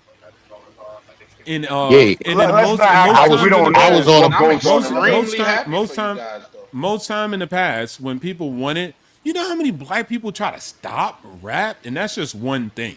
But you like in negative rap, you know how many black people lined up to stop that? For the most part, over a while, people just decided to do whatever the F they wanted to do. You could blame whatever group you want to blame. But there's some groups out here who had stuff pushed upon them and they said no to it. The Chinese was hooked on opium. They had the same drugs pushed on their community and forced onto their people. They had to fight back. Or they chose not to fight back. And they lost. So again, they didn't lose that war. They won it. And they overcame it. So that's really what it is. Are you going to win the war, and what do you decide to choose? Because as y'all were just saying, at the end of it all, you decide your own destiny. And some other people are going to decide to stay on the F stuff. It is what it is. Okay, so my question to you, OTO, is this something that we should just accept and like just move on with our lives, or do we have these discussions about them? So people can see, especially on public forums like YouTube, where people can see that this is that all people are not like this. All people don't think Let me that let way. me All people are not gangbangers. let me All show you people are something. not. Go ahead. Let me show you something, and especially with this travel thing, because that's kind of like in our lane, right? I always tell black men, y'all always be talking about this little dumb stuff like, oh, they see black men. Most people see black men through I Show Speed. That type of impact is way more broader and bigger than somebody doing some dumb F stuff here and there. I Show Speed, YouTube is illegal in China. But when I Show Speed came, Chinese government said, yeah, y'all could watch YouTube and you could live stream in our country. Nobody's looking like, oh, you black and then it's this and that. So again, it depends. If you go out here and make waves and make moves, that is the larger thing. You know how big Michael Jackson was in the world and in the planet? I don't even think there'll ever be a human as big as that dude, as far as just being popular. So you could be whatever you want in this life, So that is what I say you focus on. Stop trying to worry about some 20% of people. Do you see Elon Musk trying to help the trailer trash and change the image of trailer trash? Or does he out here just going out and being great? And that leaves a more bigger impact. So you could do the same shit. But go ahead, go back to the hood and worry about trying to fix that equation for a couple of people. They choose that life. That is their life. I'm not saying shit about it. It is what it is. But I'm going to focus on the Ronins. I'm going to focus on Reagan Lewis. I'm going to focus on the other people that are getting done and leaving a mark, like I Show Speed and etc. That's it. I'm going to lean into that. I think I Show Speed be buffooning. You know what I'm saying? To be honest with you. Well, that's just one example, right? Bucking, like, I'm just bucking showing his you. eyes and being the easily amazed, high jumping, back flipping Negro. That Many ain't people that ain't act like buffoons. I Show Speed is not the only one. So I could do another example, right? But again, I just gave that one example. I got you, bro. But here's the thing. I understand your point, right? And we could have a conversation and respectful disagreements. Because there's a section of our people, and I have them in my family, that are doing well, millionaires, homeowners, educators, all of that.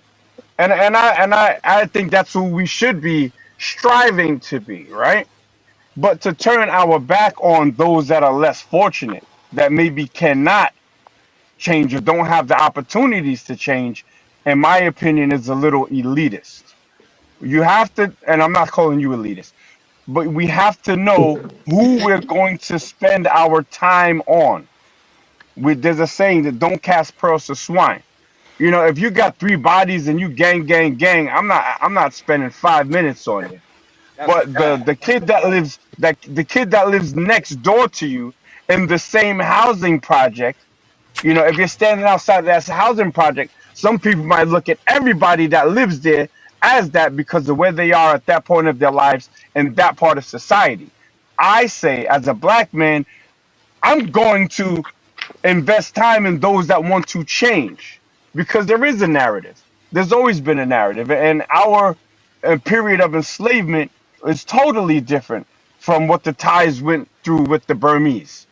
There's social economic things in Thailand that don't exist in America that are worse than America. Ask anyone from Isan. You know what I'm saying? So those are apples and oranges. We had chattel slavery, we had Jim Crow, we had lynchings and all kind of stuff. When our people were going through dawn of crack, redlining, all of that, trying to be excellent, we had a government trying to tear it down, and a lot of that stuff still stays with our people today. Now, what do we do about it? Do you become a perpetual victim, or are you the perpetual survivor and the perpetual winner? Like, we're winners. I'm a goddamn winner, and I talk to other winners. But some people don't know that they're winning yet, or that they can win, because they're surrounded by generational black effery. So if you can see those diamonds in the rough, pluck them out. But all that other dirt that's surrounded, let it be. I'm on that type of time. No, Well, shout out. the time that I'm on, Okay, go ahead, Black. You hold on. Let me just say this right fast. Shout out to Mac Measy, and I think what Thousandaire Radio just pulled back up, and I'm sure you heard something that you want to chime in on. But to just allude to what Mac Measy was just saying, do you know how many? Because I was one of them. Do you know how many people that are from where I'm from that don't know you could get your passport as a convicted felon? People don't know that, and I'm here to tell you, you can get your passport as a convicted felon. Maybe it's some charges that you could get to where you can't get it. But I was told by other, when it's blind leading the blind, you're going nowhere. Because I was told by other people that didn't know what they was talking about. Oh, if you're a convicted felon, you can't get your passport. And I'm saying that to say, yeah, instead of saying, goddamn it, yeah, I'm not fucking with. I'm not saying nobody said that, but I'm not rocking with nobody from this neighborhood. Saying like it is some diamonds in the rough that they don't even know that they could win, let alone win. So I land there. But shout out to Thousandaire Radio. Black Cleaner, you was gonna say something, I thought. Yeah. Well, see, the thing is this. I've been in Panama for about 3 years, and my biggest beef was the whole legacy over comfort thing. Because when I got here, I was, it was my aunt. She's in her 70s, about to be 80. And, I was around all of her friends. All of them is retired. You got a couple of millionaires in the group, but all of them is living, the life that they couldn't afford to live in America, because they were priced out, but still giving the oppressor their money, because all they are looking for is a comfortable place to die. And anytime that I would, bring up the, I would bring up my opinion, or, the subject of, we're in this country and there's Black people in this country and they're struggling, why can't we, do something like what the white folks is doing? A lot of these white folks, here, they might do, gentrification or whatever, but the one thing that they do is they pull their resources, give it to a white developer. The white developer builds a high rise or builds a casino or whatever. And then what do? They hire the people that look like them to work in those casinos. They've been doing that forever. Even when they was building the Panama Canal, and everybody knows the history of the Panama Canal, the people who look like them, they paid them on the gold roll and gave them a whole bunch of benefits. And all of the Caribbeans, they paid them on the silver roll, which gave them minimum wage. And then once the Panama Canal was finished, all the people that was on the gold roll was able to go back to their countries and get a nice job and get pensions and benefits. And the people who was on the silver roll went back to Jamaica and all of their Caribbean spots and got nothing. Not even health care for whatever they got going on. And let me shorten it. But the point that I was saying was, that's because, white folks is going to help white folks. Spanish folks is going to help Spanish folks. Asians is going to help Asians. So we need to be able to help ourselves. You know what I'm saying? But anytime that I would bring that up, the one thing that they would say is, oh, baby, that's hard work. You asking us to work. We in our retirements. That's up for you to do now. Okay, but you all have this discretionary income. Well, how about, since you all want to be out here virtue signaling and giving, books to, these poor people and donating clothes and stuff like that and doing all of this, why don't you just pull your resources and give it to me so that I can help do some of the stuff that you're doing? Nah, you need to have, now that, giving me all of these excuses why they don't want to even do that either. So it caused me to disassociate myself from them, because you over here just looking for a comfortable place to die. You know what I'm saying? And I'm over here trying to really, do something to make to make real results happen. That because when we're in these Latin American countries, they don't have, Section 8. They don't have welfare and all of these things. So they have to get it how they live it. And I see that, what I'm saying? Most of the guys who come, who are weekend warriors to, who like y'all talking about Sosua and, Medellin and all of these places. Yeah, y'all come there for the weekend. Y'all see the girls, outside the club and, in Delirium and, all of these different places. But y'all don't see what happens when they go home the 1-bedroom apartments that, is stacked with 5 and 6 people, including kids, and all of them is sitting out there trying to eat. I was able to see that and experience that. So, and a lot of them, they don't want to be out in them streets, doing it. It's just because they don't have a safety net that they have to go out there, and because there's colorism in these countries where if they try to go get a job at one of these white establishments, the white people or the Blanquitas is going to say, hey, we're not hiring. So they're forced into the underground economy to be able to eat and survive. But if we were to do the same thing as some of these white folks, pool our resources, develop something and then give them a job, then they won't have to do that. And that's really. I don't know. That's a catch-20. That's a catch-22. Your pitch is off. Like that's why you didn't get no damn. I wouldn't give you no damn money if you came to me like that. Like you gotta have a better pitch. Now I don't owe you money. Now shout outs to you and your, whatever you want to go do. Then you go do it. You get the money. Exactly, and that's what I'm doing. And that's what I'm doing. And that's perfect. That's perfect. But the other people who decide not to invest because they don't want to do what you want to do, that's their right. I mean, they got freedom and free will. They don't have to fight the causes the way you want them to fight the causes. So I think, like, at the end of the day, all groups, and white people don't pick white people. Irish, hire Irish only. Then you had the Polish. They were controlling certain different type of jobs in America and didn't let other people. So again, we keep kind of just like act like it's just this white-skinned thing. Now, again, cool. If you want to do that, like, hey, blacks who are like me, or hey, whites who are like me, I don't have no problem. Do whatever y'all want to do. But for me, it's just, I will help anybody. It doesn't matter what class. You don't have to be poor. You don't have to be black. You want to do better for yourself, then I'm going to give you the plug and the source and the information that you need and the guidance. Period. I'm good to myself and I'm good to good people. And if somebody wants to do better for themselves, regardless of where they're from, I'm not going to be like, no, your skin white, so I ain't finna help you.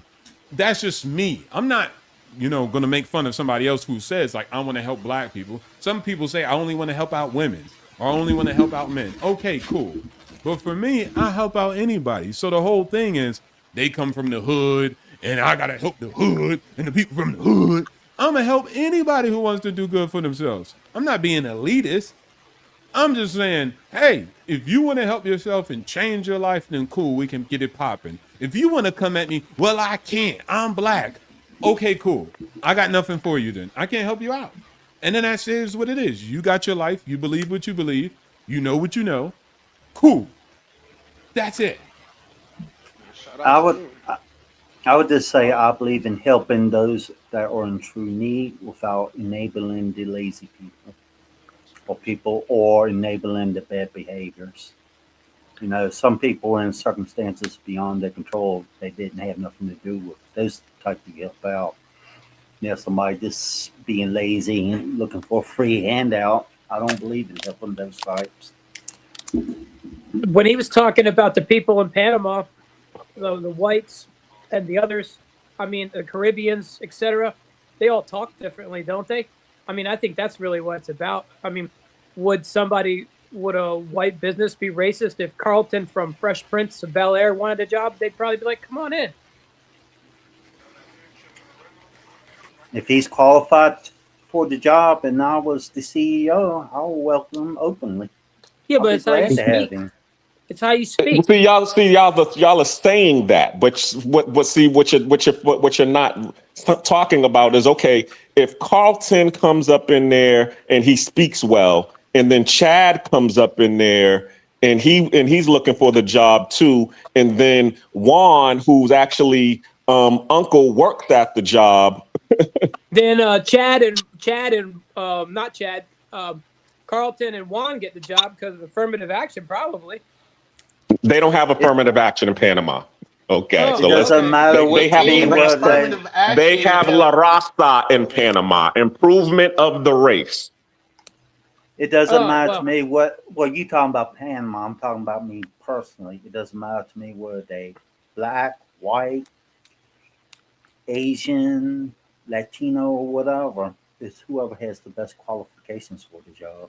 And Well, that makes That's the United you though, States sound but pretty you're good. not. But you're not the owner of Hilton. You're not the owner of JW Marriott, and that's the point that I'm trying to make. The Yeah, people but who I are own my who property are interests. managing these high rises, they put the people in the place that have the La Raza or the colorist mindset that leaves the. and Now that's you have why. a whole.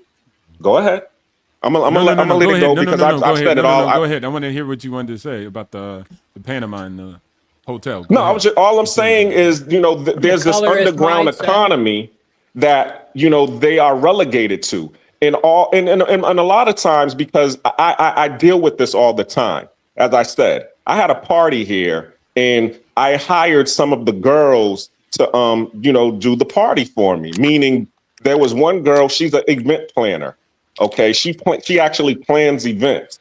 So when I hired her to do the party, now she she decorated the whole how they do it in Panamanian with the balloons and the centerpiece and all of that. And she was doing a good job to the point that my aunt, who was here, who has the elitist mindset, was telling me, oh man, this girl, she does beautiful work. I want her to do my party the next time I come.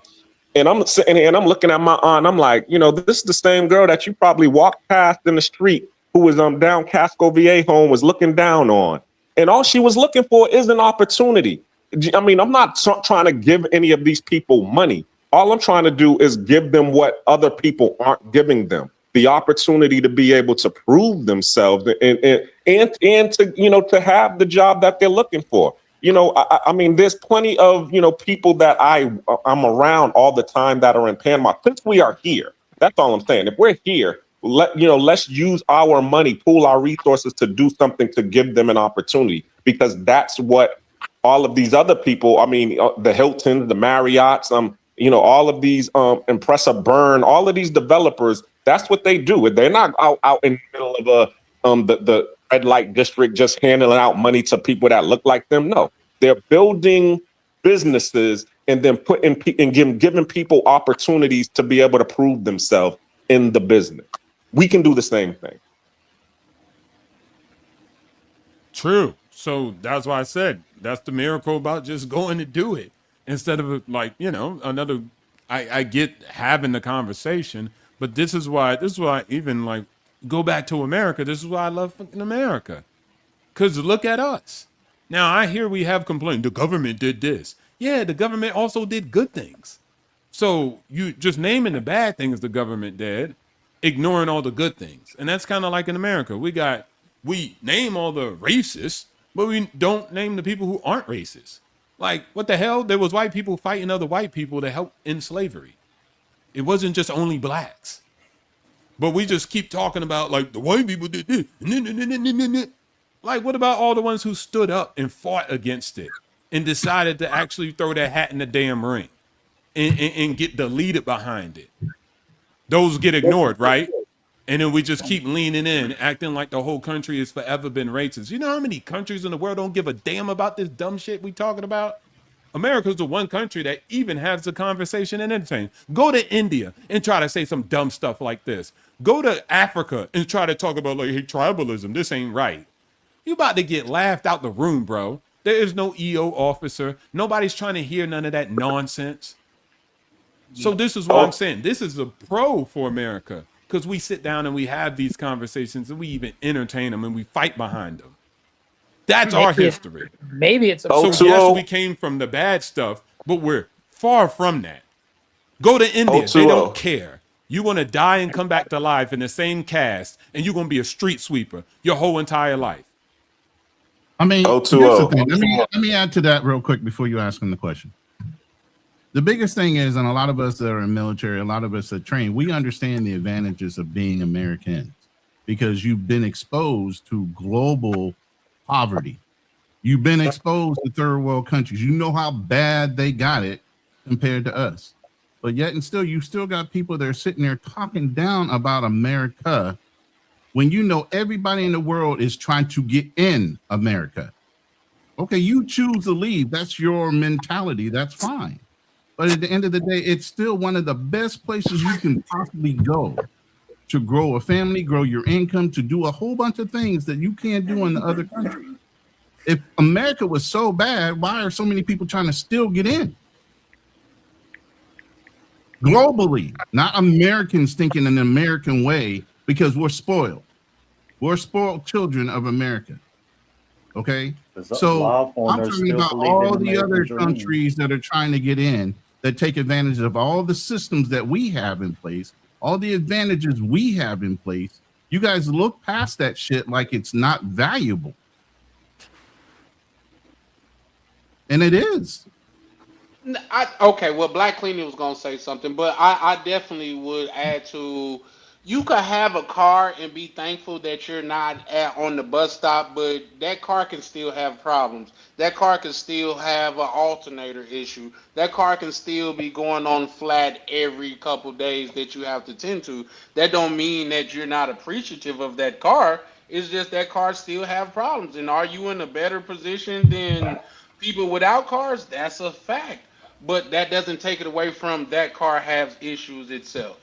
So with that, I land. But I think Black Cleaner was gonna say something. Yeah, I just wanted to say something to O2O, and the only thing that I wanted to say is not that I don't disagree with O2O's point of view. I'm just saying that two things can be right at the same time. I'm not anti-white because I'm pro-black. As Malcolm X said a long time ago, you know what I'm saying? We're here to learn how to help ourselves. Well, y'all can, help the process, but we need to learn how to help ourselves first instead of, because I'm not for the white savior complex. That's really what it is for me. You know what I'm saying? I am for what the Republicans and the conservatives always talk about, the pull yourselves up by your own bootstraps, but on a pro-black level. You know what I'm saying? Because once, and even Magnesi said it. I mean, once we are able to do that as a people,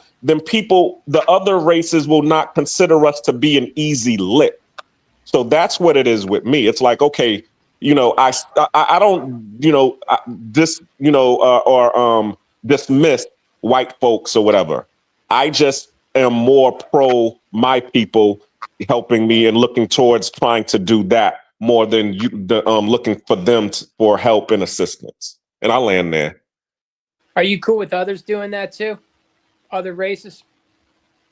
They've been doing it. And all I'm trying to do is take a page out of their book. That's what I've been seeing. I'm like, hey, I'm all for that. Let's take a page out of their book and copy them. Let's do what the Chinese is doing and create our own ecosystem. Oh, yeah. Let's do what the Jewish people are doing. Yeah. Chinese they're at the top of their game, man. The harsh reality of the world is you must pick your own self up and become your own hero in life. Ain't nobody else gonna do it for you. And yeah, all the people are gonna have their own problems, their own circumstances in life. That's just obstacles you have to overcome. And one of the biggest ones for me. The biggest obstacle for me was when I was diagnosed with lupus and catastrophic encephalomyelitis syndrome when I was 29 years old. Woke up in the hospital in the ICU after having a stroke. Catastrophic encephalomyelitis syndrome. I was 29 years old. Woke up in the hospital. Somebody's behind on time delay and playing it through their YouTube. But the biggest thing is, and we all know as men, nobody's coming to save us. That's a fact. And if you work on life like that, it shouldn't matter whether it's in business, the way you live, where you live, how you rule yourself, because it does come down to you ruling yourself. Okay. And how you build up your resources and your emergency contingency plans. Do y'all have contingency plans? As a grown-ass man, you should have a couple. If you run around here all lolly-dolly and don't have no contingency plans, what the fuck are you doing? Things can happen. We know this. I'm an insurance agent. I know what, actuarials do for a fucking living. Probability. Yeah. No, yeah, that's facts. And Charlie, don't get me wrong. I hear what you're saying. I did not deny anything that anybody said that was negative about what happened in the history. I'm just bringing in and coloring the other side of the book. So even when I say that, I get, hey man, well, yeah, both can be right at the same time. I didn't say that I was right. I'm just saying when we always say the narrative, we just say one. And I'm telling anybody who will listen, I don't think reverting into, yeah, let me build up with my race and my race only. First of all, we're in a globalized marketplace, so that's like some clown show stuff. That's a cope. But people do cope strategies okay. But at the end of the day, everybody just mixed when they're doing business. Yeah. You And don't I'm have that sorry, many I don't leaders. want You to don't do have that business many. in just Go the ahead, black Ronnie. community. I don't want to do business in just the black community because a lot of them are trying to come up on you and they're not really trying to work with you. Where other communities do work with you. This is business. It's not personal. And it shouldn't be about your skin tone. It's about whoever's going to profit you and whoever's going to make money with you that you can trust. And a lot of people you can't trust, even if they're the same skin as you. And that's why they had the video, How to Sell to the Negro. So while you're here, just trying to, white people had that. They were like, hey, let's open the Yeah. market up to everybody and get people to purchase across the board. So for That was me, crazy. That I'm not video, I I'm seen it.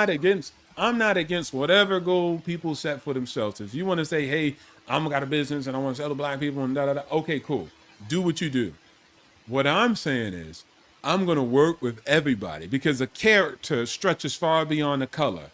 And so I'm going to do business with people who want to do good business with me. I'm going to practice good business practice. I'm going to take opportunities, whether it's under some white dude or some Jewish or whoever is giving me the opportunity and I can do consignment with and work and build with. That's just me, a globalist.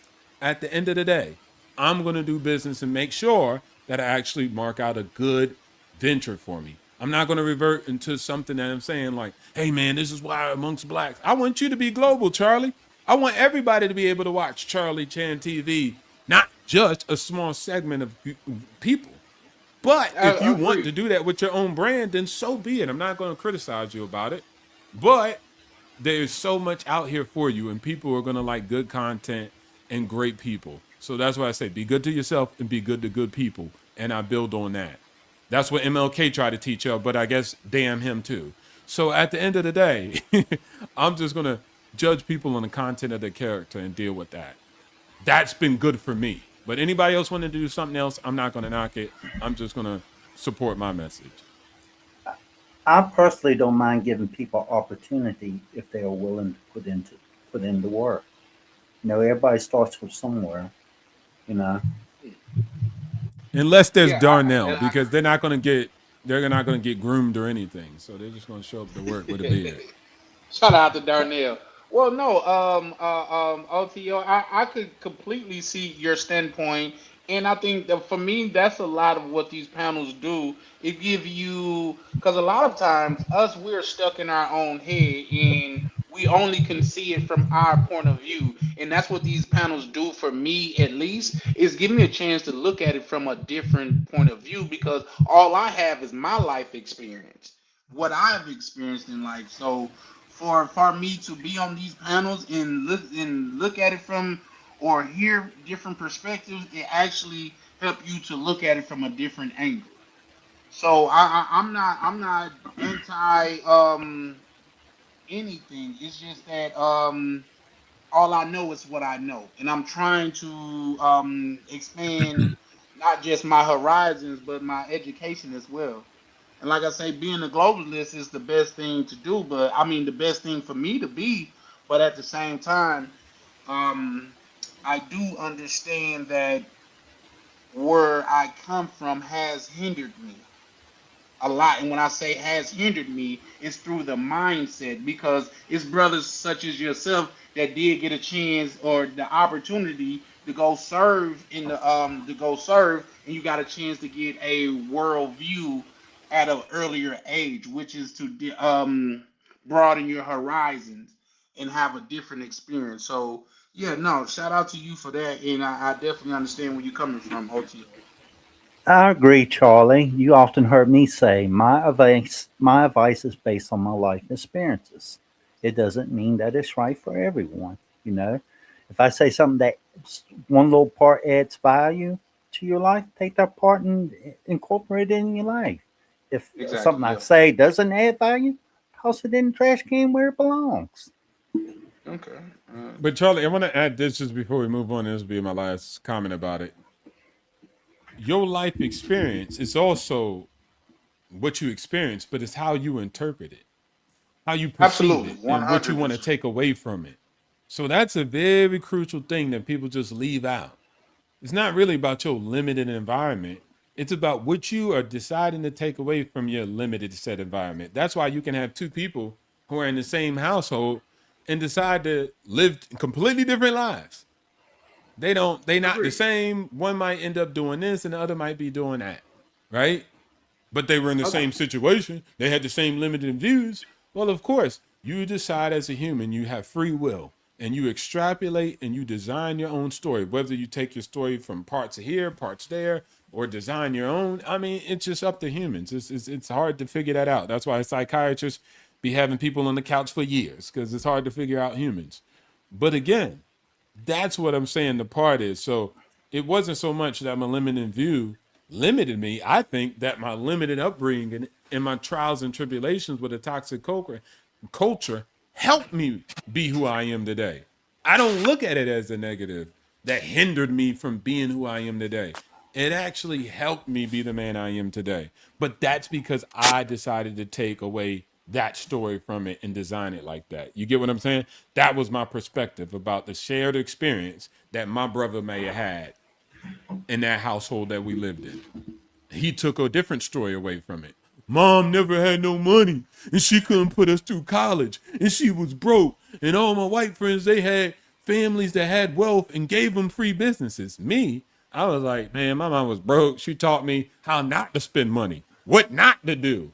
And that was my lesson. That's what I took and I flew with it. He took something else away from it. I agree. Agreed. I'll I've heard people, that before. Go ahead. I tell people all the time, the emotions you feed determines your mindset. For example, you have like two brothers, they have a drunk father. One chooses to become a drunk like the father. The other one never touches a drop of alcohol. It's the path you to choose, what you see out of it, how the emotions you feed in your life that determines the path you walk. Yeah, all I can say is I think spatially, four people can be sitting in the same room looking at the same object. You guys are all looking at it at a different angle. Yeah, for sure. You're just getting a different perspective of the same situation.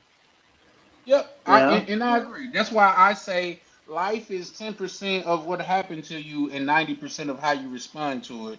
But for me, it took some growing to get there because I have been around people to where they figure this is just our life. Like say, and believe it or not, it's certain parts in movies that'll stick with me for the rest of my life for some reason.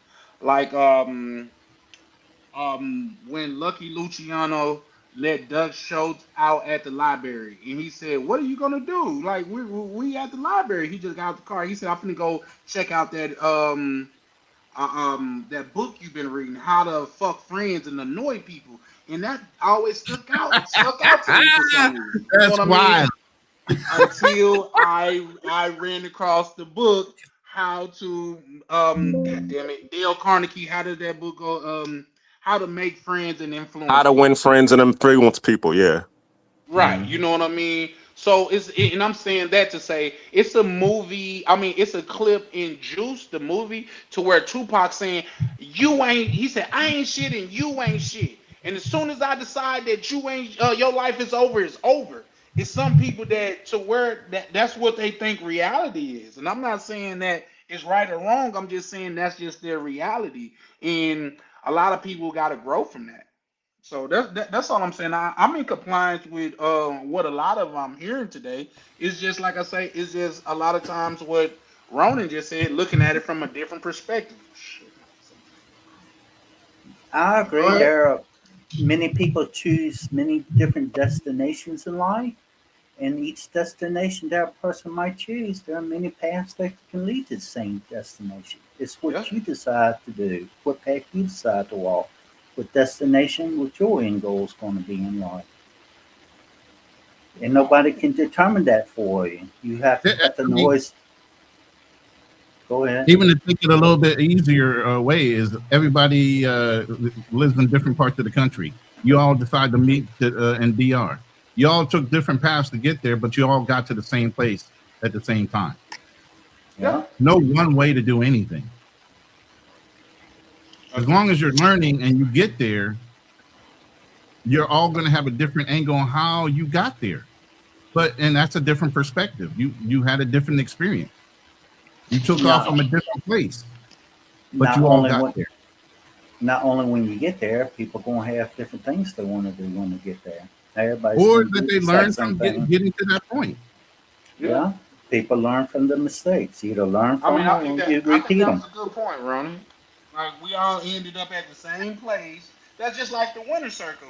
And when you get to those certain circles to where it's the winner circle, it don't matter how you got there. You just know that you in the winner circle. You know what I mean? You know everybody took different routes, but we are all here in the winner circle.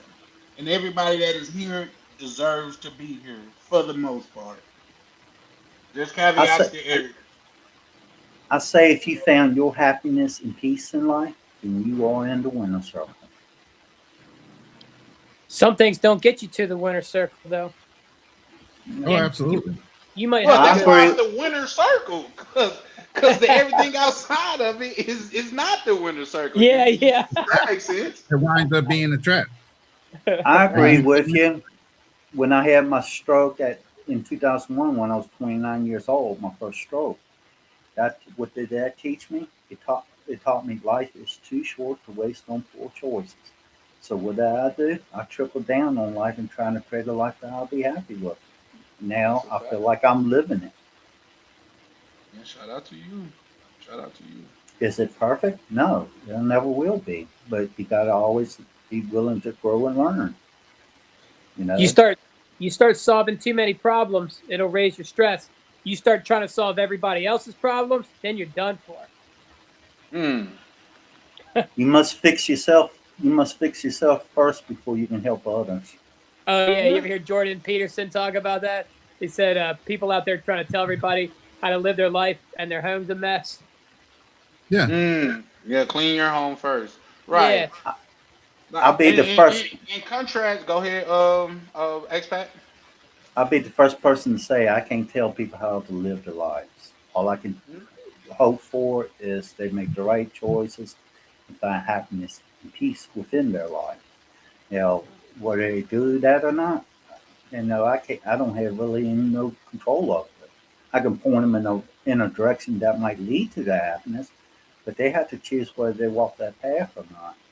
You know, every path is not right for everybody. Everybody has to choose to walk with what makes them happy in life.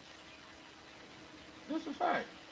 And like say on the contrast of money, I know people that have lived a happy life, and money wasn't their end goal. Money wasn't the end all be all to them. They only made money to survive, and they found other things in life that truly made them happy. And to that, I applaud them. So there's that. Exactly. Money's But for just my- a tool. Yeah, but it's a hell of a tool when Oh, you yeah. don't have any tools. Oh, But, a lot of people say it's nothing, but it certainly ain't nothing. Nah. Who Les Brown say they say money's not important, but it's right up there with air. You know what I mean? But Money from my- makes the world go round. from my Oh, standpoint, we're I right think I back to said that this point. before. I think I Go said ahead. this before is the best thing from my standpoint that you could do for poor people is not be one of them because it's crowded. That's just my standpoint. But you were saying, Ronnie? Oh, just to circle back around to what you guys were talking about when I first got on the live, which is about money. And you guys were saying, well, money does this and money does that. And I left in the chat, money gives you access. It gives you Provides access to opportunity. yourself. It gives you access to the type of women you want, because that's 95% of why you're making the money you want to make. Aside from independent wealth, you want to have access to the type of women that you desire. Most guys want to be rock stars, or they want to get into sports or whatever because they want to attract what? The most prettiest woman. Why? Because we still have a desire at the end of the day to what? multiply. Plant our seed, and we want the best option and the best looking thing to do it in. Okay. So at the end of the day, the money gives you access, but it also gives you access to become your truer self. All the lies and all the masks you put on in order to make the money, once you make enough money to where you have that FU money that they talk about, now you're your truer self. You don't have to be nice. You don't have to do anything you had to pretend to be to get there. So that's why I say at the beginning of this, when I put that comment in there, money allows you to be your truer self, meaning if you were always that devious, immoral person, you have access to being able to be that. If you were a good person, you have access to be that philanthropist, that person is always going to be always helpful. It just makes you clear and free to be whoever you want to be. It gives you that access. You ever notice when somebody wins the lottery and they're not ready for that kind of money? Yeah. And it just amplifies what they are. And if you're Exactly. a drinker and a partier, forget about it. Didn't they say most people They that say win money is a magnifying glass. Go ahead, Black Queen. Expat. Didn't they say that most people that win a significant amount of money in the lottery become broke They within the lose it. first year? Yep. Yeah, they lose it or die even because of the stress of it. They end up Money's worse. stressful. Money is stressful. They end up worse. You don't know what the fuck you're Because doing the with it. people that you thought that really cared about you, now they just want money. Now that you can have it, that car on TV really looked good. Now that when you couldn't afford it, but now that you can afford it, it hits different. You know what I mean? So Well, yeah, not only that, the maintenance fees on that car become an issue, and now all of a sudden you're like, "Why the fuck did I buy this piece of shit?" Yeah, they leverage it You and realize borrow that, more yeah. money since they have it, and then they end up in debt worse than they were before. Yep. Besides the morality part. They never had. Well, that's what I meant by They've that never statement. been good at managing money. They never learned how to invest money properly. They never They never hold on to money to take the money to educate themselves, to learn how to invest and spend their money wisely, and then they wind up broke. Why the hell does Work on Thousandaire yourself. sound like Bill Burr? Is that Bill Burr on the online? Thousandaire sound just like Bill Burr. Oh, you caught me off guard. I was going, He's got a good mic system. I don't know if he can hear Thousandaire. I don't know if you can hear what Black Cleaner No, said. I can't hear him. He I said, just, yeah, you sound like Bill Burr. Why do you sound like Bill Burr? I don't know. just I said mean, you had a if good I could- setup with the name like radio. I think you have a microphone system that's No, pretty I'm set up. using an old iPad. I mean, Oh, I can okay. tell you what he sounds like. No, but I I'm saying can't he hear him sound like right the now. the comedian Bill Burr. Yeah. He can't hear you, Black we Cleaner. know That's who Bill Burr is. I'm relaying the Yeah, he message. can't hear you. But with that being said, too, guys, we closing in on the 5 hour mark. I think this for a pop up live. I think we did it did extraordinary. I definitely picked up some things along the way, man. Shout out to everybody that pulled up. X-Pac, OTO, Thousandaire, Radio. Shout out to you. Is this your first time over here, Thousandaire Radio? I think it's like the second time, but you guys are pretty awesome. Well, we thank you, man. So like you bring a different perspective, and that's something that's always welcomed over here at Charlie Chan TV. What I tell people is it's okay to disagree because last thing I want to be in is a echo chamber of my own thoughts. But long as we disagree in a civil matter and we can converse as human beings, it's all fair game over here. You So, got a high quality of people in here, man. I look forward to coming back. absolutely, and you're more than welcome. Ronan, It's nice appreciate meeting you. you guys want to say anything before we close out? No, you good, man. This is your show. I'm just riding on your coattails. I just Yeah, say no, thanks you for know, having me on the always- panel and the comments. Hey, check your email. Check your email real quick. Okay. Yeah, I seen it, but keep in mind, that's why my camera looks so much better because I'm using my phone now. And you notice I haven't been having the problems that I generally have. So Yeah. yeah, but I had seen that you had sent that, but hold on, I could check it while we're on the panel real quick. But OTO, is it okay for me to reach out to Ronan to link up for that show that we had conversed on earlier? Yeah, that's cool. Okay. definitely appreciate the different perspectives that people bring. And like I say, a lot of times it's best to test your theories, to test your thoughts, because like I say, I'm such an open-minded person. I could believe something wholeheartedly, and if you could prove to me and show me where I'm wrong, I will adopt that ideology. You know what I mean? I'm not so stuck in my head to where I just gotta be right. You don't have ego. No, Yeah. not when it comes to that. Because the man that knows anything knows that he knows nothing at all. So I'm Yeah. always a sponge. That's cool, man. Yeah, I say my definition of a genius is knowing that you don't know everything. Right. And like I said, I'm a sponge. Once I get in the room with, like, say, ask Ronnie, man, Ronnie give me his time. He probably tired of it now, because he'll give me his time when the panel closed, and I ask him 1,000 questions. Oh yeah, He the answered every last one. after the close, yeah. Yeah. He answered every last one of them, but oh no, Ronnie, that's dope. I like that. Oh, I like that. Now you made me look 60 years older, but I like the picture. I like the whole setup though. See, brothers can't never be happy. I know I got a lot of wear and tear on my face, but I appreciate it though. Now that's definitely a good good one there. But Most people want more out of life instead of having gratitude for what they already have. well, it's okay to have gratitude, but Higher it's nothing expectations. wrong with wanting more. Like, Long how as do it's you realistic. set goals and continue to, you know what I mean? Oh, I like the challenge. Believe me, it makes me better. Yeah, I think if your goals are realistic, you're not trying hard enough, probably. Yeah, that's what I was getting ready to I say. heard that. It has to be, the goals have to be realistic, something that I you think they can should be actually- unrealistic. a possibility. Yeah. I for think you to guys accomplish. are on a different because you saying they should You know, be realistic, and You now say they're he saying sounds they like should be somebody. I realistic. think he sounds like Jordan Peterson himself. To tell you the truth, You know what? With respect to Jordan Peterson, because I believe he is a certified genius, and somebody was saying, like, I think it was like one of these financial channels that I watch. It was like, can you believe, like, a $500 for an hour of somebody's time seems like incredible, like too much. But can you imagine Jordan Peterson used to charge $500 an hour? If he was charging that now, he would have no time. You know There's what I have mean? to start somewhere.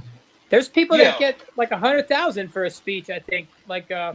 Fed chairmans. I think some of the presidential candidates, they didn't even have to win. They show up to a college and talk. I think they get up there with that much money. And then if you get there with that much money, you'll probably just want more. Yeah.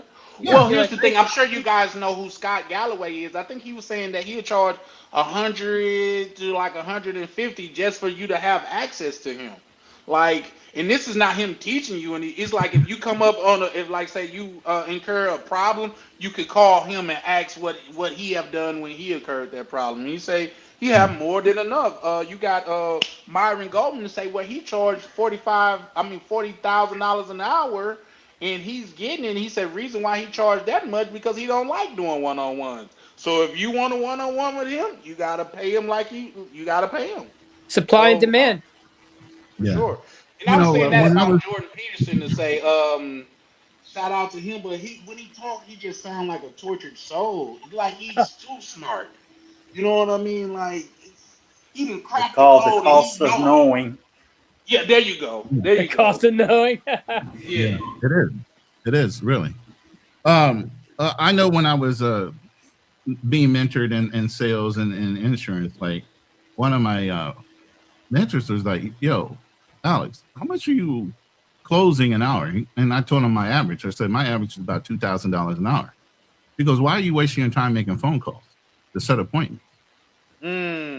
Why don't you parcel off the shit that you don't need to do so you can close more deals?" And you can pay somebody $8 an hour to make all your fucking phone calls that you need to set up your appointments. Give them access to your calendar, and then make sure they're scheduling you a close an hour. That's Stepping buying over your time dollars back. to make pennies. Yeah. Stop stumbling over stuff that you could pay somebody else to do and do the things that actually make you money. I'm pretty lucky to have you on here making that much money. Sometimes Oh, you I'm have to spend semi-retired money now. I to don't make do money. that kind of business anymore. I gave a lot of that up. Yeah, but insurance is like, that's top notch sales job right there. If you get good at it, it's residual, it builds up. Yeah, and that's the point. It was $2,000 an hour, and then I was also training my team, so I was getting paid off of every agent that worked under me. Plus Because the I trained power of knowing. You probably know when people are going to die based on things you see and hear. I've warned people plenty of times, and I've had women that were willing to fall on the sword for their husbands, and the women were the ones that were dying early and having brain tumors and everything else and delivering. I mean, like I always say in that business, in a life, while you might look super healthy on the outside, God only knows what's going on the inside of you. Bruce Lee died from a brain aneurysm, and he was one of the guys that contributed to the fitness industry. You know what I mean? Yeah. You got a lot of bodybuilders that are dropping over dead, and they're looking like they're in their best, but are they cheating to do it? Are they on steroids? Are they on things that are breaking down the inside of them? So at the end of the day, you might look this perfect person, but looks are deceiving. What's going on inside of you? What's going on in your mind? Doctors now. What's going on in your heart? What's going on in everything that you do? You can be perfect in one aspect and failing at everything else, but you look good. Yeah, when I had my stroke when I was 29 years old, I was in good health.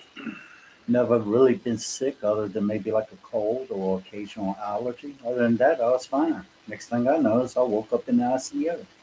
They diagnosed me with catastrophic antiphyseloid syndrome, which is a life-threatening blood clot disorder. What most people don't realize that most people pass away within the first 5 years of having that condition. It's not a very long life expected. You're not expected to live very long.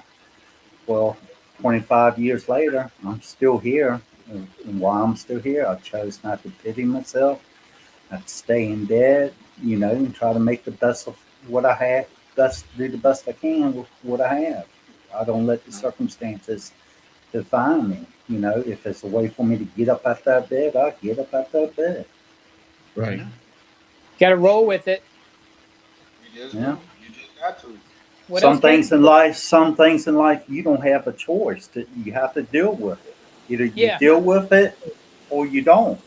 And when you don't deal with it, what people usually do? They wind up leaving this world by other means, which I won't say on. Well, I tell people this.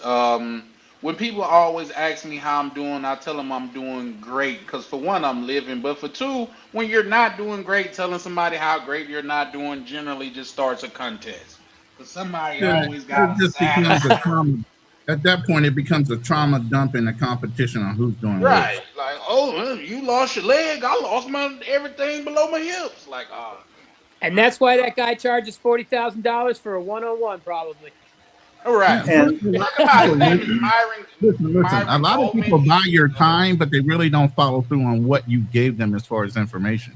So And after that's a why couple some of times people you're charge. sitting there telling people information and they don't fucking follow it, and you can't keep on saying I told you so. Now you got to value your time on whether you want to spend that hour on telling somebody something you know they're not going to follow through on. O2O will tell you how many clients you have that you sat there and told them exactly what to do and they fucking will not do it. No matter if you're right and you've proven it to them by all kind of testimonials, it does not fucking matter. If you don't have the drive to do it, it doesn't matter who told you how to do it and how to get wealthy. You still got to fucking do it on your own. You got to climb the hill to talk to the wise man that asks questions. He's not coming down the hill to find you. That's a fact. I know how you feel, though. I imagine Some people that are willing to help each other charge them a fee for consultation. It's mainly because they don't want to waste their time and energy on somebody, giving them advice for free that they don't take, they don't incorporate into their lives. Well, I could tell you guys a sales pitch that I heard, and maybe it was a sales pitch or maybe it was the truth. But dude said, he said, I could give this all to you for free, but the chances of you valuing it is little to none. I remember that. Attention goes where money goes. Called leverage. Yeah. Like there's a thing where people think that food tastes better if they stand in line and wait for it. Exactly. Yeah, it's because the leverage, but you know, it tastes a lot better to wait in line for an expensive sandwich than the free samples taste. Right. Right. It's how we're So wired. yeah, I agree. And also we think just because it's more expensive is more better. I mean, it is better. So yeah, Sometimes it is though. Do you have a a lot of regular times. schedule? Yeah, I was nope, I don't. I just be going live, but I'm more or less working it out. It was like Tuesday, Wednesday, Friday, but Yeah. now, especially with me getting my all of my watch hours, I'm going live tomorrow for sure. But after that, I just generally play it by ear. But I'm trying to make it more of a constant thing because I have a lot of people ask me that as well. Yeah, man. I do lives with like coins and stuff, so it might be kind of boring for you, but you know, we talk about getting ahead and stuff too, so I'm sure a lot of you guys qualify for that if you ever want to stop by. Yeah, when you say coins, you talking about like crypto? Well, I generally don't talk about Bitcoin because it starts a lot of crypto conversations, and Hell yeah. See, he even knows. Don't do it. Don't go there. I mean, the Bitcoin, I'm into the Bitcoin. I have been since 2011 or 12. I mean, I was mining Dogecoin, all that. But I also deal with like gold and silver, like real coins and things like There that. you go. Tangibility. I'm a big time tangibility contributor as far as that. I only contribute to tangible things you can touch, taste, or feel. Oh, You know? I'm big on that, but I do keep the keys to my own Bitcoin in a cold wallet. If I ever have to go to Yeah, another country. I got rug pulled on the Ethereum, and that got me right up out of there. I'm like, nope. Got I can't him. do it. No. Once they got rid of proof of work and turned it to proof of stake, that's when I was out. But you can get on a plane, they can't take your Bitcoin. You know, you go to another country, you could have $100,000 in there. What can they do? It's not on you. You can walk through there naked through the scanner, as long as you remember those words when you get to the next country.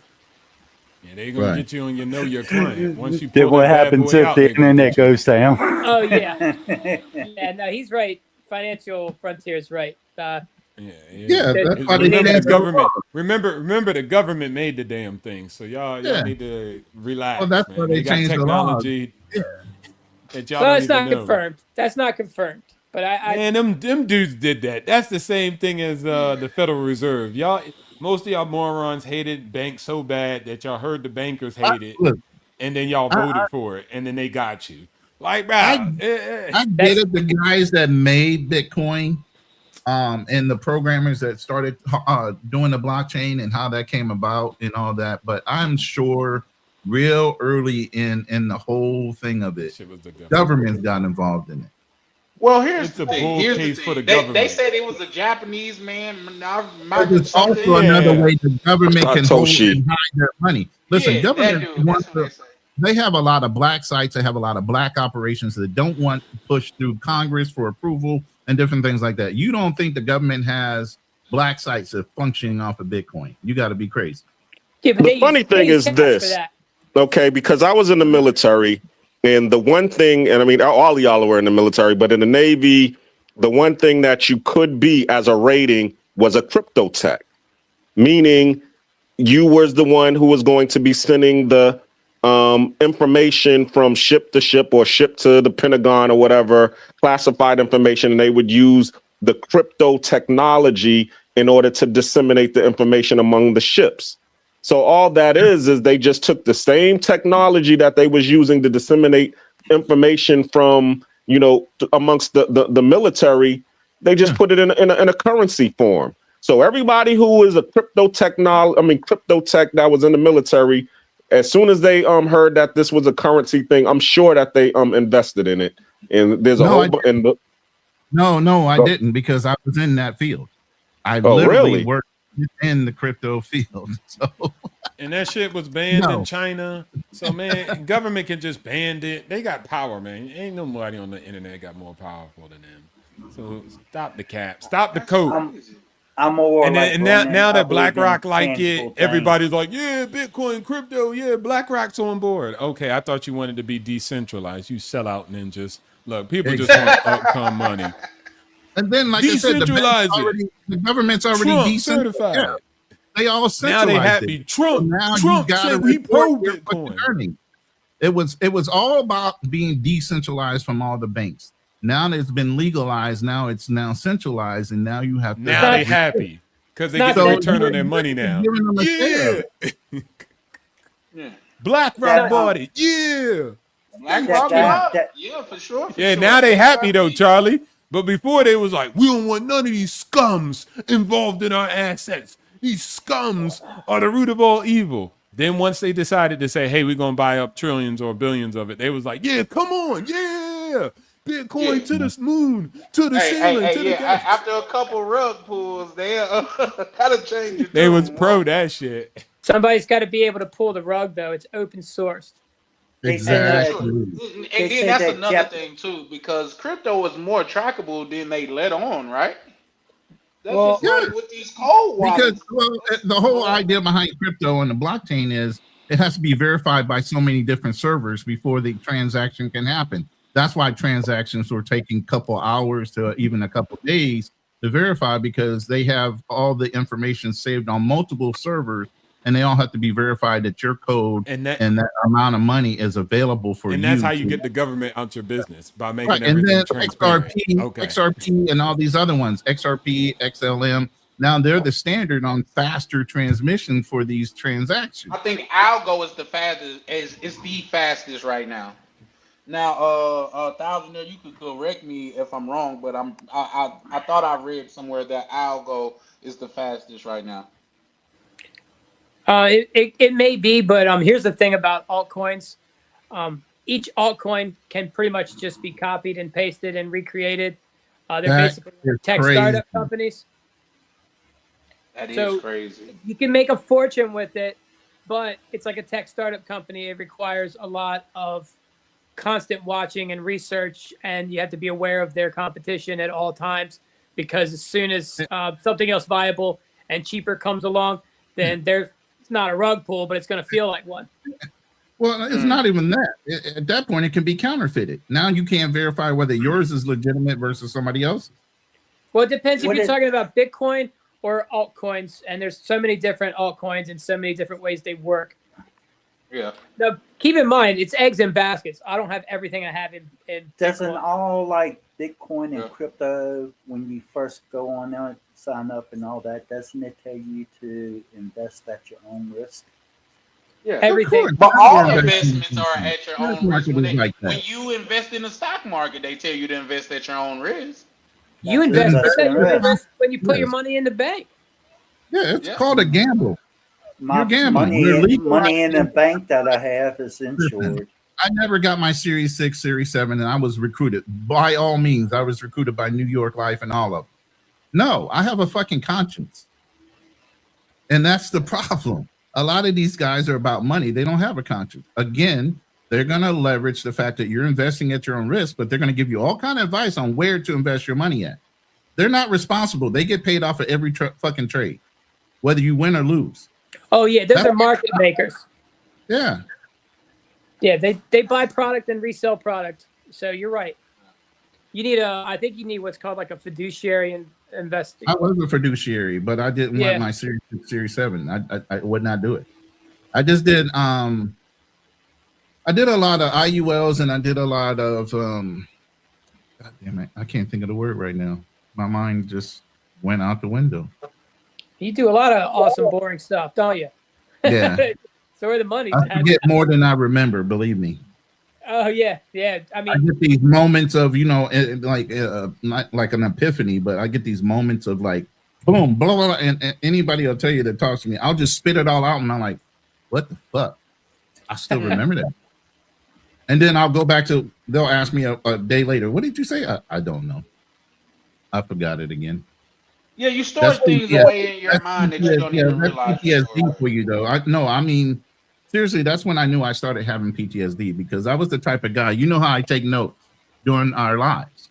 I was the kind of guy, I had reams of legal size notepad, and they were chronologically ordered and everything. I could go back and flip up a month later a conversation we had in a meeting, and I'll have total recall based on the way I took my notes on everything that was said in that room. Yeah, my boss was like, "What the fuck? I can't say shit around you." No, because I'm gonna remember. And when my mind started failing me, that's when I knew there was something else going on. It wasn't senility or age; it was something else, and it was part of the PTSD. Yeah, you were in the service? Yeah, I was in the Marine Corps. Oh Gulf yeah, War. Yeah. you probably get some PTSD from that. Oh, I got it. But you mix all that together. I mean, I'm sure what you do is very stressful, and it will catch up with you eventually. If you keep pressing It's more hard. about having people's confidence and giving them recommendations, and then if you're fucking wrong, having a conscience about that you gave them something from bad advice. And Yeah. I'm still profiting from it, and they're taking a loss. I could tell I by your can- angst when you were trying to get somebody to do the right thing with the insurance, how that drives you crazy when they don't do what you say. Well, you know what one of my closing fucking pitches were? Look, I don't know what I might have done wrong today that caused you not to trust what I was trying to tell you was right. But if you could tell me what could I have done better to convince you to buy, then I'll use that for my next client. And I would sit there and tell them, evaluate me. Tell me what I did not do right to convince you that this is something that you need, not something I'm just trying to sell you. Yeah, feedback's And that was- How many salespeople want feedback? So it would shock them first, and then secondly, they would have to sit there. Really, if it's that important now they're thinking like, if it's that important to him to figure it out, then what am I missing that I'm not biting on that make me want to buy it? It starts making them think. A lot of people like to recap on their wins. I'm included, Yeah. but it's your losses that you really need to recap on. Yeah. Figure out what And you I did would wrong. do it with the client. I would literally do it with the client, which confused the fuck out of them. Like, what the? Are you really asking me what you could have said to me? Yeah. Because it's important to me to understand why you're saying no. That's a fact. But guys, I gotta go ahead and get ready to take my dog out because it's already way later than he used to going out. But we're gonna go ahead and close out here. I think everybody said something to go. Black Cleaner, you want to say anything on the way out? Thanks for having me on the panel. Check me out Mondays, Real Talk with Nate, on the Black Cleaners channel on YouTube. We'll be, as I said, discussing black fatigue, or what I'm calling it is Message to the Black Man Monday. Is black men overseas, or the rise of black mobility. Are we misunderstood, or are we misrepresenting ourselves? So just check out. I value everybody's opinion, and we'll see each other the next time. Peace. Shout out to you. All right, guys. Everybody said everything on their way out. So this is Charlie Chan with Charlie Chan TV. Man, I want to sincerely thank everybody that showed up, and especially everyone that showed up on the panel and left comments in the chat. We thoroughly appreciate you over here at Charlie Chan TV, and that is that for tonight. So this is Charlie Chan over, and Ladies and gentlemen, fighting out the travel corner, the undisputed global contender, TV. Yeah. Bell ring, ding. Charlie Chan, Charlie Chan, Charlie Chan. Step in the ring, yeah, he the man. Passport stand, I watch him land. Heavyweight moves, world in his hands. Charlie Chan, Charlie Chan, Charlie Chan. Gloves laced tight, camera in hand. Every city turned to a fan. Main event, every time he land. Walk in the ring like Rio Carnival. Brazil nights, feel unstoppable. Boca Chica sand, tactical. Blue mall drip, fashionable. Moxie vibes, traveler excellence. Yacht life, waves that presence. Designer breakfast, elegance.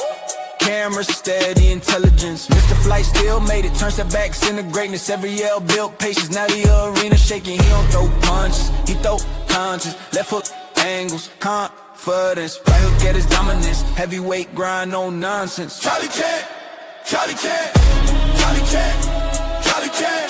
Step in the rain, yeah, he the man. Passport stand, I watch him land. Heavyweight moves, world in his hand. Charlie Chan, Charlie Chan, Charlie Chan. Gloves lace tight, camera in hand. Every city turn to a fan. Main event, every time he land. Carnival lights, championship, Brazilian nights, ownership. Ocean waves, that motion grip. Camera lock, no focus slip. Every vlog like title defense. Every upload makes silence tense. Algorithm can't stop the champ. He move global, no fence. Polo, fresh, clean, fit. Breakfast, views, lead, mix. He saying rounds, 3-minute clips. Every trip hit peak, metrics. He ain't loud, but the moves speak. From Island Heat to city streets. From turbulence to front row seats. Now the whole crowd on their feet. They doubted the vision, he tightened the gloves. They questioned the grind, he rose above. Now the lights flash bright, every city prime time. Every vlog prime time, yeah, prime time. Charlie Chan, Charlie Chan, Charlie Chan. Main event across the land, yeah. From beachside sand to the stand. Heavyweight with the camera in hand. Charlie Chan, Charlie Chan, Charlie Chan. Bell ring loud, he don't scan. World tour written in the plan. Undisputed, Travel Chan. If you want it even more,